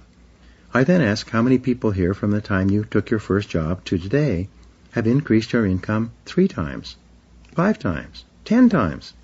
Hands go up all over the room. Everyone in the room has doubled or tripled or increased their income 5 or 10 times from the time they took their first job. I then make my point. Everybody here has already increased their incomes dramatically, but it has done no good. Simply increasing your income does not ensure that you will achieve financial independence. This is because of Parkinson's law, which says expenditures rise to meet income. No matter how much you earn, you end up spending it all and more besides. Practice the wedge principle. The way to achieve financial independence is for you to break Parkinson's law. You do this by practicing the wedge principle for the rest of your life. Here is how you do it. As your income increases in the months and years ahead, drive a wedge between your increasing income and your increasing expenses. Instead of spending it all, resolve that you will save 50% of your increase. If your income increases by $100 per month, resolve to save $50 per month off the top and put it into your financial freedom account. You can spend the other $50 on your family and on improving your lifestyle. But you must resolve to save half of your increase for the rest of your financial life. When you pay yourself first, saving 10 or 15% of your income off the top, and then saving 50% of your increase for the rest of your career, you will soon achieve financial independence. You will join the top 5% of wealthy people in our society. You will never have to worry about money again. The miracle of compound interest. Albert Einstein said that compound interest is the most powerful force in the universe. If, from the age of 21 until you are 65, you were to save only $100 per month and invest that amount in a mutual fund or index fund that increased an average of 7 to 10% per year, you would be worth more than $1 million. If you were to set up your payroll account so that $100 were automatically deducted and invested for you, you could be sure of becoming one of the wealthiest people in America. This means that if you are serious about achieving financial independence, the most important single requirement is self-discipline, combined with the ability to delay gratification. Your ability to practice self-mastery, self-control, and self-denial throughout your life will not only enable you to achieve all your financial goals, but it will also make you successful and happy in everything else you do. In the next chapter, we'll talk about the key to making almost everything in your life work for you, the use of your time. We all start off in life with lots of time and little money. How you spend your time throughout your adult years largely determines the quality of your life. Now, here are 7 action exercises for you. First, make a decision today to take complete control of your financial life, get out of debt, and achieve financial independence. Second, determine your net worth today. Add up all your assets, subtract all your debts and liabilities, and calculate the exact number. 3, set up a separate bank account and begin saving at least 1% of your income as you receive it every month or paycheck. 4, make a list of all your debts and begin paying them off, starting with those carrying the highest interest rates.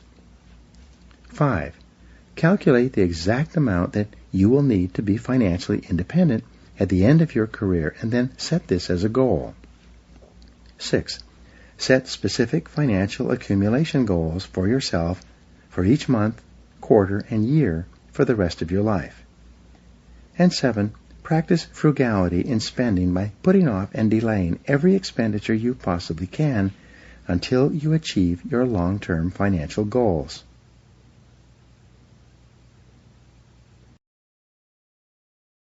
Chapter 13. Self-Discipline and Time Management. If you do not conquer self, you will be conquered by self, wrote Napoleon Hill. There is perhaps no area of your life in which self-discipline is more important than in the way you manage your time. Time management is a core discipline that largely determines the quality of your life. As Peter Drucker said, you cannot manage time, you can only manage yourself. Time management is really life management, personal management, management of yourself rather than of time or circumstances. Time is perishable. It cannot be saved. Time is irreplaceable. Nothing else will do. Time is irretrievable. Once it is gone or wasted, you can never get it back. Finally, time is indispensable, especially for accomplishments of any kind. All achievement, all results, all success requires time. You can't save time. The fact is that you cannot save time, you can only spend it differently. You can only reallocate your time usage from areas of low value to areas of high value. Herein lies the key to success and the requirement for self-discipline. Time management is the ability to choose the sequence of events. By exerting your self-discipline with regard to time, you can choose what to do first, what to do second, and what to do not at all. And you are always free to choose. You require tremendous self-discipline to overcome the procrastination and delay that holds most people back from great success. A native Indian once told me that procrastination is the thief of dreams. The Pareto principle, the 80-20 rule, says that 20% of the things you do account for 80% of the value of what you accomplish.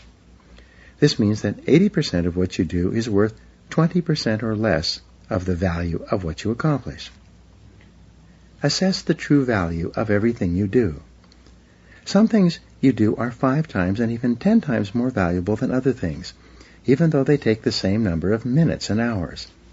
The most important things you do, the top 20%, are usually big, difficult, and daunting. In contrast, the 80% of things that you do that make little or no difference to your life are usually fun, easy, and enjoyable. You can tell the value that something has to you by the amount of your time you invest in it. You always pay attention to and spend time on what you most value, whether it is your family, your health, your social or sports activities, or your money and career. It is only by looking at how you spend your time that you and everyone else knows what is really important to you. Some people say that career success is most important to them, and then they go home and watch television several hours per day. Some people say their families are important to them, and then they go out socializing or playing golf. Only your actions tell you and others what you truly value. The essence of time management is for you to discipline yourself to set clear priorities and then stick to those priorities.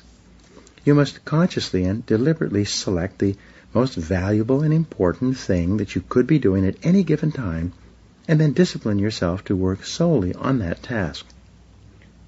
Personal strategic planning. In corporate strategic planning, the main focus is on increasing the return on equity, ROE. Equity in a business is defined as the amount of money actually invested in the business by the owners, aside from debt and money borrowed. The purpose of strategic planning is to find ways to organize and reorganize the business in such a way that the company is achieving a higher rate of return on this equity than it would be in the absence of the planning process. Companies invest financial capital, but individuals invest human capital. Companies deploy financial assets, but your most vital assets are your mental, emotional, and physical energies. How you invest them determines your entire quality of life. In personal strategic planning, your goal is to get the highest return on energy from your activities. Ken Blanchard refers to this as getting the highest return on life. Just as you would be careful about investing your money so as to ensure that you get the highest rate of return, you must be equally careful when you invest your time. You must be sure that you earn the highest level of results, rewards, and satisfaction from the limited amount of time you have. Think before you act. Before you commit to any time-consuming activity, you must always ask, is this the very best use of my time? Lack of self-discipline in time management leads people to procrastination on their top tasks continually, causing them to spend more and more time on tasks of low or no value. And whatever you do repeatedly eventually becomes a habit. Many people have developed the habit of procrastination, of putting off their major tasks and instead spending most of their time on activities that make very little difference in the long run. Priorities versus posteriorities. Setting priorities requires setting posteriorities as well. A priority is something that you do more of and sooner, whereas a posteriority is something that you do less of or later. You are probably already overwhelmed with too much to do and too little time. Because of this, for you to embark on a new task, you must discontinue an old task. Getting into something new requires getting out of another activity.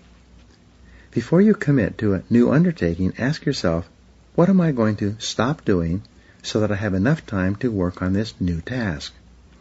Go through your life regularly and practice creative abandonment. Consciously determine the activities that you are going to discontinue so that you have more time to spend on those tasks that can really make a difference to your future. Identify the consequences. One of the most important words in developing the discipline of time management is consequences. Something is important to the degree that it has serious potential consequences for completion or non-completion. A task or activity is unimportant to the degree that it does not matter if it is done or not. For example, completing a course of study at the university can have enormous consequences that can impact your life for the next 50 years. Completing a major task or project at work or making an important sale can have significant consequences for your job and your income. On the other hand, drinking coffee, chatting with coworkers, reading the newspaper, surfing the internet, or checking emails may be enjoyable, but these activities have few or no consequences. In other words, whether you do them or not makes little or no difference to your work or to your life. However, it is precisely on these activities that most people spend most of their time. Managing your time. There is a simple time management system that you can use to overcome procrastination. It requires self-discipline, willpower, and personal organization, but the payoff is huge. When you use this system, you can double or even triple your productivity, performance, output, and income.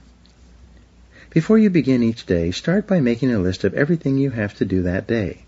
The best time to make this list is the evening before, at the end of the workday, so that your subconscious mind can work on your list of activities while you sleep. You will often wake up with ideas and insights for how to more effectively complete the tasks of the day.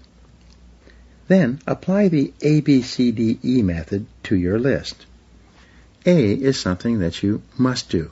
There are serious consequences for non-completion. A B is something that you should do. There are mild consequences for doing it or not doing it. A C is something that would be nice to do, but there are no consequences whether you do it or not. A D is something that you delegate, and you delegate everything you possibly can to free up more time for those things that only you can do. And E is something you eliminate. You discontinue all tasks and activities that are no longer essential to your work and to achieving your goals. Review your list of activities for the coming day and then write an A, B, C, D, or E next to each task before you start. If you have several A tasks, rank them by importance by writing A1, A2, A3, and so on. Do this with your B and C tasks as well. The rule is that you should never do a B task when you have an A task left undone. You should never do a lower value task when you have a higher value task before you. Once you've organized your list using this system, discipline yourself to start on your A1 task first thing in the morning before you do anything else. Practice single handling. Once you've begun work on your most important task, you must discipline yourself to concentrate single-mindedly with 100% of your time and attention until that task is complete. It takes tremendous self-discipline to select your most important task and then to start on that task rather than doing anything else. But once you begin to work on it, you'll start to feel a flow of energy that motivates and propels you into the task. You'll feel more positive and confident. You'll feel happier and more determined. The very act of starting on an important task raises your self-esteem and motivates you to continue. Deep within each person is an intense desire to feel strong, effective, powerful, and in control of his or her life. You automatically trigger these feelings of self-confidence and self-esteem when you discipline yourself to start work on the task that is most important to you at the moment. 1000% return on investment. This ABCDE method seldom takes more than about 10 minutes to organize your entire day. But you'll save 10 minutes in execution for every minute that you invest in this way of planning before you begin. This means that you will get a 1000% return on energy from the act of planning thoroughly and setting clear priorities before you start on your first task. As you feel yourself moving forward, making progress on your most important task, your brain releases a steady flow of endorphins, nature's happy drug. These endorphins will make you feel more positive, more focused, more alert, aware, and in control. When you discipline yourself to push against your natural resistance to get started on your most important task, you get an endorphin rush. You experience this as a sense of elation, exhilaration, happiness, and high self-esteem. By completing a major task, you feel exactly like an athlete who has crossed the finish line first. You feel like a winner. Your payoff from excellent time management is never-ending. As soon as you begin to plan and organize your time, set priorities, and begin on your A1 task, you'll feel happy and more in control of yourself and your life. The better you plan and execute, the better you feel. Keep yourself focused. The law of forced efficiency says, there is never enough time to do everything, but there's always enough time to do the most important things. Here are some questions that you should ask yourself to help keep you focused and working on your top tasks, activities, and responsibilities. Number 1, why am I on the payroll? Exactly what have I been hired to do? What results are expected of me? You must be clear about your answer to this question. Discuss it with others. Ask your boss. Number 2, what are my key result areas? Of all the things I do, what are the most important results that I am expected to achieve in my position? There are seldom more than 5 to 7 key result areas in any job. It's essential that you identify yours and then work in those areas all day long. 3, what are my highest value activities? Of all the things I do, which activities contribute the greatest value to my company and to myself? You have core competencies that enable you to make a valuable contribution. What are they?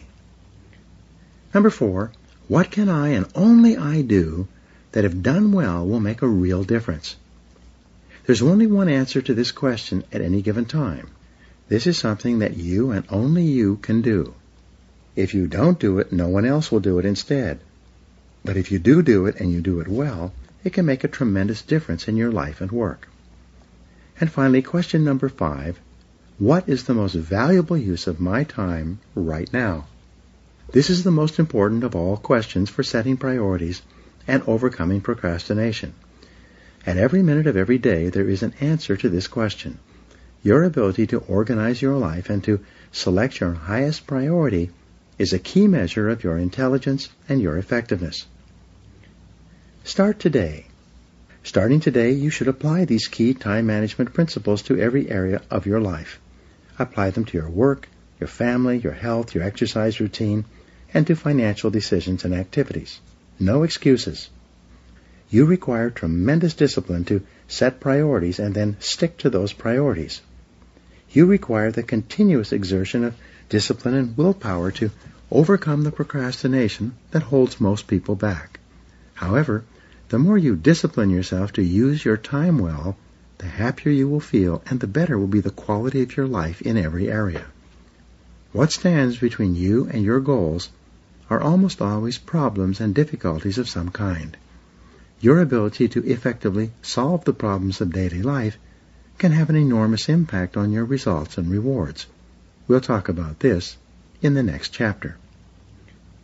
Now here are 7 action exercises for you. 1. Make a decision today to become absolutely excellent at time management. Work at it until it becomes a habit. 2.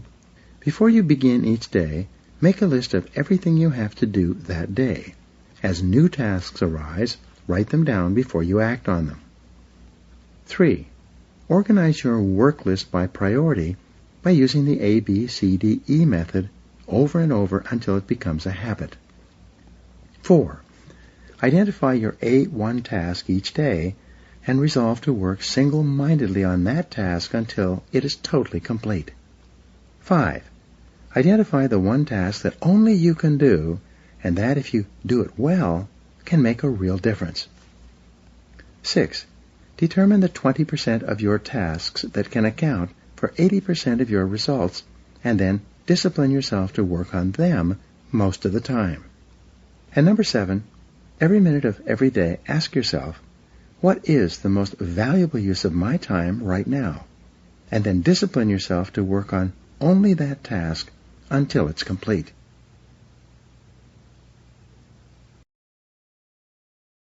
Chapter 14. Self-discipline and problem solving. Experience is not what happens to a man, it is what a man does with what happens to him. Aldous Huxley. Thoughts are causes and conditions are effects. Therefore, the quality of your thinking largely determines the quality of your life. The greatest mental principle is that you become what you think about most of the time. Top people in every field are intensely solution-oriented. They think about solutions most of the time. Instead of getting bogged down in who did or didn't do something or other, the most successful people in every field concentrate on the solutions and what can be done to solve the problem.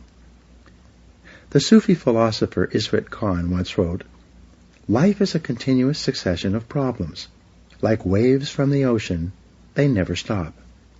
This means that your ability to practice self-discipline, self-mastery, and self-control when faced with the never-ending flow of problems, difficulties, setbacks, and temporary failures you will experience is essential to your success in business and in life. The inevitable and unavoidable crisis. Throughout your life you will face a river of problems, physical, financial, family, business, and political. The only break in this never-ending chain of problems will be the occasional crisis. If you're living a normal life, you'll probably experience a crisis every 2 or 3 months. And it is in these crises that you truly demonstrate the quality of your personality and the strength of your character. It's only when you face unexpected reversals and setbacks that you show the world what you are truly made of. All of life is a test. The only question for you is, do you pass or fail? By its very nature, crises come unbidden. You have no warning or ability to anticipate them in advance. If you did, it wouldn't be a crisis in the first place, obviously, or you would already be prepared. When the inevitable crisis occurs, more than at any other time, self-discipline is required so that you can remain calm and clear-headed in order to deal with the crisis effectively. Perform at your best. When something goes wrong, the natural tendency of most people is to become angry and look around for someone to blame. But this is a waste of energy. It solves nothing. Instead, you must discipline yourself to remain calm, objective, and unemotional. When you face an unexpected problem or crisis, discipline yourself to stay calm, to focus on the solution rather than the problem. Think in terms of what can be done now, rather than thinking about how it occurred or who is to blame. Like an accident where someone is hurt, you focus on caring for the injured person, stopping the bleeding, and minimizing the damage before you start analyzing what and how it happened. Practice self-discipline when dealing with a problem or crisis by immediately saying, I am responsible, even if at that moment you are only responsible for controlling your responses. Keep your mind clear. Top people have developed the ability to respond effectively to a crisis, to remain calm, relaxed, and clear-eyed. They discipline themselves to stay cool and unemotional. This enables them to think more clearly, to analyze the situation objectively, and to make better decisions. But the moment you become angry and upset, your neocortex, your thinking brain, shuts down. All you have left then is your paleocortex, your emotional brain, which thinks in terms of fight or flight. When your emotional brain is in charge, you think in terms of black and white, yes or no, doing something or doing nothing. You lose the ability to think in shades of gray and to look at all the different possible ways to deal with this particular situation.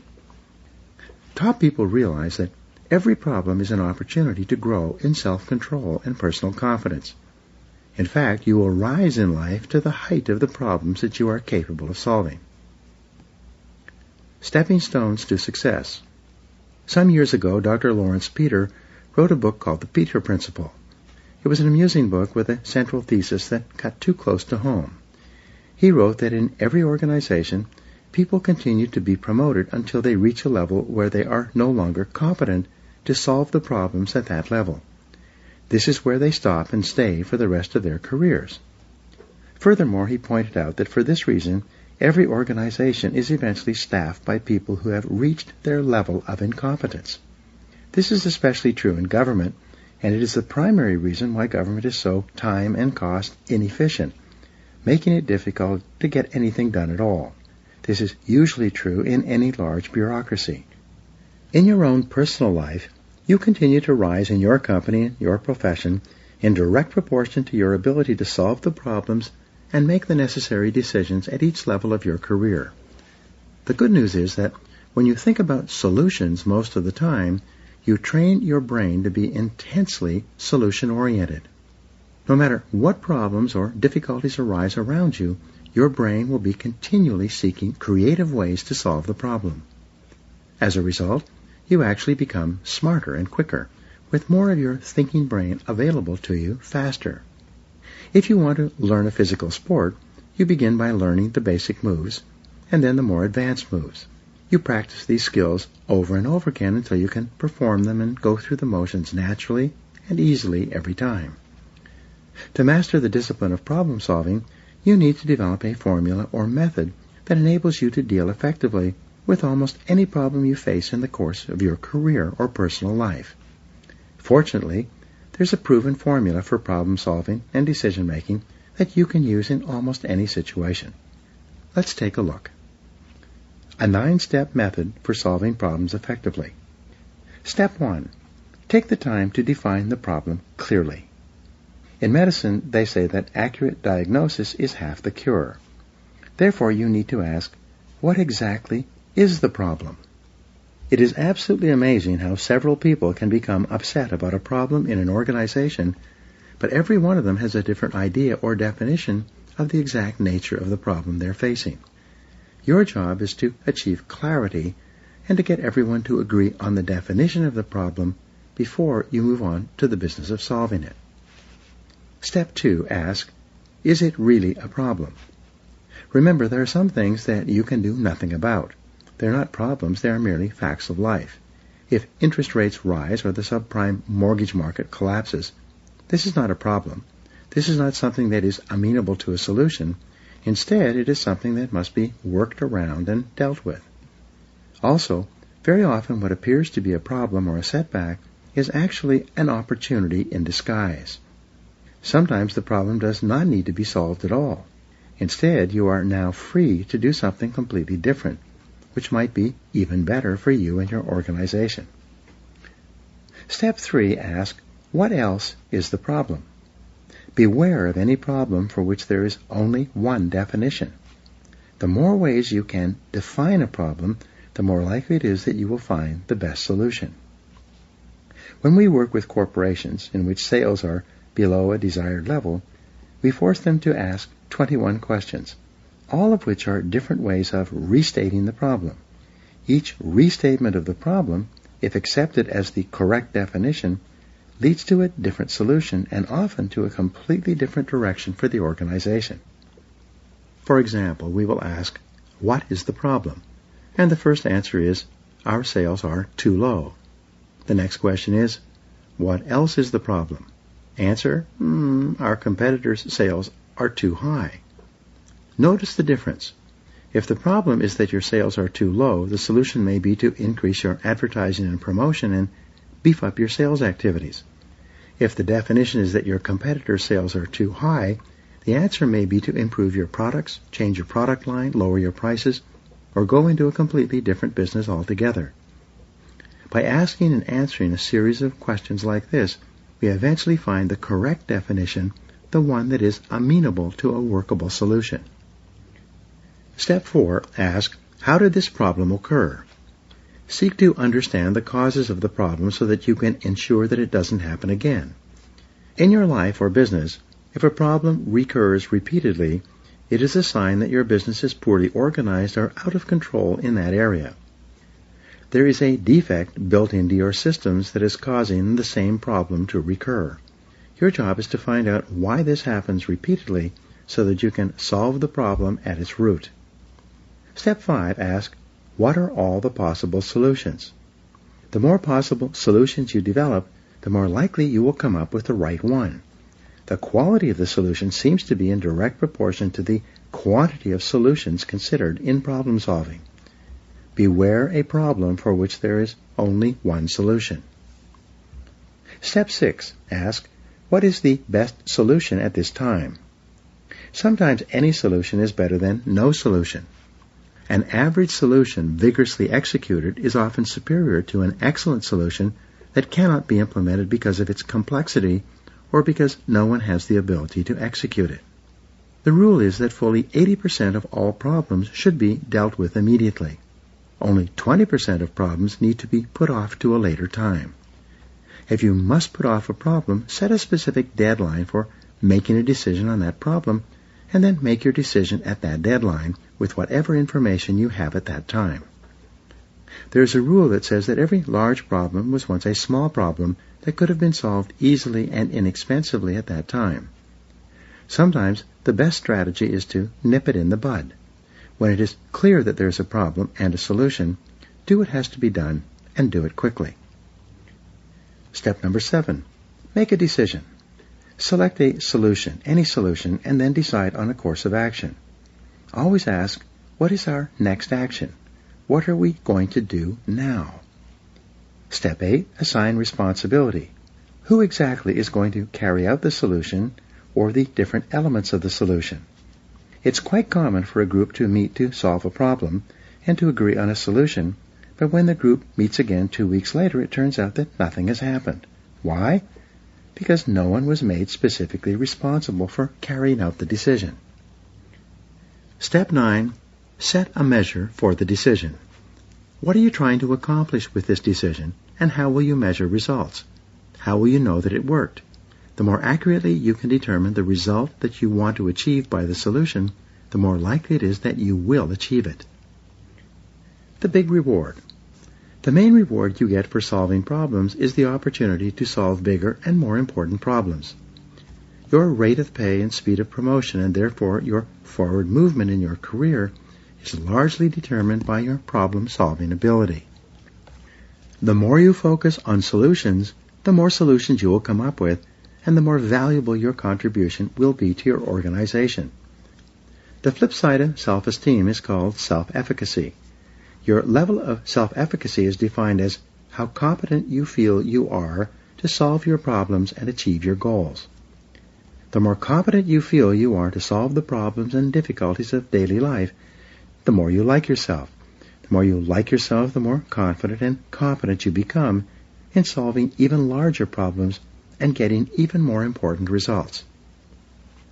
The determinant of your success. In your work, your problem-solving ability largely determines everything you accomplish. People who are good at solving problems are some of the most valuable and respected people in every area. For this reason, success has been defined as the ability to solve problems. This also means that happiness is the ability to solve problems. Leadership is the ability to solve problems. When you practice self-discipline and self-control in face of the inevitable and unavoidable problems and crises of day-to-day life, you become more competent and effective in everything you do. You will be respected and esteemed by everyone around you. You will experience a tremendous feeling of personal power and competence. In no time at all, you will become one of the most valuable people in your organization. Now, here are 7 action exercises for you. First, solving problems is like solving mathematical equations. It is learnable with practice and repetition. Start by determining the biggest problems facing you today. Write them down. 2. Accept complete responsibility for solving the problems you encounter in your daily work, and then think about the solutions. 3. Define your biggest business or personal problem clearly. Write it down. Then ask, what exactly is the problem? 4. Why is this a problem? Could it be an opportunity in disguise? If so, what opportunity or lesson could this problem contain? 5. What else is the problem?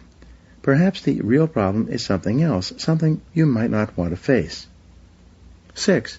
What are all the possible solutions?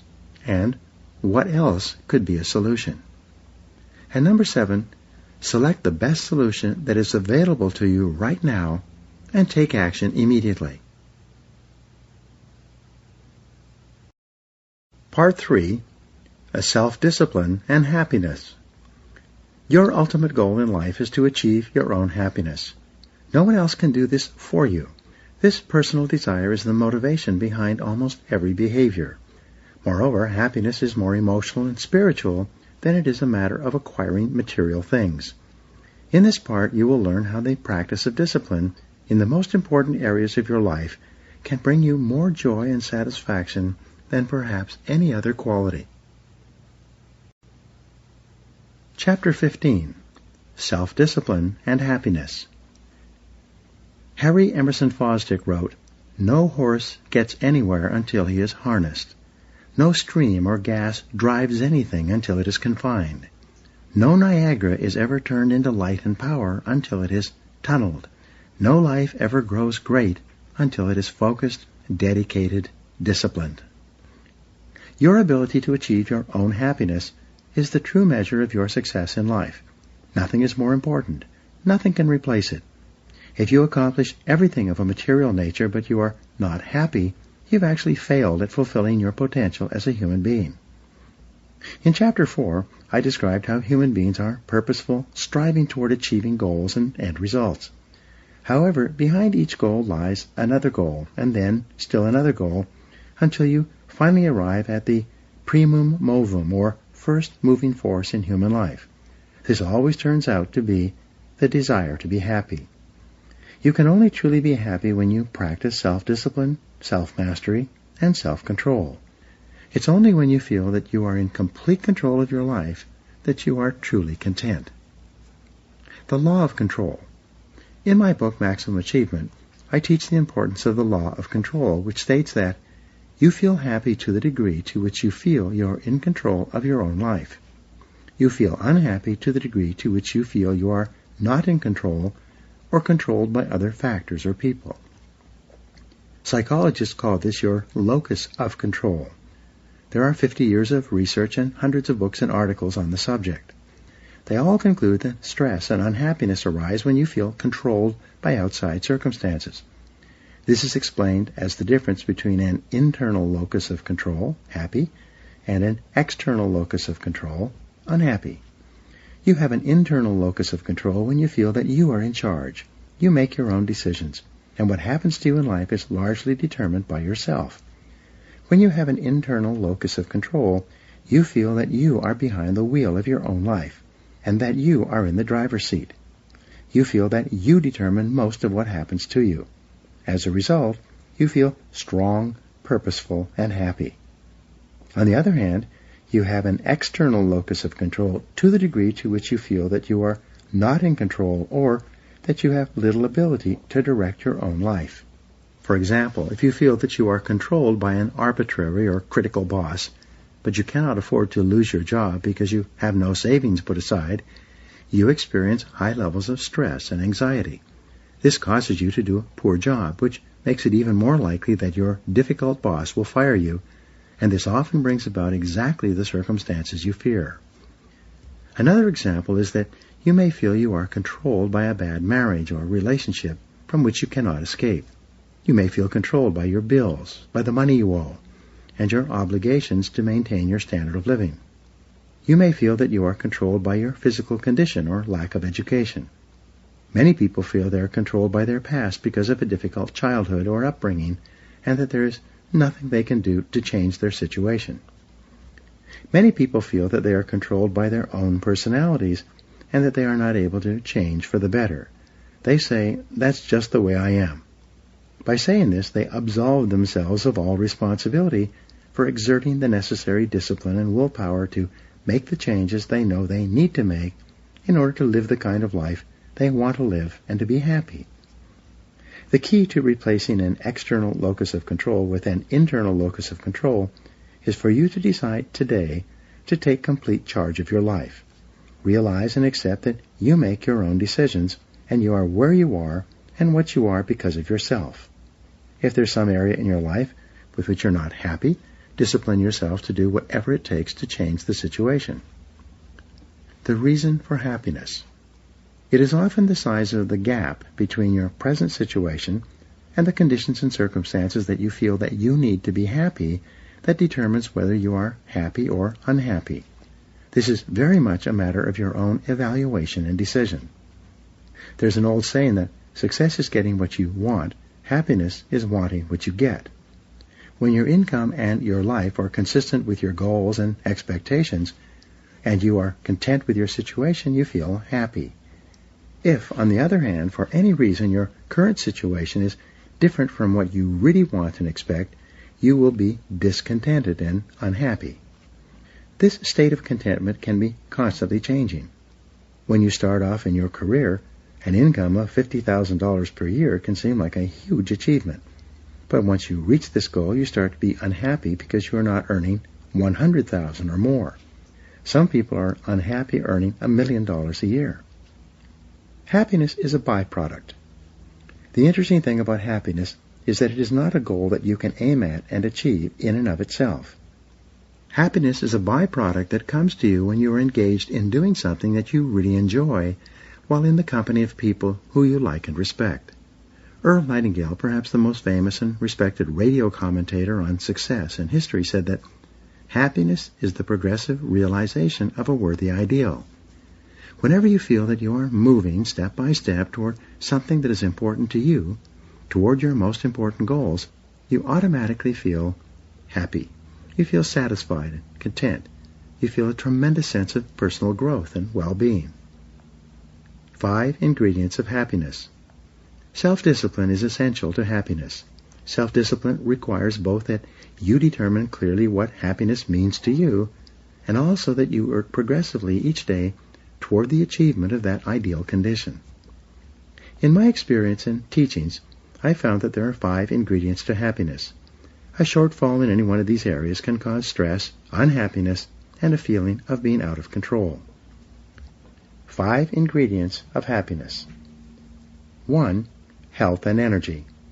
This is perhaps the most important element of a good life. We strive for it all our lives. It is only when you enjoy high levels of pain-free health and a continuous flow of energy that you feel truly happy. In many cases, health is a deficiency need. This means that you do not think about your health very much until you are deprived of it. For example, you do not think about your teeth until you have a toothache. You do not think about your body until you have aches and pains of some kind. You must use discipline and willpower throughout your life to achieve and maintain high levels of health and fitness. Chapters 16 and 17 cover these in more detail. The second ingredient of happiness is happy relationships. Fully 85% of your happiness or unhappiness will come from your relationships with other people. As Aristotle said, man is a social animal. We are designed to function in society, working and living with other people at every stage of our lives. Your ability to enter into and maintain high-quality relationships with your spouse, children, friends, colleagues, and others is the true measure of the quality of your personality and your level of mental health. People with high levels of self-esteem and self-respect get along better with others and have much happier lives. One of our biggest mistakes is to take our relationships for granted, especially our most important ones.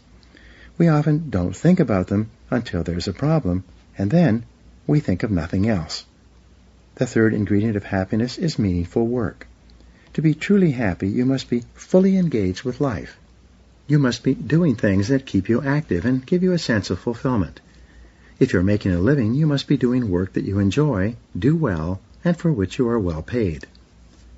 People are only truly happy when they feel they are making a contribution of some kind, that they are putting in more than they're taking out. You need to feel that what you do really makes a difference in the lives and work of other people. In studies of employee motivation, employers think that people are primarily motivated by money and benefits. But when employees are surveyed, the 3 factors that motivate them the most turn out to be challenging and interesting work, opportunities for growth and advancement, and pleasant co-workers. One of your most important responsibilities to yourself is to find the right job for you, and then, once you have it, throw your whole heart into it. If for any reason you don't feel like putting your whole heart into your work, it may be lacking one or more of the 3 essentials to a positive workplace. It may be a sign that this is not the right place for you. The 4th key to happiness is financial independence. Some of the greatest fears we experience are those of loss, failure, and poverty. We fear being destitute, without funds, and dependent on others. One of your chief responsibilities to yourself is to work toward financial independence and financial freedom throughout your life. The happiest of all people are those who have reached the point at which they no longer worry about money. This is not something you can leave to chance, but rather something that requires deliberate, purposeful action and tremendous self-discipline to achieve. Whenever you feel that there is a big gap between where you are today financially and where you would ideally like to be, you experience stress, worry, and unhappiness. The 5th ingredient of happiness is self-actualization. This is the feeling that you are becoming everything you are capable of becoming. This occurs when you feel you are realizing more and more of your true potential. Abraham Maslow is best known for his hierarchy of needs. He determined that people have both deficiency needs and being needs. People strive either to compensate for their deficiencies or to realize their potentials. He concluded that you only begin to evolve and develop to the highest levels possible for you when your deficiency needs are first satisfied. Deficiency needs. Your first deficiency need is for safety and survival. Satisfying this need requires that you have sufficient food, water, clothing, and accommodation to preserve your life and well-being. If for any reason your safety or survival is threatened, you'll become totally preoccupied with satisfying this need. You will experience tremendous stress, and you will be completely unhappy until you are safe once more. For example, think about being in a life-threatening situation. The second deficiency need that Maslow identified is the need for security. This need embraces financial, emotional, and physical security. You need to have enough money to provide for yourself, security in your relationships at work and at home, and physical security to assure that you are not in danger of any kind. If your security needs are threatened, you become completely preoccupied with them. For example, think about losing your job suddenly. How would you feel? The third deficiency need that Maslow identified is belongingness. Each person has a need to be in social relationships with others, both at home and at work. You need to be recognized and accepted by other people in your world. Each person needs to be comfortable in his or her relationships with others and seen and accepted as part of a team or group. Self-esteem needs.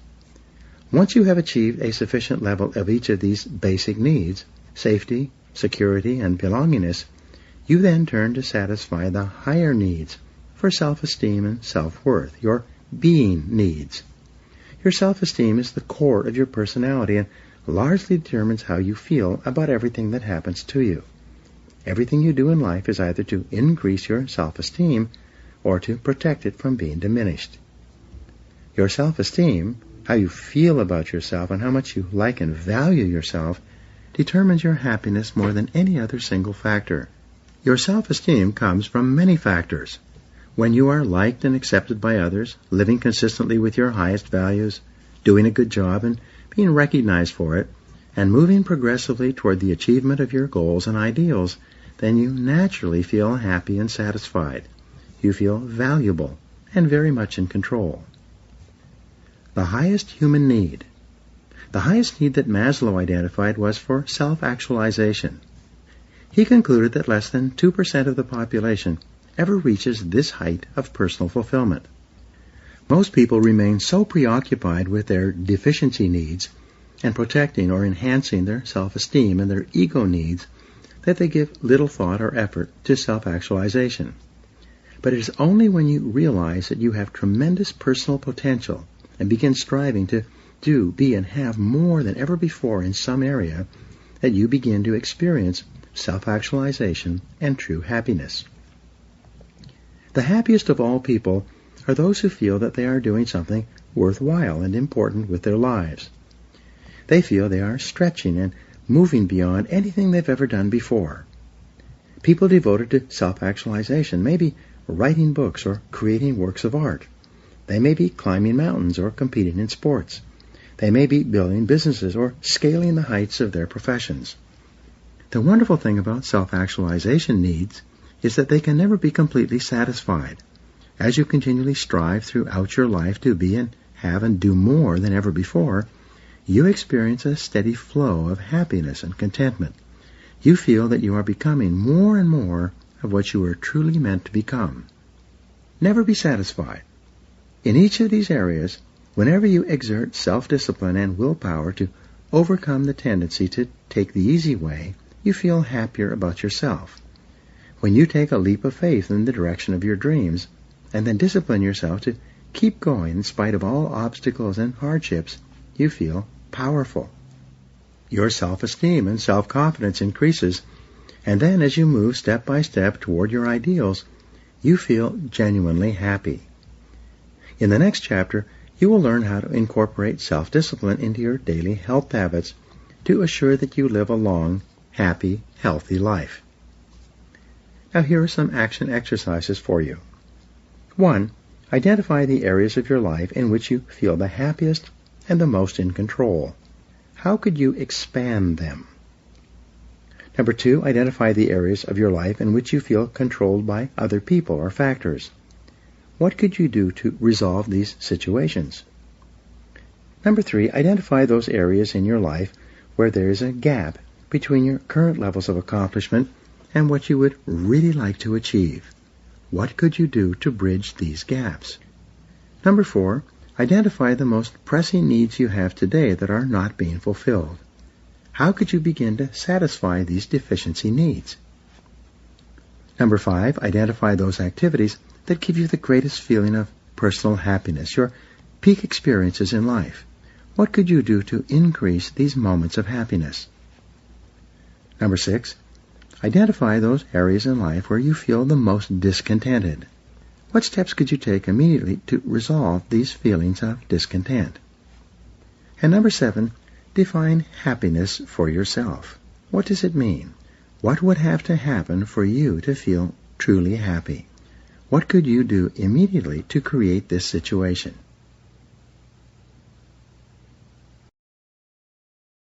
Chapter 16, Self-Discipline and Personal Health. Abraham Joshua Heschel said, "Self-respect is the root of discipline. The sense of dignity grows with the ability to say no to oneself." More people are living longer and better today than ever before in human history, and your goal should be to be one of those people. There's no area in which self-discipline is more important than in your practices regarding your health. Your number one goal for yourself should be to live as long and as well as you possibly can. This requires lifelong self-discipline with your health habits. And as mentioned in Chapter 15, good health is one of the ingredients of overall happiness. The average life expectancy for males today, 2009, is 76.8 years. For females, 79.8 years, or approximately 80 years. And this number is increasing each year. This means that about 50% of the population will die below the age of 80, and about 50% will die above the age of 80. Your goal should be to defy the averages and live to age 90, 95, or even longer. Living a long life. Today, most causes of early death that had shortened life in the past have been eliminated in the industrialized world. Diseases such as tuberculosis, polio, malaria, cholera, typhus, and others have been wiped out through sanitation and modern medicine. The predominant causes of early deaths today are heart disease, cancer of all kinds, diabetes, and traffic deaths, all of which are subject to your control to a certain extent. You cannot predict or protect against the unpredictable like random accidents, but you can use your self-discipline to control the controllable in your life. 7 key health habits. The Alameda study, covering many thousands of people for more than 20 years, concluded there were 7 key health habits that contributed the most to long life. Number 1, eat regularly, rather than fasting, starving, or gorging. Eat normal, healthy meals, preferably 5 or 6 times per day, with your last meal fully 3 hours before you go to sleep. Number 2, eat lightly. Overeating makes you tired and sluggish, whereas eating lightly makes you feel healthy and alert. As Thomas Jefferson wrote, "No one ever regretted eating too little after a meal." Number 3, don't snack between meals. When you eat, your body has to break down and digest the foods in your stomach so that they can move into your small intestine. This requires 4 to 5 hours. If you put food in on top of food that you have already eaten, the digestive process must start over again, with part of your food at one stage of digestion and another part of your food at another stage. This leads to upset stomach, heartburn, drowsiness, especially in the afternoon, and constipation. Number 4, exercise regularly. The ideal is about 30 minutes a day or 200 minutes per week. You can achieve this by walking, running, swimming, and or using exercise equipment. You should fully articulate every joint every day. Number 5, wear a seatbelt. Right up to age 35, the most common cause of premature death is traffic accidents. Number 6, don't smoke. Smoking is correlated with 32 different illnesses, including lung cancer, esophageal cancer, throat cancer, stomach cancer, heart disease, and a variety of other ailments. And the 7th key to long life is to drink alcohol in moderation. Studies show that 1 to 2 glasses of wine per day aid digestion and seem to be beneficial to your overall health. Anything in excess of that can lead to all kinds of problems, including overeating, traffic accidents, personality problems, and antisocial behavior. Each of these 7 factors that contribute to long life are completely a matter of self-discipline. These 7 factors are a matter of choice. They are actions that you can choose to take or not take deliberately. They are completely under your control. The 5 P's of excellent health. In my personal development seminars, we teach the 5 P's of excellent health. Number 1, proper weight. This requires the regular exercise of discipline and willpower in order to achieve your proper weight and then to maintain it throughout your life. But the payoff is tremendous. You look good, feel good, and generally feel more positive and in control of your life. Number 2, proper diet. As Benjamin Franklin said, eat to live rather than live to eat. According to studies of Olympic athletes from more than 120 countries, the 3 factors their diets have in common are: first, lean source protein; second, a wide variety of fruits and vegetables; and third, lots of water, about 8 glasses per day. When you begin this Olympic diet, you will feel more alert, awake, and aware all day long. Number 3 of the 5 P's is proper exercise. The most important exercise for long life is aerobic exercise. This requires that you get your heart rate up to a high level for 30 to 60 minutes 3 times per week. You can achieve this through brisk walking, running, cycling, swimming, or cross-country skiing. Exercise physiologists have determined that the exercise effect clicks in at about 25 minutes of vigorous exercise. At this point, your brain releases endorphins that give you a feeling of elation, or what is called a runner's high. This natural drug produced by your body can become addictive in a very positive way. People who develop the habit of regular, vigorous exercise find that it becomes easier and easier to do. They begin to look forward to the feeling of happiness they enjoy as the result of exercising aerobically. 4 is proper rest. This is very important. More than 60% of adults do not get enough sleep. They are suffering from what is called a sleep deficit. They go to bed a little bit too late, sleep poorly, arise a little bit too early, and go through the day in a form of fog. This phenomenon of not being sufficiently rested leads to poor performance, more mistakes, industrial accidents, car crashes, short tempers, personality problems, and many other difficulties. If you're living and working a normal life, you require about 8 hours of sleep each night. If you get only 6 or 7 hours of sleep when you actually require 8, you begin to build up this sleep deficit. By Thursday or Friday, when you get up in the morning, the first thing you think of is how soon you can go back to sleep again that night. When you start thinking about going to sleep again, at the moment that you arise, you know that you are not getting enough sleep. In addition to 8 hours of sleep per night, you need regular breaks from work, both weekends and vacations. When you take time off from work, you allow your mental and emotional batteries to recharge. After a 2 or 3 day weekend, when you go back to work, you will feel fully rested and ready to perform at your best. The 5th P is proper attitude. This is perhaps the most important of all. The quality that is most predictive of health, happiness, and long life is optimism. As you become more optimistic about yourself and your life, your health will also be better in every area. People who are positive and optimistic usually have stronger immune systems, and as a result they are seldom sick. They seldom get colds or flu. They bounce back quickly from hard work or fatigue. An optimistic person has a built-in Teflon shield against many of the diseases and ailments that affect the average person. Get your weight under control. The biggest single problem with self-discipline that people have today is overeating and becoming overweight. More than 60% of Americans are officially overweight, and more than 30% are obese, which is defined as being more than 30% above their normal weight. There's no area in which self-discipline is more necessary than in getting your weight under control and then keeping it under control for the rest of your life. You've heard it said that diets don't work.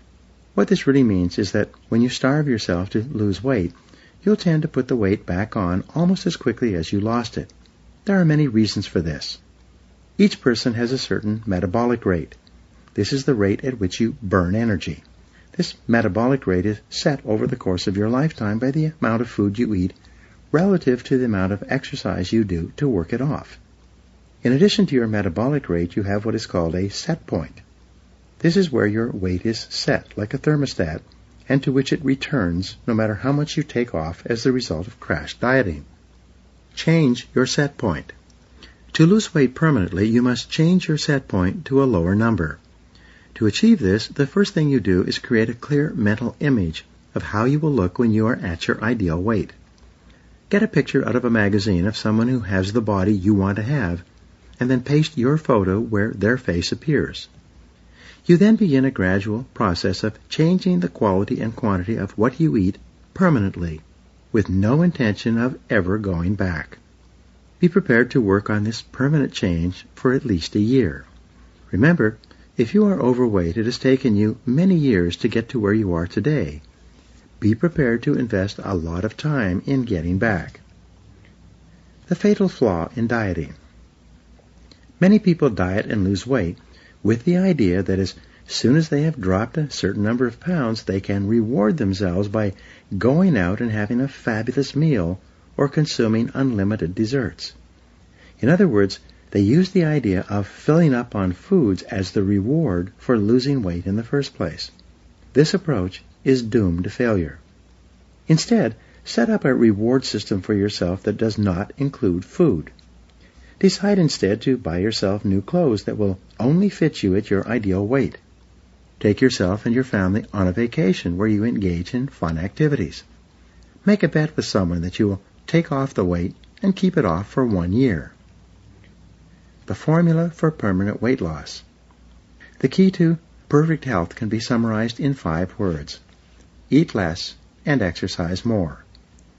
The only way that you can lose weight permanently is to burn off more calories than you consume. There's no other way. Moreover, you can only do this over an extended period of time, especially if you've allowed yourself to put on a lot of excess weight. In my program, Thinking Big, we teach the importance of avoiding the 3 white poisons: sugar, salt, and flour. Get rid of sugar. To lose weight permanently and to enjoy high levels of health and energy, you should eliminate all simple sugars from your diet. Simple sugars are contained in candy, cake, pastries, desserts, soft drinks, canned fruits, sugar in your coffee, and all other forms of sugar that people consume in large quantities every day. The fact is that you require no additional sugar to enjoy superb levels of physical health. Simply by eliminating all sugar and sugar products from your life, by going cold turkey on sugar, you'll begin to lose as much as 1 pound per day. Pass on the salt. In addition, you should eliminate all additional salt from your diet. Although the average American gets sufficient salt in all the different foods he eats, he consumes an extra 20 pounds of salt each year by eating foods with high salt content and by then adding additional salt to meals. When you consume excess salt, your body retains water in order to hold that salt in suspension. When you stop consuming excess salt and simultaneously drink 8 glasses of water per day, your body releases all the excess fluid, and you can actually experience weight drops of as much as 4 or 5 pounds in the first day. Avoid white flour products. Finally, eliminate all white flour products from your diet. This means all breads, pastries, pastas, rice, buns, rolls, and anything else made with white flour. White flour is actually an inert substance from which all nutrients have been removed and then bleached out. When you see the words enriched white bread, they mean that the white flour, which is essentially a dead food material, has been fortified with artificial chemical vitamins, almost all of which are then destroyed in the baking process. There is no food value in a white flour product. A simple change of diet. Not long ago, I got a letter from a 32-year-old man in Florida. He told me that he had read my books and listened to my programs for years. He had achieved a higher level of financial and career success than he ever imagined possible, but he was still carrying an extra 20 pounds of weight that he could not get rid of, no matter what he did. Then one day he listened to Thinking Big, and he heard my comments on the 3 white poisons. Fortunately, he was both disciplined and determined. He used his willpower to slam the brakes on these 3 foods and discontinue them completely. He said that what happened next was nothing short of miraculous. Within 6 months, he had dropped 22 pounds. When he wrote to me, he had kept them off for 2 years.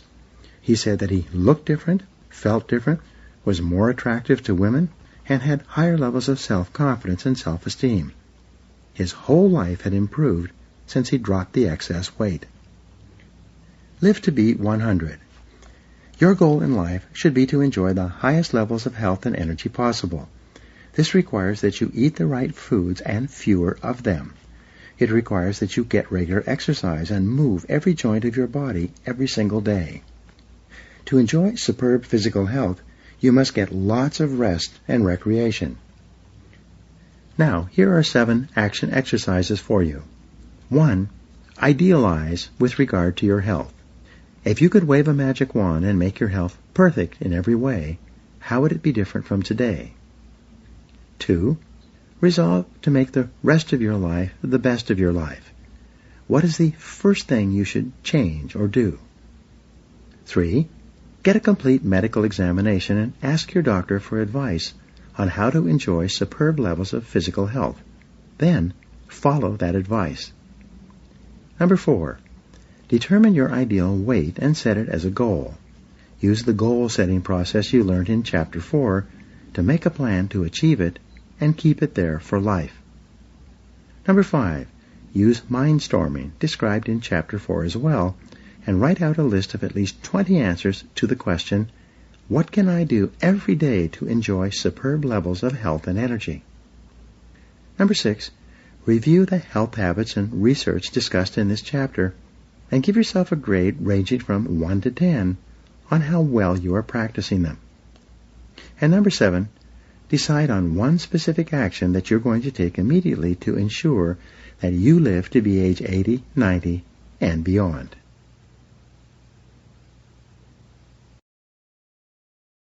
Chapter 17. Self-Discipline and Physical Fitness. Vince Lombardi said, "Mental toughness is many things and rather difficult to explain. Its qualities are sacrifice and self-denial. Also, and most importantly, it is combined with a perfectly disciplined will that refuses to give in. It is a state of mind that you could call character in action." For you to achieve and maintain high levels of physical fitness requires a lifetime of self-discipline and willpower. The good news is that physical fitness is its own reward. Not only do you feel good while you're exercising, but you feel wonderful about yourself the rest of the time. If your goal is to live a long, healthy, happy life and be fit and trim physically, there's no substitute for regular exercise. Fortunately, you do not have to train for the Olympics or a triathlon to enjoy superb levels of physical well-being. By building exercise and physical training into your daily routine, you can achieve physical fitness just by making a few small modifications to your lifestyle. Listen to the experts. Physical fitness specialists generally agree that you need to exercise 200 to 300 minutes per week to enjoy the maximum levels of physical well-being that are possible for you. This means that you need to exercise between 30 and 60 minutes, 5 to 7 times each week. At the low end, if you simply went for a 30-minute walk each morning before you started off for work, or each evening when you got home from work, as well as each weekend day, you'd be one of the healthiest people in our society. If you increase your exercise level to 60 minutes each time, 5 days per week, you'll be in the top 1 or 2% of physically fit people in the world today. Get started first thing. The best time to exercise is first thing in the morning. People who get up each morning and exercise for 30 to 60 minutes are much more likely to make exercise a permanent part of their daily routine. On the other hand, people who put off exercising until later in the day, until after work, almost invariably find that they are too tired or have too many other things to do. They procrastinate on exercising until another day, which often never comes. It takes tremendous discipline to get into and follow a regular exercise routine. But it's much easier if you can discipline yourself to get up in the morning and start exercising immediately. Trick yourself. Many people, including myself, trick themselves into exercising in the morning by putting their exercise clothes right next to the bed so that they trip over them when they get up.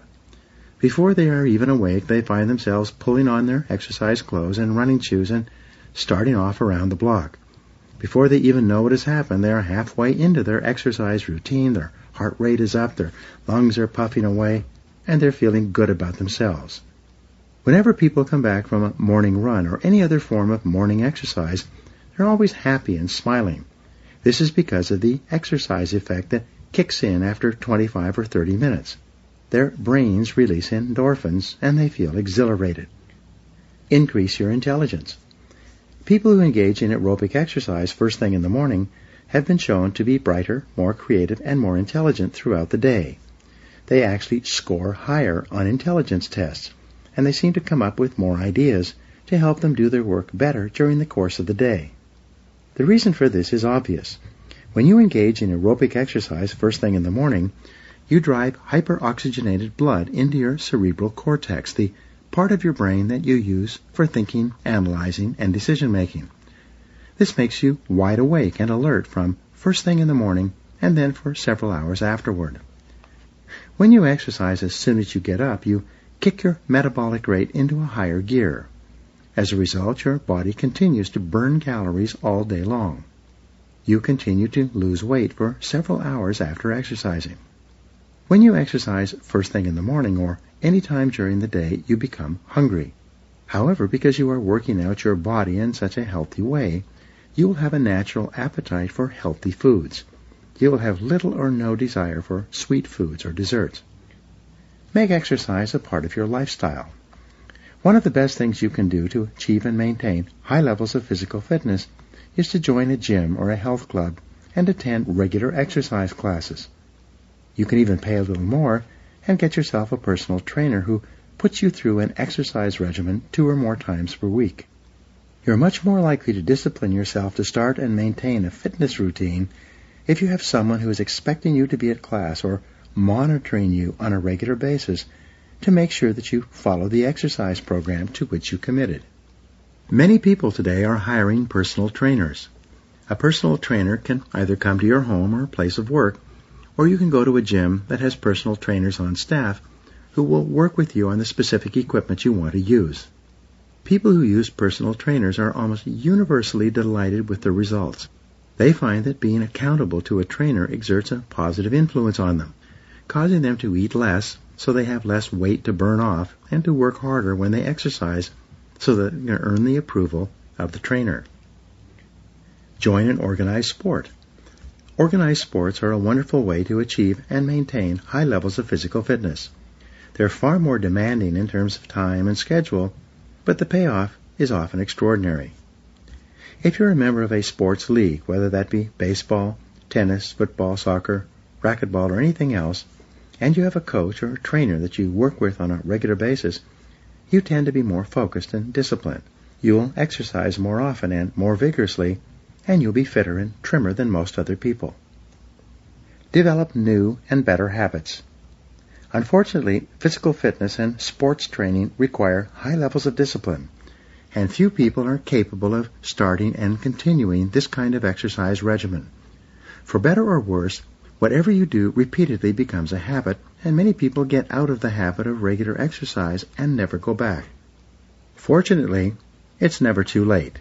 At any time, you can decide that you are going to enjoy high levels of physical fitness.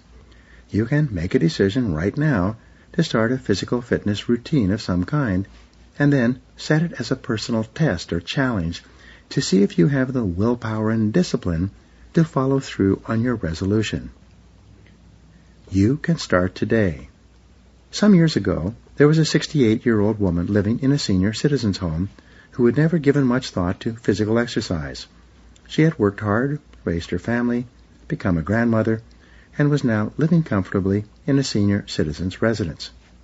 One day she saw a television special on jogging. During this special, they interviewed a couple of people in their 50s and 60s who were running marathons. Some of them had started running later in life. This 68-year-old woman decided that she wanted to run a marathon as well. She drove down to a nearby store and bought the proper shoes for walking and running. That day she began her exercise regimen by walking around the neighborhood where she lived. Over the next few weeks she walked ever greater distances. She bought books and sought advice on how to exercise and train her legs for running. After 2 months, she began jogging a little as part of her walking routine. After 6 months, she began running as part of her walking and jogging routine. By the end of the first year, she had run in a mini marathon in her local community. By the time she was 75, she had completed 10 26.4-mile marathons and 2 50-mile cross-country marathons. And the most remarkable thing was that she had never run before the age of 68. So what's your excuse? If this 68-year-old woman could start exercising so late in life, why can't you? One of the greatest guarantors that you will live a long, happy life, being bright, alert, and full of energy, is that you begin a regular physical training program 4 or 5 days per week and continue it for the rest of your life. When you exert your self-discipline and willpower to achieve a high level of physical fitness and then maintain it year after year, you'll feel terrific about yourself. In the next chapter, you'll learn how self-discipline in marriage can have a wonderful effect in assuring a long life of happiness and fulfillment with another person. Now here are 7 action exercises for you. First, today is the day. Make a decision that you're going to achieve the best physical condition of your life in the months ahead, and then take action immediately. Number 2, get a complete medical examination so that you know your condition and limits before you begin. Number 3, start walking 30 minutes each day, preferably first thing in the morning or, if not in the morning, right after work. 4, join a gym or health club. Pay for a year and make an appointment with yourself to work out 5 times a week, 60 minutes each time. 5, hire a personal trainer and have him or her guide you through an exercise program that includes aerobics, strength, and flexibility exercises each week. Number 6, invest in a treadmill, a life cycle, or an elliptical machine and put it in front of your television so that you can exercise as a part of your home and family life. And number 7, start gradually and work up slowly, resolving to exercise for several weeks before you notice a major difference. Be patient, persistent, and determined.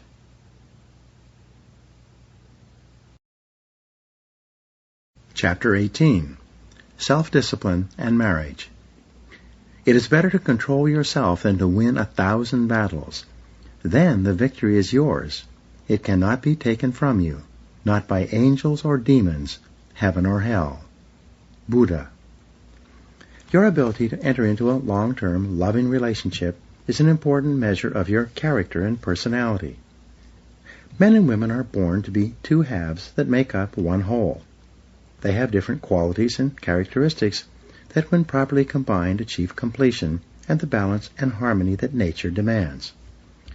The foundational qualities for marriage and loving relationships are trust and respect.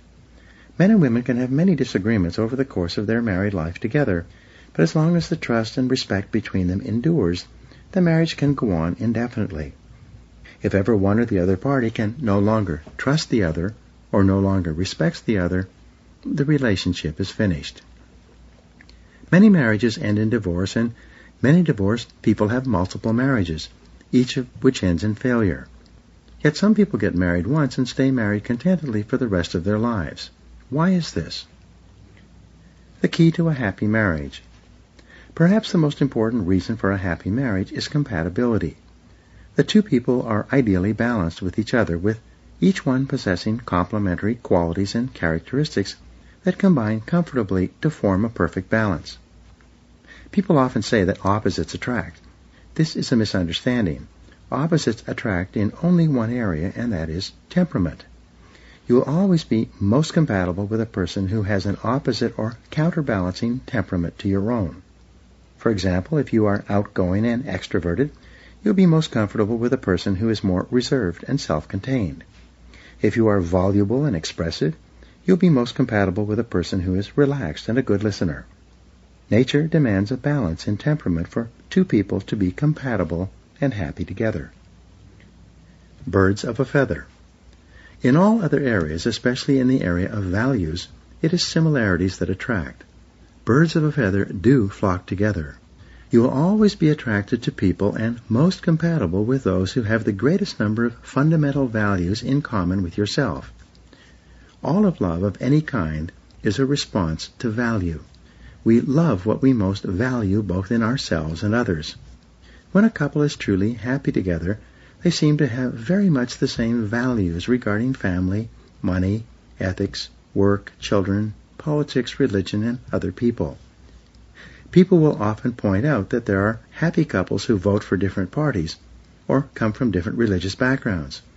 But the critical issue in balance and harmony revolves around the intensity with which a person values something. This intensity determines if a person is absolute and unbending or relaxed and flexible in his or her adherence to a particular belief about a particular part of life.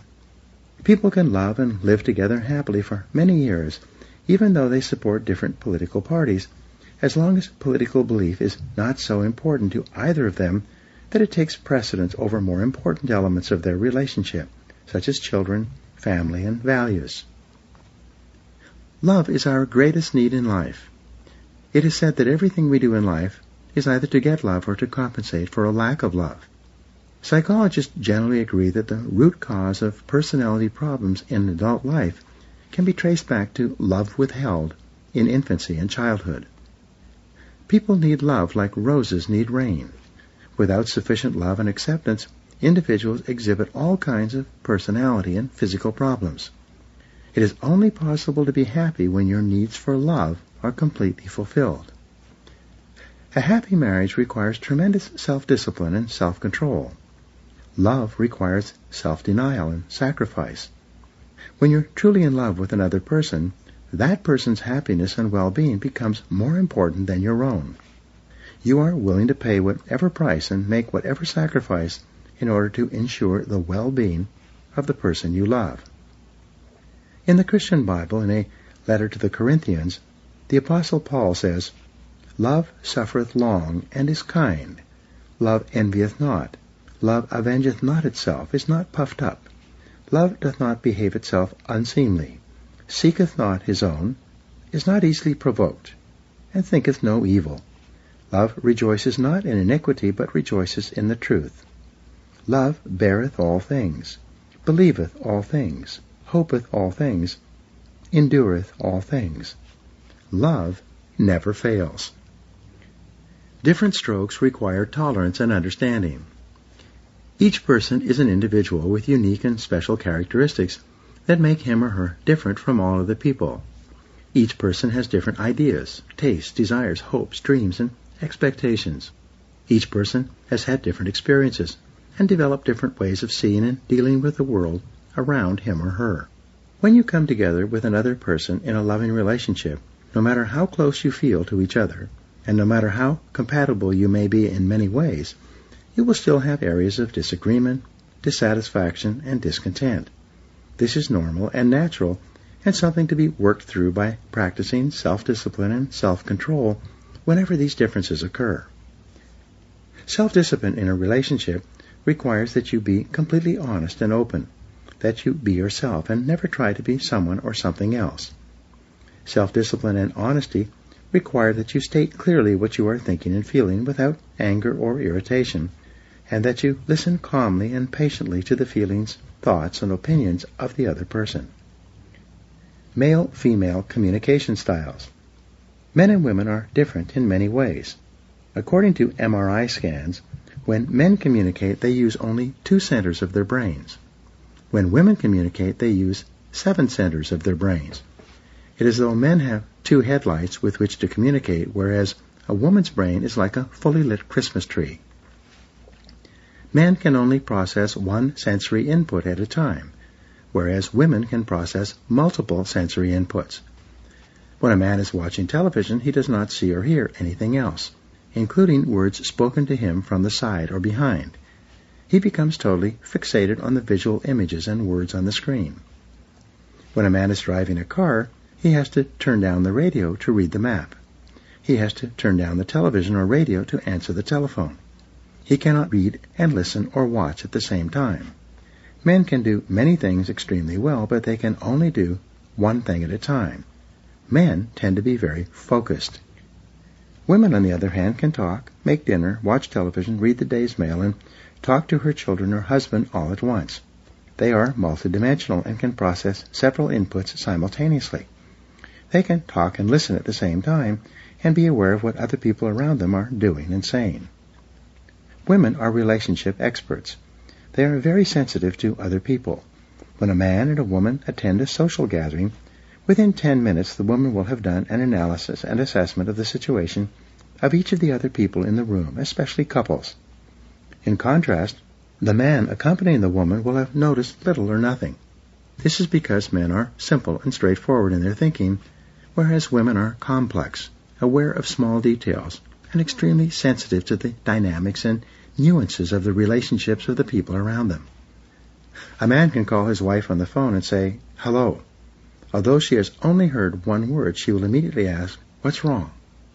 She can pick up a wealth of meaning and emotion from a single word on the phone or a single glance or look when he walks in the door. Relationship building takes effort.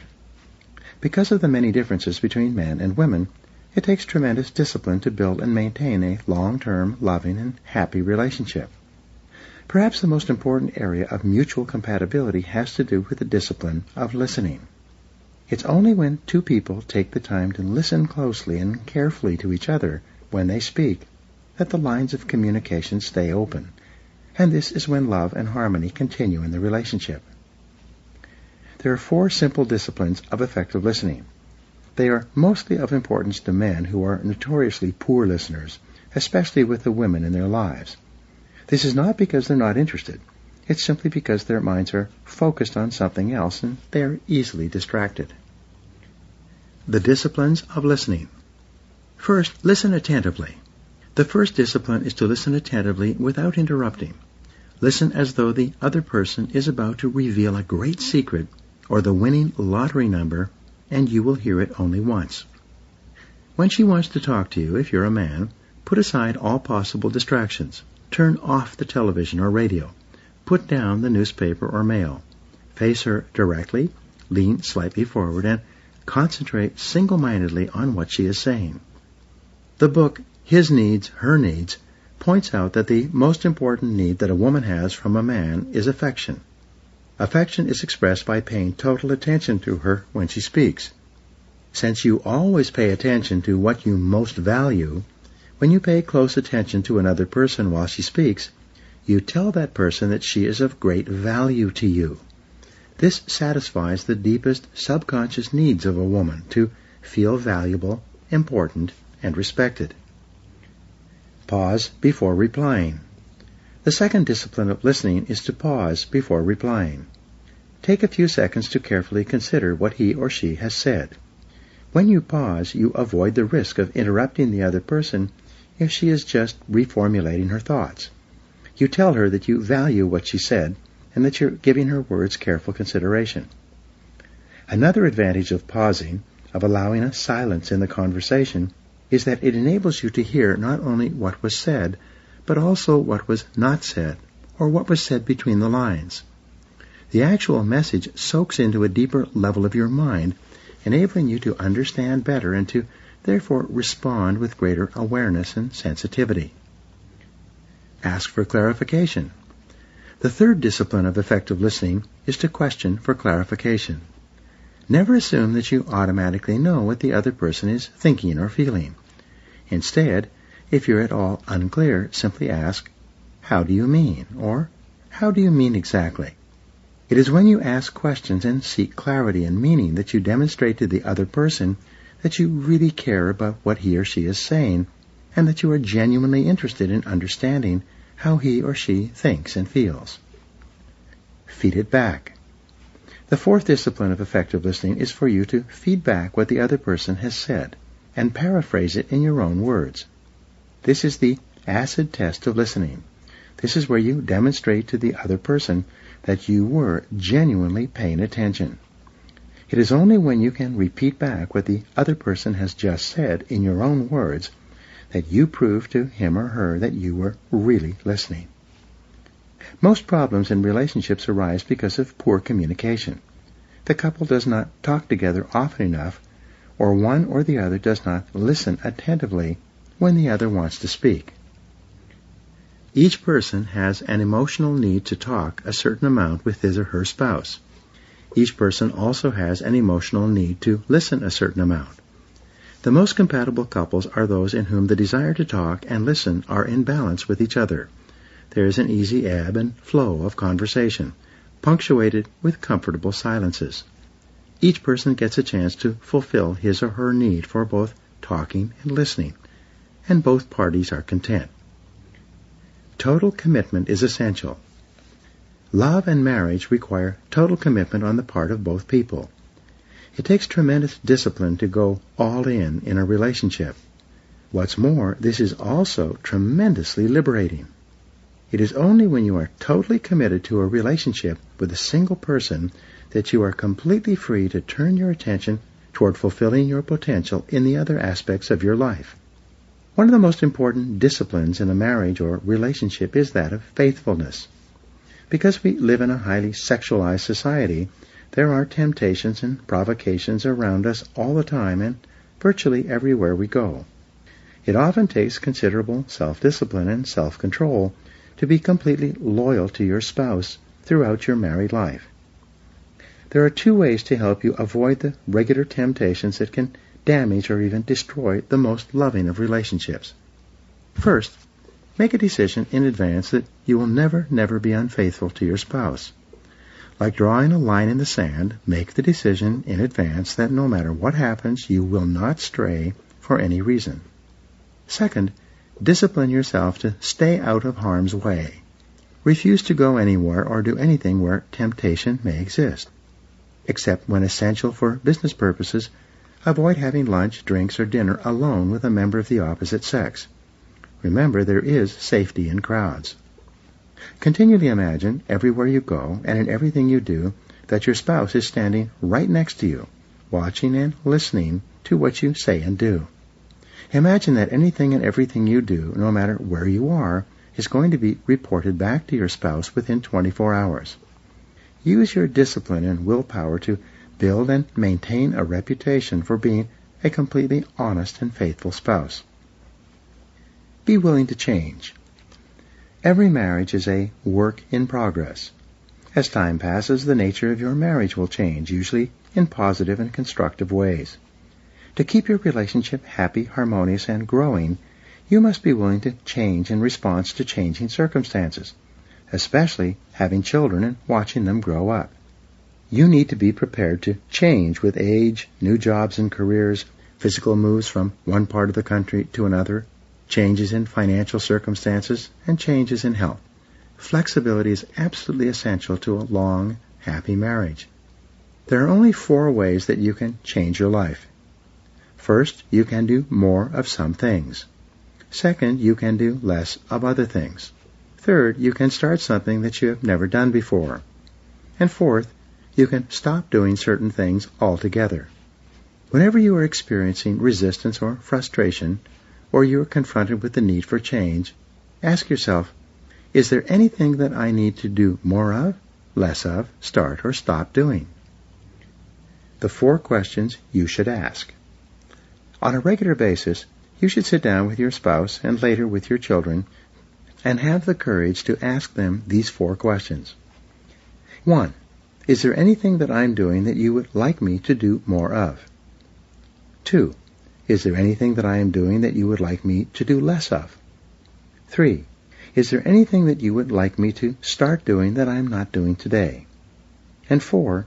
Is there anything that I am doing that you would like me to stop doing altogether?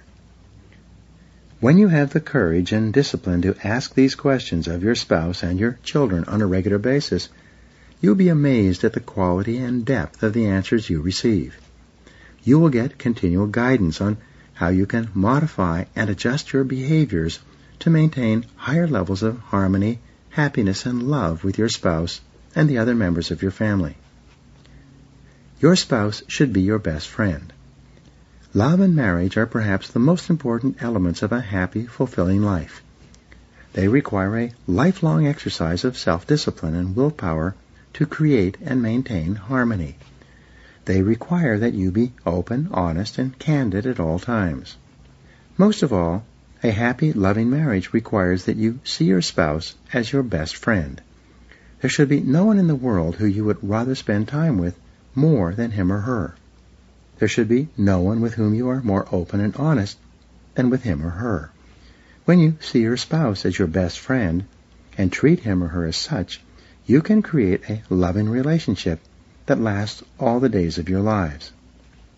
As Emmett Fox, a spiritual writer and teacher, once wrote, "Love is by far the most important thing of all. It casts out fear. It is the fulfilling of the law. It covers a multitude of sins. Love is absolutely invincible. There is no difficulty that enough love will not cure. No disease that enough love will not heal. No door that enough love will not open. No gulf that enough love will not bridge.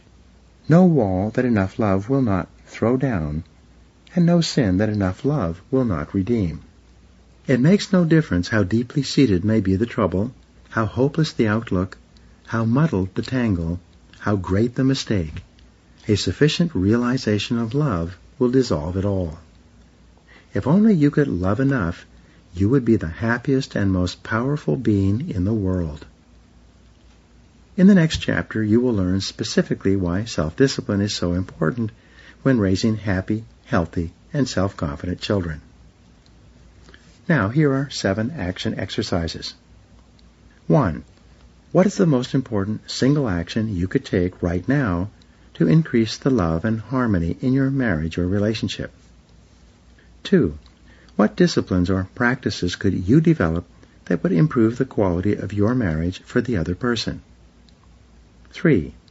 Identify one behavior you could engage in that would improve your communications in your marriage. 4. Sit down with your spouse and ask him or her for ideas on things that you should do more of, less of, start or stop doing. 5. Identify the 2 qualities that you most admire in your partner. 6. Identify the areas in which you and your partner are the most compatible. And 7. Identify the most important values that you and your partner share.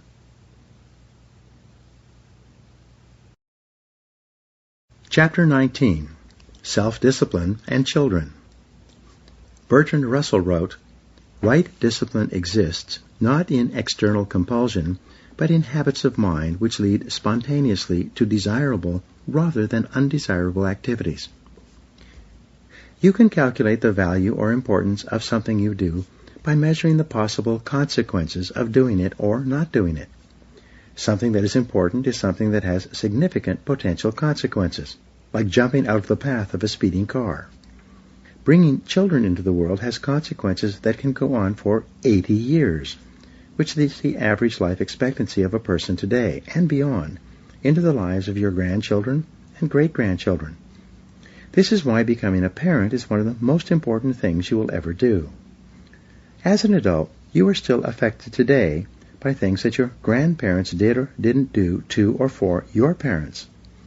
The way you treat your children is strongly influenced by the way your parents treated you. It has consequences that cascade down the generations, and it has an enormous influence on their lifelong happiness and well-being.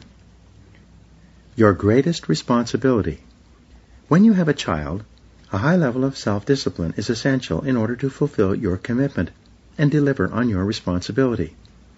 The day your first child is born, you have taken on a minimum 20-year commitment to do everything possible to raise your child as a happy, healthy, and self-confident adult. At every stage of your child's life, your words, actions, non-actions, and behaviors are shaping and influencing that child and determining how he or she will turn out as an adult. The greatest need that a child has is for an unbroken flow of unconditional love and acceptance from his or her parents. Children need love almost as much as they need oxygen. The amount of love that a child receives, especially in his or her formative years, is the critical determinant of how healthy and happy he or she becomes as an adult. How children spell love. How does a child spell love? T-I-M-E. Children determine how valuable and important they are and develop their self-esteem and self-worth by measuring the amount of time that the most important people in their lives spend with them when they are young. There's no substitute for time, and once gone, you cannot make it up. Perhaps the greatest regret reported by parents is that I didn't spend enough time with my child when he or she was young. When you become a parent, you must discipline yourself and organize your life so that you can spend ample time with your child throughout his or her growing years. You must discipline yourself to cut back, reduce, downsize, and eliminate other activities that prevent you from being an excellent parent. A wake-up call. Some years ago, a good friend of mine got married. He was an avid golfer, and he regularly played golf 5 times a week, often flying south in the winter for golf vacations when his local golf courses were covered with snow. Within 4 years of marrying, he and his wife had 4 children. Nonetheless, he still tried to play golf several times a week, taking time off from his business during the week and playing on weekends. Finally, his wife confronted him and told him that he was not spending enough time with his young children. His golf was taking up too many hours that would be better spent at home with her and with the children, especially during their most vulnerable and sensitive years. He suddenly realized that his life had changed. The things that he could do when he was single were no longer possible when he had young children. Being highly responsible and self-disciplined, he immediately cut back his golf to once per week and rechanneled his time and energy into his family. He told me later that it made an extraordinary difference to his marriage and to his relationships with his young children. Setting new priorities. When you get married, your life goes through a major shift. Your lifestyle changes, and many of your common activities lose their importance and urgency. When your first child is born, your life shifts again. It often feels as if the first stage of your life, your youth, has dropped off, like the first stage of a rocket, and you are now on a different trajectory in life. In fact, it's not uncommon for couples to change their lives completely when their first child is born. They cut back or discontinue many of their previous social activities. They stop dining and drinking with friends, and they stop going out socially on the weekends. They begin to build a different life together around their home and children. The children become the focus of their time and attention. The children become the primary subject of their conversations.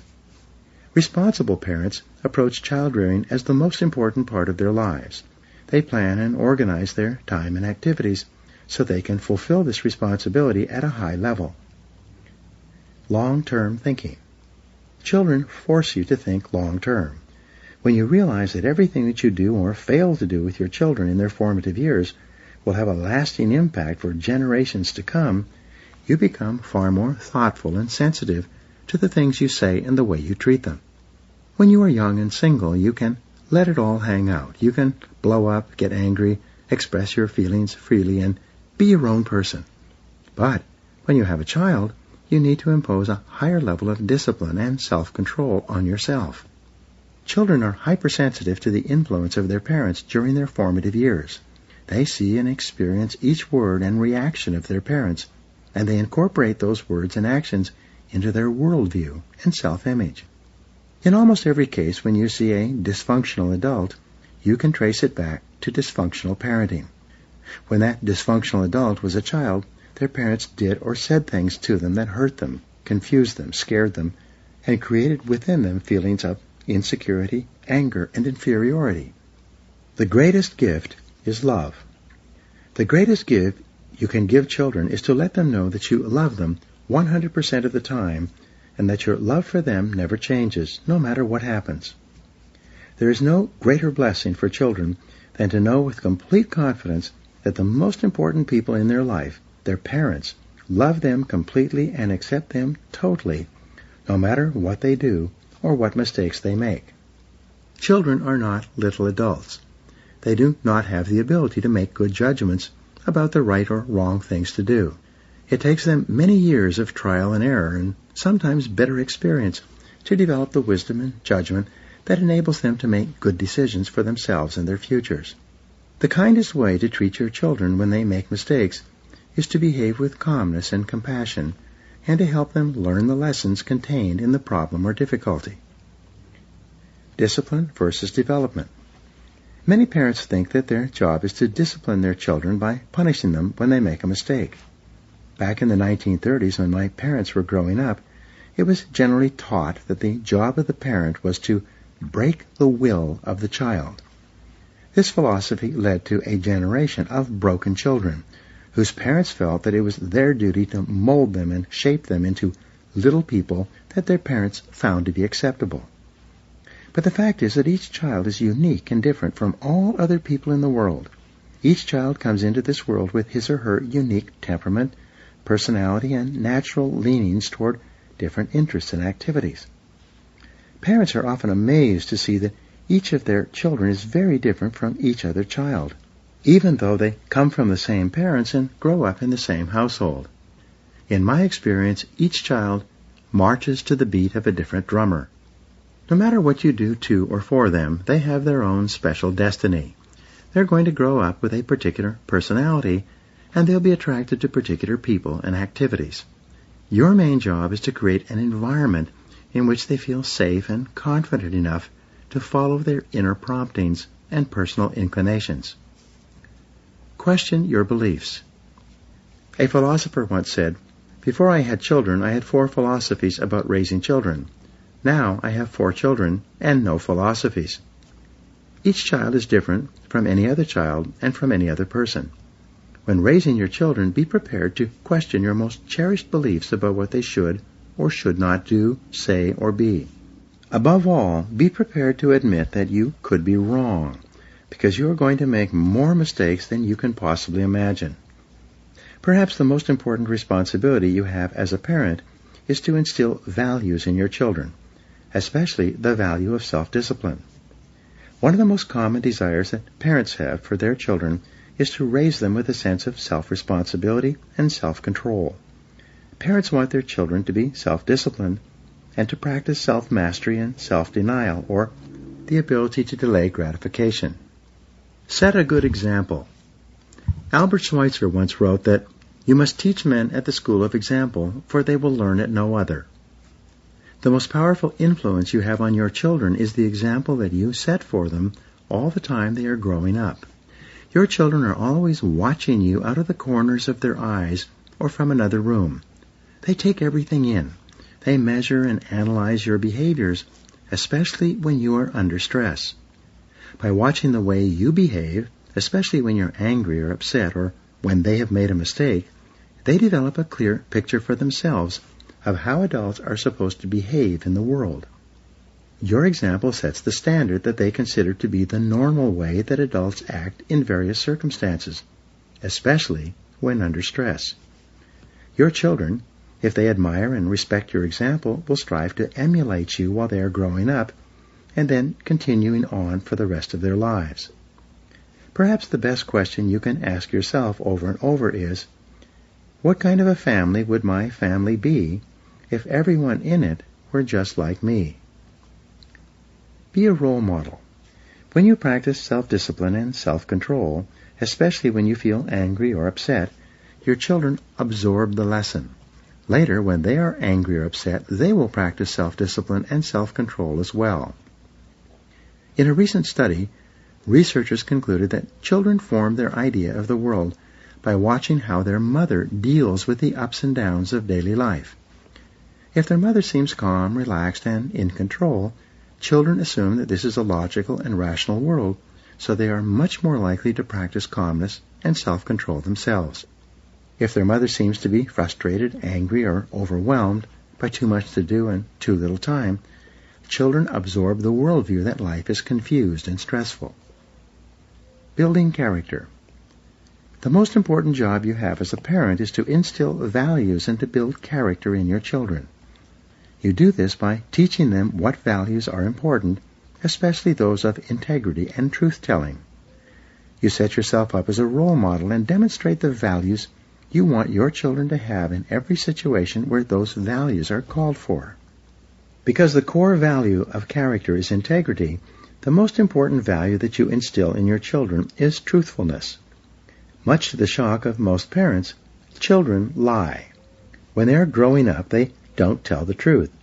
They tell both little and big lies. Often this comes as a surprise to parents who feel that somehow they must have failed their children in some way. But don't worry. Lying is a normal and natural part of childhood. It's a form of communication that children are trying out on you to see if it works. If children find that telling lies is an effective way to get the things they want quickly and easily, they will lie on a regular basis. For example, I once asked my son Michael a question, and he gave me an answer that I knew was completely untrue. I asked him, "Michael, why did you say that? You know that's a barefaced lie." Michael, who was 10 years old at the time, answered candidly, "Well, I just thought I'd give it a try." Children will give lying a try to see if it works.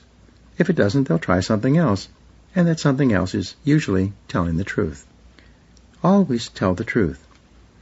One day my wife and I read a question in a book on child raising, in which it said that, if your children lie to you, who has made them afraid to tell the truth? That was a real eye-opener for us. We immediately sat down with our children and told them, from now on, always tell the truth. We promise you that you will never get into trouble for telling the truth. If you tell a lie, we will be upset and you'll be punished. But if you tell the truth, you'll always be okay with us. From that day onward, with few exceptions, our children tried us out with the truth. Over time, they got into a habit of telling the truth, no matter what it was. And we kept our promise. We never punished our children for telling the truth. One day as we were sitting around the family dinner table, one of our children was talking about his friend, who had told him to lie to us about something he was planning to do. My son said, "I told him that I never lie to my parents." His friend said, "Everyone lies to their parents." My son repeated, "I never lie to my parents because I don't have to. I can always tell them the truth and everything will be okay." Our 3 children listened to this and they all agreed. They told us that this was a great family because they never had to lie to their parents. The foundation of self-confidence. When children tell the truth, they grow up straight and strong with high self-esteem and high levels of self-confidence. They have higher levels of self-respect and personal pride. They look you straight in the eye and tell you exactly what they are thinking and feeling. They're very different from children who must continually lie or shade the truth in order to get things past their parents. In raising your children, there will be countless times when they will do or say something of which you disapprove, or which makes you angry. During these times, you must discipline yourself to think before you act or react, controlling yourself and your temper. You must remind yourself that what you do in a moment of stress is registered and recorded by your child and can have an effect on him or her for an indefinite period into the future. Children learn values by teaching and example, given to them repeatedly while they're growing up. When you teach them values and personally practice the values of love, especially for your spouse, compassion for those who are less fortunate, generosity with those who need it, patience when it is required, tolerance for different viewpoints, courage in the face of difficulties, and perseverance in the face of setbacks, your children will adopt these behaviors as norms. They will see them as the appropriate way to respond to these kinds of situations as they grow up. The power of forgiveness. One of the most important of all values that you teach your children is forgiveness. The inability to forgive lies at the root of most negative emotions. When you practice forgiveness, when you freely let things go, your children grow up with the ability to forgive as well. This saves them from years of unhappiness as a result of someone hurting them in some way, which will always happen. My parents were adamant and inflexible. They had low self-esteem as a result of difficult Depression-era childhoods. As a result, once they had taken a position on any subject, however wrong, they could never back down and admit that they were wrong. I resolved that when I had children, I would do exactly the opposite. From the time my daughter, Christina, was a little girl, if I shouted at her for any reason, I would always go to her and apologize. I would say, "I should not have shouted at you. I was wrong. Will you forgive me?" When you raise children, they will make countless mistakes while they are growing up. Sometimes you will overreact. Unless you are a saint, this is almost impossible for you not to do. However, whenever you make a mistake with your child, you should have the courage and compassion to realize that destructive criticism from a parent is extremely painful to a child. go and take it back. Apologize and ask your child for forgiveness. Even if the child has misbehaved, this does not justify reacting in a negative and hurtful way towards your child. Just say, "I apologize. Will you forgive me?" And they always will. The minute you apologize and ask your children to forgive you for anything that you may have done to hurt them, you liberate them from feelings of negativity or inferiority. By taking it back, you allow them to be happy and confident once more. Teaching your children is never-ending. Developing proper values and teaching proper conduct to your children is a lifelong job. You cannot give a single lecture on truthfulness and compassion and then forget about it. You must repeat the lesson by discussion and example over and over, year after year, all the time while your children are with you. In a letter to Miss Manners, a parent asked, "How long does it take to teach my children table manners? No matter what I say, it seems that my children still eat in an unmannered and disorganized way." Miss Manners responded by saying, "Be patient. It takes about 15 years of continual repetition to teach your children table manners, and even then there are no guarantees that your instruction will be successful." Be their role model. Of course, if you want your children to behave in a certain way, you must model that method of behavior continually, year after year. If you want your children to dress properly, you must dress properly. If you want your children to groom themselves properly, you must groom yourself properly as well. If you want your children to be organized and efficient, you must show them the way by being organized and efficient yourself. Remember each day that your children are going to behave the way that you behave for the rest of their lives.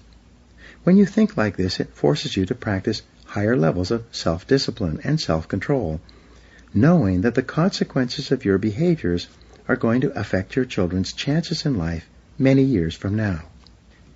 The discipline of raising children so that they grow up with high self-esteem, being positive and confident in themselves and their own value, is one of the most important things you ever do.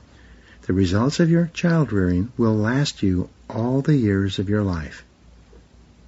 Now, here are 7 action exercises. 1. What 2 qualities would you like your children to identify with you by observing your behavior?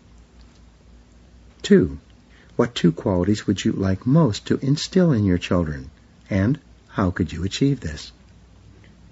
3.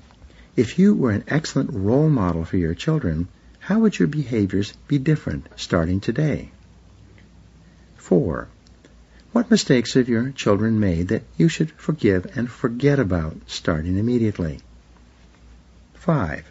What actions are you going to take immediately to spend more time with your children? 6. What actions should you take to instill the quality of truthfulness in your children? And 7. How could you encourage and reward your children so that they practice greater self-discipline, self-control, and self-mastery? Chapter 20. Self-Discipline and Friendship. Everything you want in life has a price connected to it. There's a price to pay if you want to make things better, a price to pay for leaving things as they are, a price for everything. Harry Brown. Fully 85% of your happiness will come from happy relationships with other people. Unfortunately, fully 85% of your problems and unhappiness will be associated with other people as well. Chapters 18 and 19 offered some ideas on how to have a happier marriage and raise happier children. But in addition to your family, of course, your friendships are also important to your well-being. It therefore behooves you to become absolutely excellent at human relations. Fortunately, this is a learnable skill. You can become one of the most popular people in your work and social circle by simply engaging in the behaviors that other popular people practice on a regular basis. Aristotle wrote that man is a social animal. This means that we define ourselves in terms of our relationships with other people. Our destinies are determined by our interactions with others and theirs with us. We only learn who we are and know about ourselves through interacting with other people. The core of personality. Psychologists tell us that everything we do is either to build our self-esteem or to protect it from being torn down by other people. Each person is hypersensitive about their own sense of personal value and importance. Your self-esteem, how you feel about yourself, how much you like yourself, is largely determined by your self-image, or the way you see and think about yourself. Your self-image is made up of 3 parts, like the 3 wedges of a pie, each touching the others. First, your self-image is made up of the way you see yourself. This largely determines the way you walk, talk, behave, and interact with others. The second part of your self-image is the way you think others see you. If you think other people like, respect, and admire you, you see yourself in a positive way, and you enjoy higher feelings of self-esteem and self-importance. The third part of your self-image is the way people actually do see you and treat you. If you think you are well-liked and popular, and someone treats you in a rude or disrespectful way, it can be a shock to your self-image and lower your self-esteem. On the other hand, if you see yourself as an average person, and the people you meet treat you as though you are a valuable and important person, you can experience a positive shock to your self-image that causes you to like and value yourself even more. The key to happiness. You are only truly happy when you feel that all 3 parts of your self-image coincide. You're happy only when you feel that the way you see yourself, the way you think others see you, and the way they actually see you all seem to be consistent in a particular situation. In life, you seek out friendships and relationships with people who make you feel comfortable with the way you see yourself and think about yourself. When you are with people who treat you as if you are valuable and important, you enjoy higher levels of self-esteem. You like and respect yourself more. You feel happy in their presence. For example, in school, you always did better and got better grades when you felt that the teacher liked you and cared about you. At work, perhaps the greatest motivator is an attitude of consideration on the part of the boss toward the employee. Whenever an employee feels that the boss cares about him as a person, rather than just as an employee, he feels more valuable and performs his job better. The law of indirect effort. The secret to building and maintaining wonderful friendships and relationships is simple. It is for you to practice the law of indirect effort in every interaction with other people. You must get out of yourself and your own preoccupations in order to get into other people and how they might be thinking and feeling. Therefore, if you want to have a friend, you must first be a friend. If you want people to like you, you must first like them. If you want people to respect you, you should first respect them. If you want to impress others, you should first be impressed by them. In this way, by approaching people indirectly, you appeal to their deepest subconscious needs. Raise other people's self-esteem. The deepest subconscious need that people have is the need to feel important. Since you have this need as well, whenever you practice the law of indirect effort and focus on making other people feel important, you reinforce their self-image, increase their self-esteem, and make them feel happy about themselves and, by extension, about yourself. Whenever you say or do anything to raise the self-esteem of another person, you trigger a boomerang effect that causes your own self-esteem to go up at the same time and in the same measure. You can never do or say anything to make another person feel better about himself without simultaneously feeling better about yourself. It takes tremendous self-discipline and self-control for you to rise above yourself. Instead of trying to get other people to like you and be impressed by you, focus first on liking them and being impressed by them. 7 ways to make people feel important. The key to excellent relationships with others is quite simple. Make them feel important.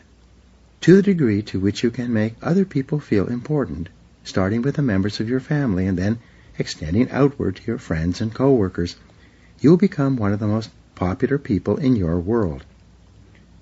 There are 7 ways to make other people feel important. These are simple practices that you can learn through repetition. Number 1, accept people the way they are. One of the deepest cravings of human nature is to be accepted by other people without judgment, evaluation, or criticism. Psychologists call this behavior unconditional positive regard. This is when you accept the other person completely without reservation for exactly the way he or she is. Because most people are judgmental and critical, to be unconditionally accepted by another person raises that person's self-esteem, reinforces his or her self-image, and makes that person feel happy about him or herself. In the movie Bridget Jones' Diary, the entire focus was on the discovery by Bridget that she had found a man who likes me just the way I am. This was considered to be such an amazing thing to happen. All her friends were astonished that anyone could ever have a relationship based on unconditional acceptance by another person. When you look at other people and give them a genuine smile, they feel happier about themselves. Their self-esteem goes up. They feel more valuable and important. When you stop thinking about yourself and the impression you are making on others, and instead start thinking about others and the impression they are making on you, you can relax. You take a deep breath and just smile at people when you meet them and greet them, both at home and at work. It's one of the most powerful self-esteem and relationship-building behaviors you can do. Smiling at people makes them feel important and valuable. Number 2, show your appreciation for others. Whenever you appreciate another person for anything that he or she has done or said, you raise that person's self-esteem and make him or her feel more important. Expressions of appreciation from small nods and smiles all the way through to cards, letters, and gifts raises people's self-esteem and causes them to like themselves more. As a result, by the law of indirect effort, they will like you more as well. The simplest way to express appreciation is to simply say, thank you. The words thank you are deeply appreciated in any language, anywhere in the world. I have traveled in 90 countries, and the very first thing I learn is the words for please and thank you. Each time you use those words, people brighten up, smile, and feel happy to be in your presence. Every time you say thank you, it has an almost magical effect on the other person. It makes them feel important and far happier about being in your presence and helping you with anything you need. Number 3, be agreeable. The most welcome people in every situation are those who are generally agreeable and positive with others. On the other hand, argumentative people who question, complain, and disagree are seldom welcome anywhere. When you nod, smile, and agree with another person when he or she is talking or expressing an opinion, you make that person feel intelligent, respected, valuable, and important. When you are agreeable with another person, even if they say something with which you may not be in complete accord, you make that person feel happy to be in your presence. In my work as a professional speaker, I meet thousands of people each year. They come up to me and often express opinions on subjects of which I am very well informed, and they obviously are not. Sometimes they say ridiculous things that are either not true or that make no sense. In every case, however, I smile and agree, nodding and asking them questions and listening to them express their ideas and opinions. They go away feeling that they've had a good conversation with the speaker and that I probably agree with them. It costs me nothing, and it makes them happy. It makes them feel important. Number 4, show your admiration. People usually invest a lot of personal emotion in their possessions, traits, and accomplishments. When you admire something belonging to another person, it makes them feel happy about themselves. As Abraham Lincoln said, everybody likes a compliment. Express your admiration for a person's appearance and specific items of their clothing or dress. Men are especially complimented when you say something nice about their ties or their shoes. Women enjoy being complimented about their hair or any other item of their appearance. People spend a lot of time putting themselves together before they go out. You can also compliment a person's traits or characteristics, saying things such as, "You are certainly persistent." People invest their entire lives developing traits and qualities, especially positive qualities, and they feel flattered when you notice and compliment them on those qualities. Compliment a person's accomplishments. Tell people how much you admire their home or office or the business they have built or the position they've achieved in that business. Number 5, pay attention to others. Perhaps the most powerful way to raise a person's self-esteem is to listen to them attentively when they speak. In my book, The Power of Charm, my co-author Ron Arden and I explain how listening to a person while they talk on any subject in a way that is focused is perceived as charming behavior. The key to great listening is for you to ask questions and then hang on every word of the answers. When the person slows down or comes to the end of a statement, ask another question. Lean forward attentively. Listen without interrupting. Listen as though what the person is saying is the smartest and most interesting thing you've ever heard. When a person is attentively listened to, their brain releases endorphins. As a result, they feel happy about themselves. Their self-esteem goes up. What's more, they associate this happy feeling with being in your presence. From this, that person will like you more and find you to be a more interesting and intelligent person. Number 6. Never criticize, condemn, or complain about anything, whether it be directly or indirectly. Never do or say anything that lowers a person's self-esteem or makes them feel less important or valuable. Refuse to gossip or discuss other people in a negative way. Never say anything about a person that you would not say to their face. The most harmful force in all of human relationships is destructive criticism. It lowers a person's self-esteem, makes them feel angry and defensive, and causes them to dislike the source. So never complain about people or situations that you don't like. The most common word to describe the most popular people in every field is the word nice. When you think of a business that you like to patronize, or a restaurant you like to visit, you always think of the people there as being nice. Whenever you recommend or refer someone to someone else, you always mention that he or she is a nice person. In sales and business, the nice people are always the most successful. People like to buy from them, buy again, and then recommend them to their friends. People enjoy seeing nice people and they look forward to seeing them again. When asked what they mean by the word nice, people say that he or she is cheerful. The more positive you are, the more cheerful you are likely to be. The more cheerful you are, the nicer personality you will have. The nicer personality you have, the more people will look forward to seeing you and being around you. Number 7, be courteous, concerned, and considerate of everyone you meet. Think of these as the 3 C's: courtesy, concern, and consideration, and practice them with everyone you meet. When you treat a person with courtesy and respect, he or she feels more valuable and important. As a result of making a person feel more valuable and respected, that person will in turn value and respect you even more as well.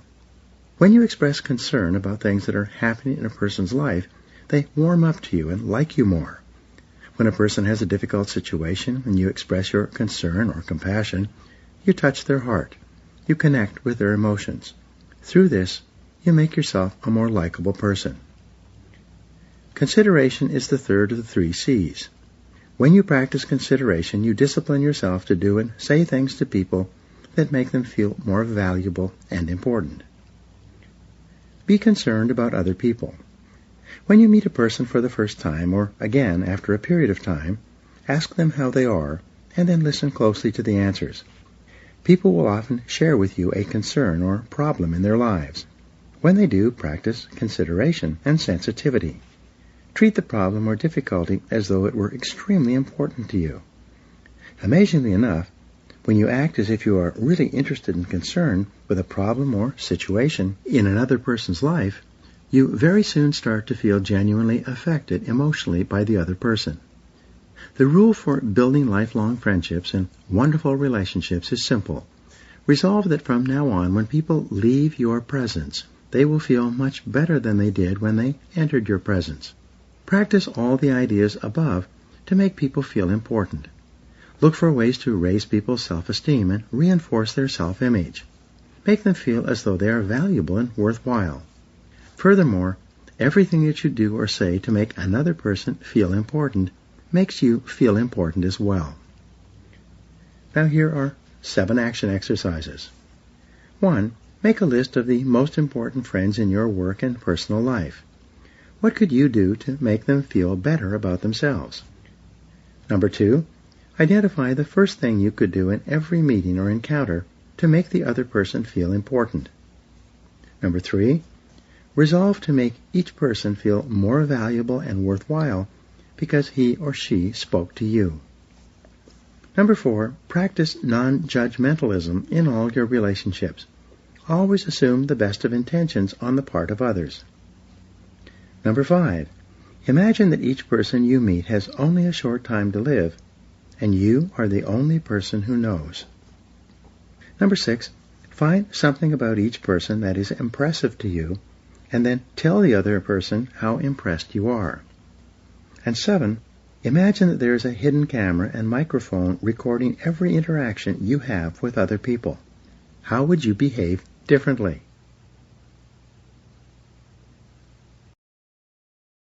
Chapter 21. Self-Discipline and Peace of Mind. James Allen wrote, "Men are anxious to improve their circumstances, but are unwilling to improve themselves. They therefore remain bound. The man who does not shrink from self-crucifixion can never fail to accomplish the object upon which his heart is set. This is true of earthly as of heavenly things. Even the man whose object is to acquire wealth must be prepared to make great personal sacrifices before he can accomplish his objective. And how much more so he who would realize a strong and well-poised life. You require high levels of self-discipline if you truly desire to develop all your inner resources and fulfill your true potential. Throughout the ages, in all religions and philosophies, the highest human good or idea has been peace of mind. Your ability to achieve your own peace of mind is the true measure of your success and the key determinant of your happiness. To develop spiritually and to become a fully functioning person, you must regularly apply self-discipline and self-control to your thoughts, feelings, and actions. Spiritual development, inner peace, and the experience of joy all require self-mastery and self-control. To succeed in the outer world, you must discipline yourself to focus and concentrate, work hard at your job, take continuous action toward your goals, and become better and more capable as you move onward and upward in life. To succeed in the inner world, however, requires almost the opposite abilities. To achieve inner peace, you must discipline yourself to let go of everything that can disrupt your sense of inner peace and contentment. Zen Buddhism teaches that the main cause of human suffering and unhappiness is attachment. People become attached to ideas, opinions, and material things, and then they are reluctant to let go of them. Sometimes people become so preoccupied with these external factors that it affects their mental and physical health, even keeping them awake at night. When you practice detachment, separating yourself emotionally from things or outcomes, the negative emotions involved stop as well, like unplugging a light from the socket. The need to be right. Most people have a deep-down need to be right. However, when you stop caring if you are right or wrong, all the emotions surrounding this need for rightness disappear. Dr. Gerald Jampolsky asked the great question, do you want to be right or do you want to be happy? Some people become passionate about their political or religious beliefs, all of which have been learned from someone else in some way. But when you put these beliefs aside for a while, they lose their ability to stir your emotions or inflame your anger. I have friends and meet people with ideas and opinions that range all over the political and religious spectrums. In most cases, we get along well together because we simply put aside the discussion of opinions on which we differ. We consciously and deliberately discipline ourselves to detach from these ideas, and we focus instead on subjects that we agree on and in which we share common interests. Refuse to blame anyone for anything.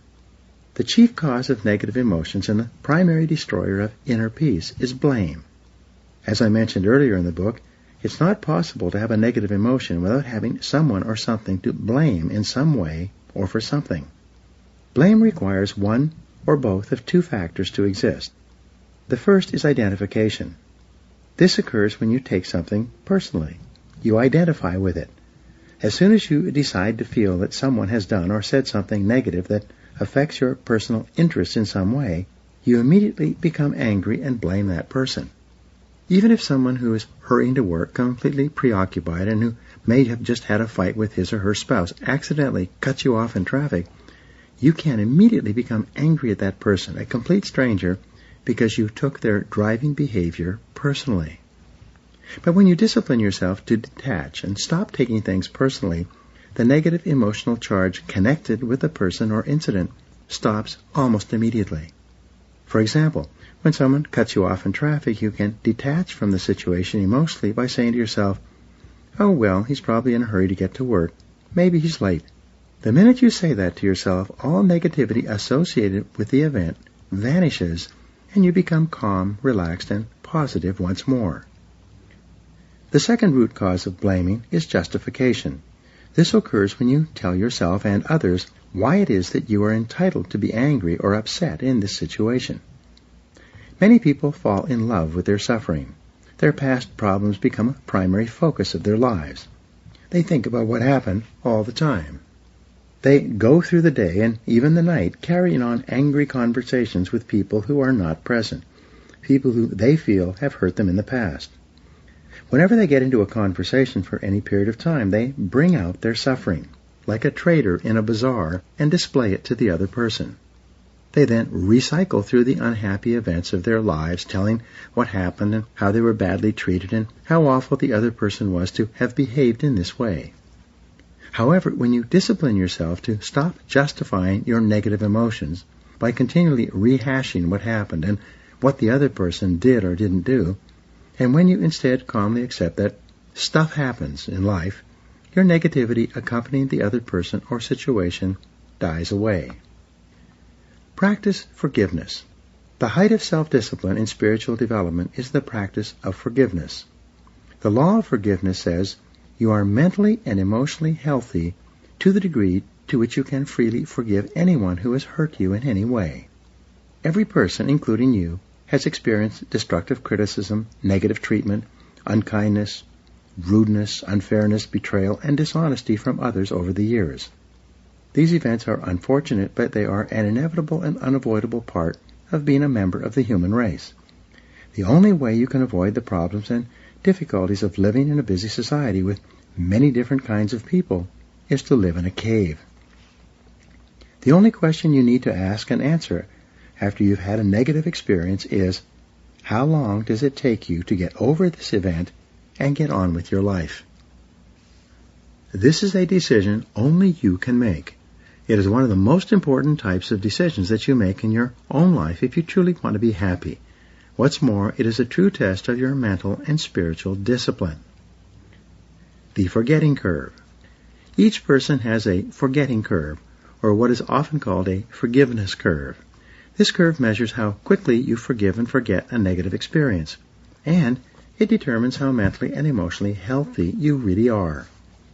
Imagine a rectangle with a scale from 0 to 100 ascending the left side of the rectangle. This is the scale of the intensity of the negative emotion you experience when you are hurt or offended in some way. Across the bottom of this graph are the months and years of your life. You can have either a flat forgiveness curve or a steep downward sloping forgiveness curve. If your forgiveness curve is flat, this means that you continue to be angry at the same level as when the event occurred for a long time, sometimes for years or even decades. There are countless people who are still angry about something one of their parents did or said to them decades ago. Furthermore, they will tell you about it at the drop of a hat. They will reach into their gunny sack of unforgiven events and pull out their childhood experiences and share them with you. Every psychologist and psychiatrist who deals with unhappy people is employed because their patients have flat forgiveness curves. Their primary conversation in therapy is talking about what someone did or didn't do to them or for them at some point in the past and how unhappy that person still feels about it today. Get over it and get on with it. Truly healthy people, on the other hand, have downward sloping forgiveness curves.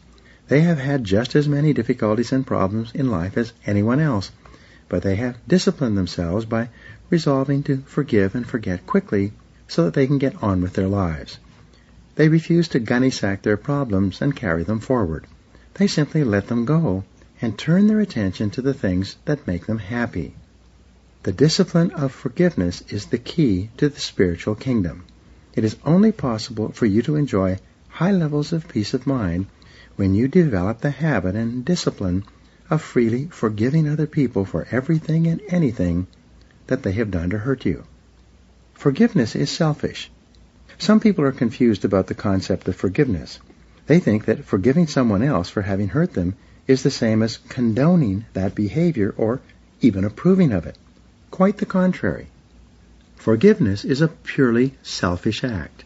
Forgiveness has nothing whatever to do with the other person. You forgive others so that you yourself can be emotionally free, so that you no longer carry that baggage around with you. You have a wonderful mind. You are incredibly intelligent and insightful.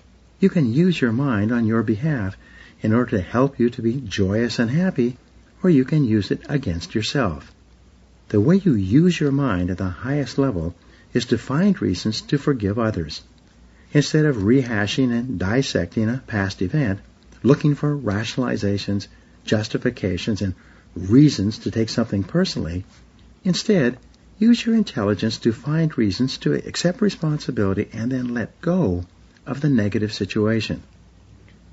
Accept responsibility and forgive. The instant you accept responsibility and forgive everyone for anything that they ever did to hurt you in any way, you liberate yourself completely. All your negative emotions disappear. In place of your negative emotions, you experience a sense of inner peace, love, happiness, and joy.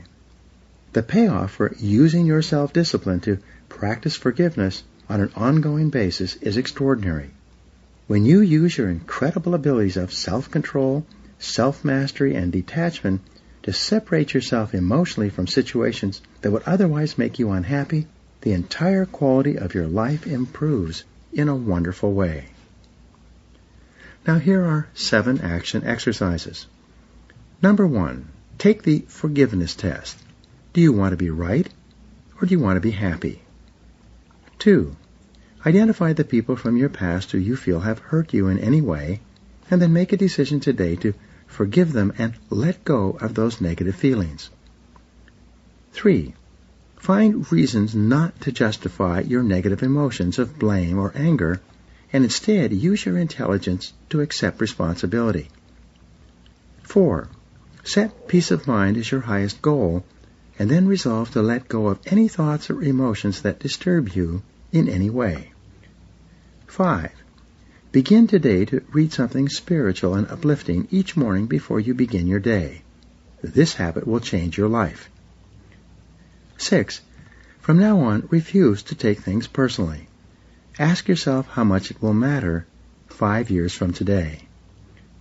And number 7, practice the Buddhist method of detachment from money and material things, and refuse to become upset or worried about anything. This is Brian Tracy, and thank you for listening.